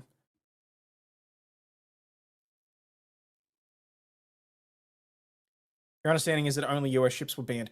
My understanding is that it has prevented a significant number of ships making it to Australia as well.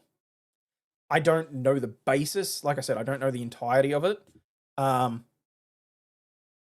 that's what they're blaming. How to fake references for a job you haven't worked in 5 years? What the fuck is wrong with you?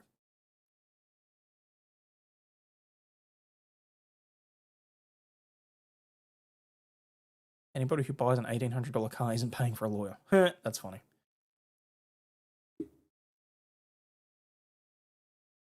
Wait, what?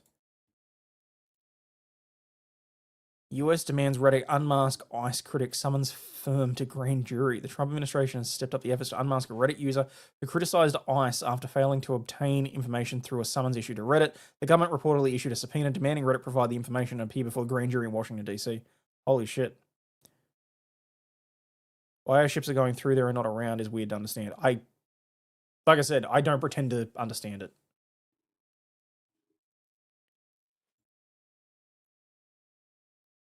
I did a whole fucking video on it, and I don't pretend to understand why the oil goes through that particular strait and why there weren't backup plans put in place.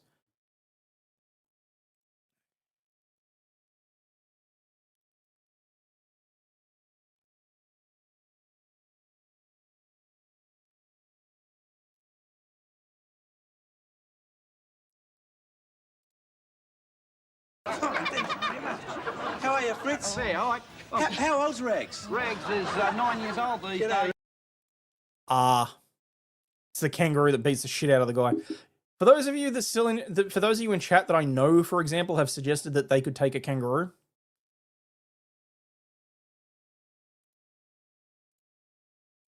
just no.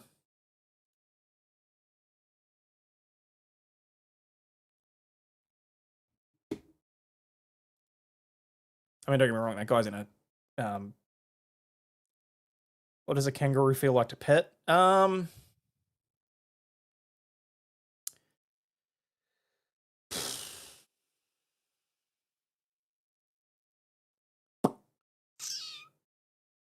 to think what it's the closest thing to. Because I actually compare other things to a kangaroo. I can't really say a wombat because that's not going to help.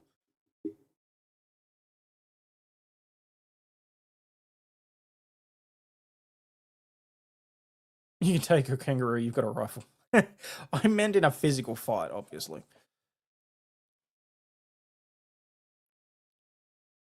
High brains trust. That's always a good way to start something if you're looking for help from people for free. Could Hayden fight and beat a kangaroo if it meant that he got $1 million USD? I'm not sure that I could win, but I'd sure as shit try. What kind of kangaroo are we talking? A grey? Like a small grey? Or are we talking like a big fucking red roo? Because if it's a red, I know I'm not making it out of that alive. But if it means that my family gets the money, I'd consider it.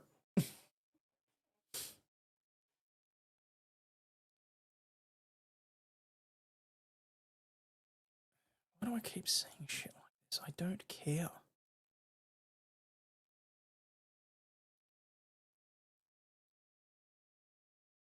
Most critical shows his stream was quadruple amputee snorting coke on stream. cares?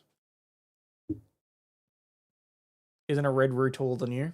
Some of them are, yeah. I mean, don't get me wrong. I Winnie the Pooh Kanga. I mean, I'd be happy to have a go against a grey, but I still reckon even a grey would fuck me up if I got too close. The annoying thing is with roux, if you're going to take them down by hand, you have to take them from behind. That sounds horrific. If they're able to spring back on their tail and get their claws on their feet up, they can eviscerate you. Like, and it's not even like it's not even like there's really an argument about it. If they want to gut you, they can. I mean, if I've got a week to prepare and I can wear whatever defensive weaponry I want, then fuck it. I will happily take a red because I will wear ballistic armor. I will have a sword. I will, whatever else. If it's me in my regular clothes and I'm doing it with my bare fists, I'm fucked.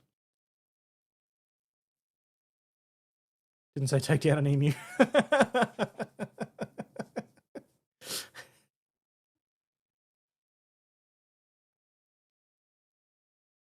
How the fuck does a 16-day YouTube channel wind up with 11 million views? Fucking hell, that's depressing. That's what that is.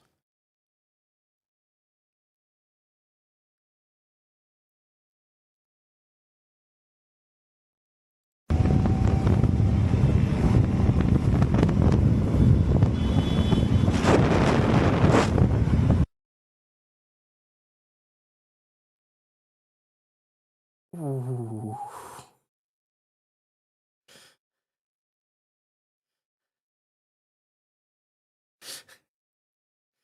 Give you $1 million and send me in, coach.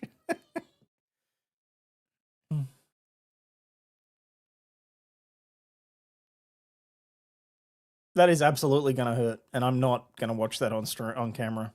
Hang on.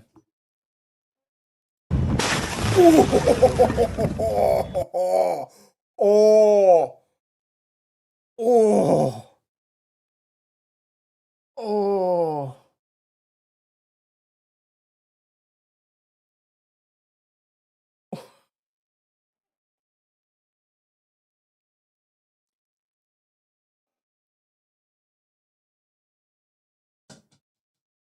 Yellow. I am still live, so it's whether or not you want to be on camera or not. Oh, no. That's fine. Alright.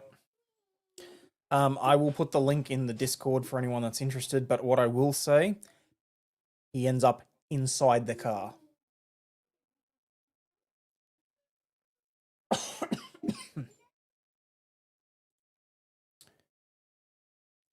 Copy link address.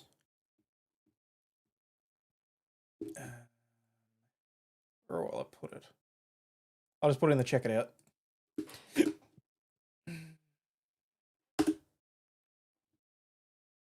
There we go.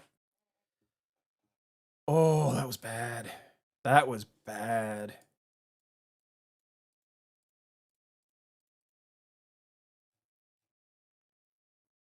Want to kit up some emus for bird fighting and let them into Parliament, Congress building worldwide? What do you think it would work? That would actually be really funny.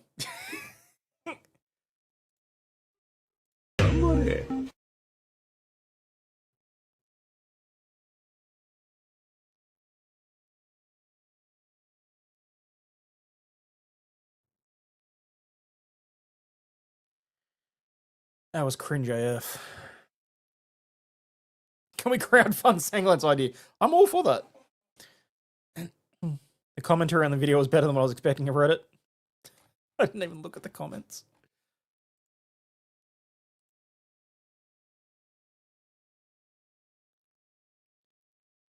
Please tell me the bouquet of flowers had "Get Well Soon" written on them. I think it said "Rest in peace." How were you holding up after the wreck? What were your injuries? He had some time to manage, but bro was relaxed. Bro was tired, wanted to ride. He basically a backseat passenger. Real Corinthian leather. That's funny. This is why you don't take your eyes off the road for a second, especially on a motorcycle. That second he looked over at the other rider is the second he needed to avoid that car. Yep. The biker was dead wrong. At first he died. Now he dead.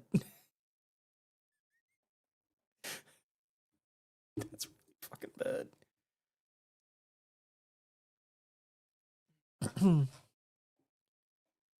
What's this? These two were making vilely inappropriate jokes to their Uber driver, then they turned around and reported him for harassment.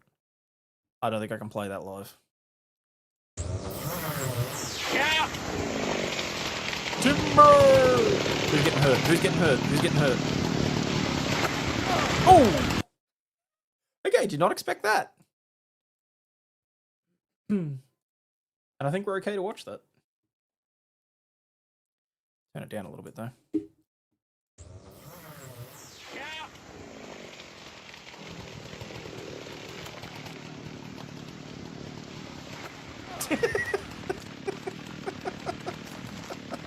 That's why you wear a hard hat.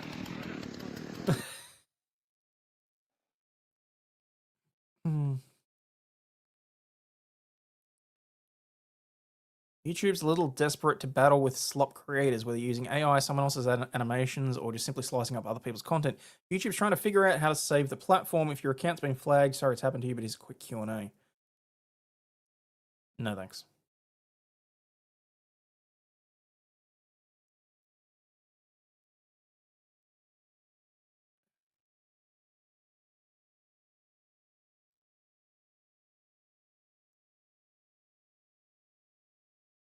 Holy shit, that's a... Okay. Waze is showing a crap ton of cops around the area for some reason.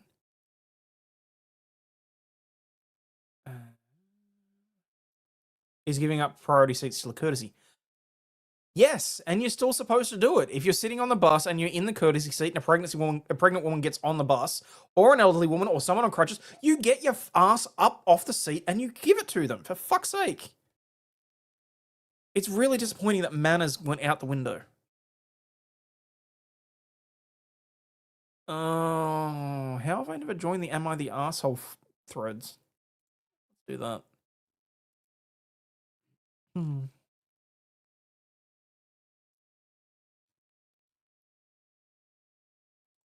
What could go wrong taking on a local MMA fighter? Oh, this will be good. Ooh. How is this 2 minutes long? What the fuck else happened? I don't have time for that. Did I play the kid in the Pokemon plushies? No. What was the kid in the Pokemon plushies?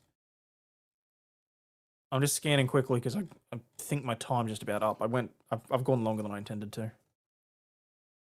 Am I the asshole for making my dad choose between me and my stepmom? Probably, but I'll read it later.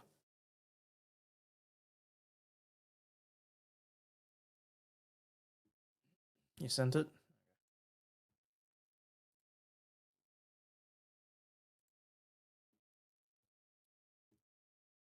I've still got to do this with Scarlet.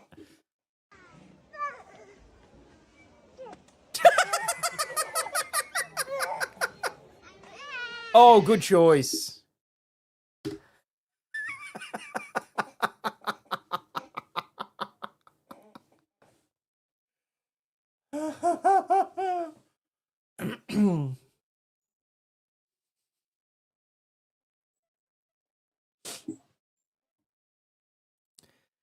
That's great.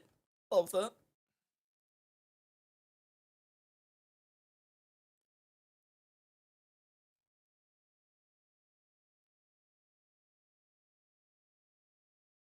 At some point I've actually got to build one of my Gundams.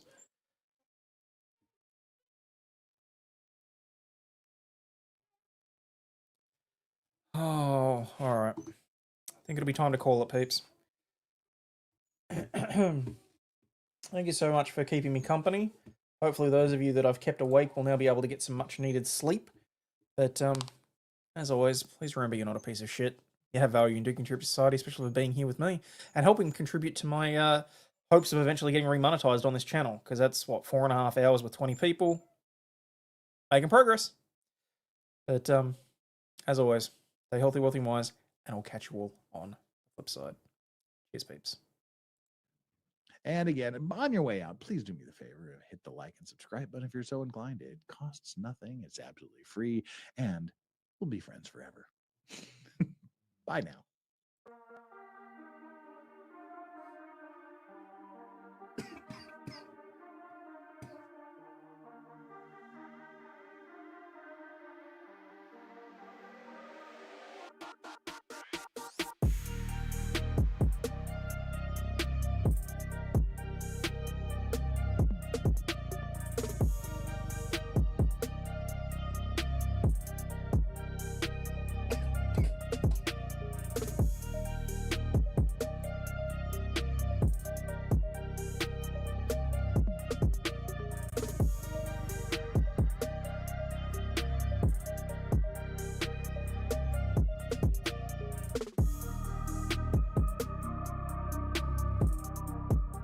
And before anyone asks, no, I have no idea what the difference is between supporter, VIP supporter, and stream participant.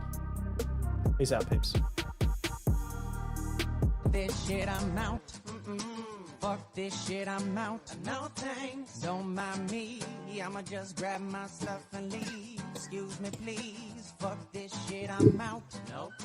Fuck this shit, I'm out. Alright then. I don't know what the fuck just happened, but I don't really care. I'ma get the fuck up out of here. Fuck this shit, I'm out.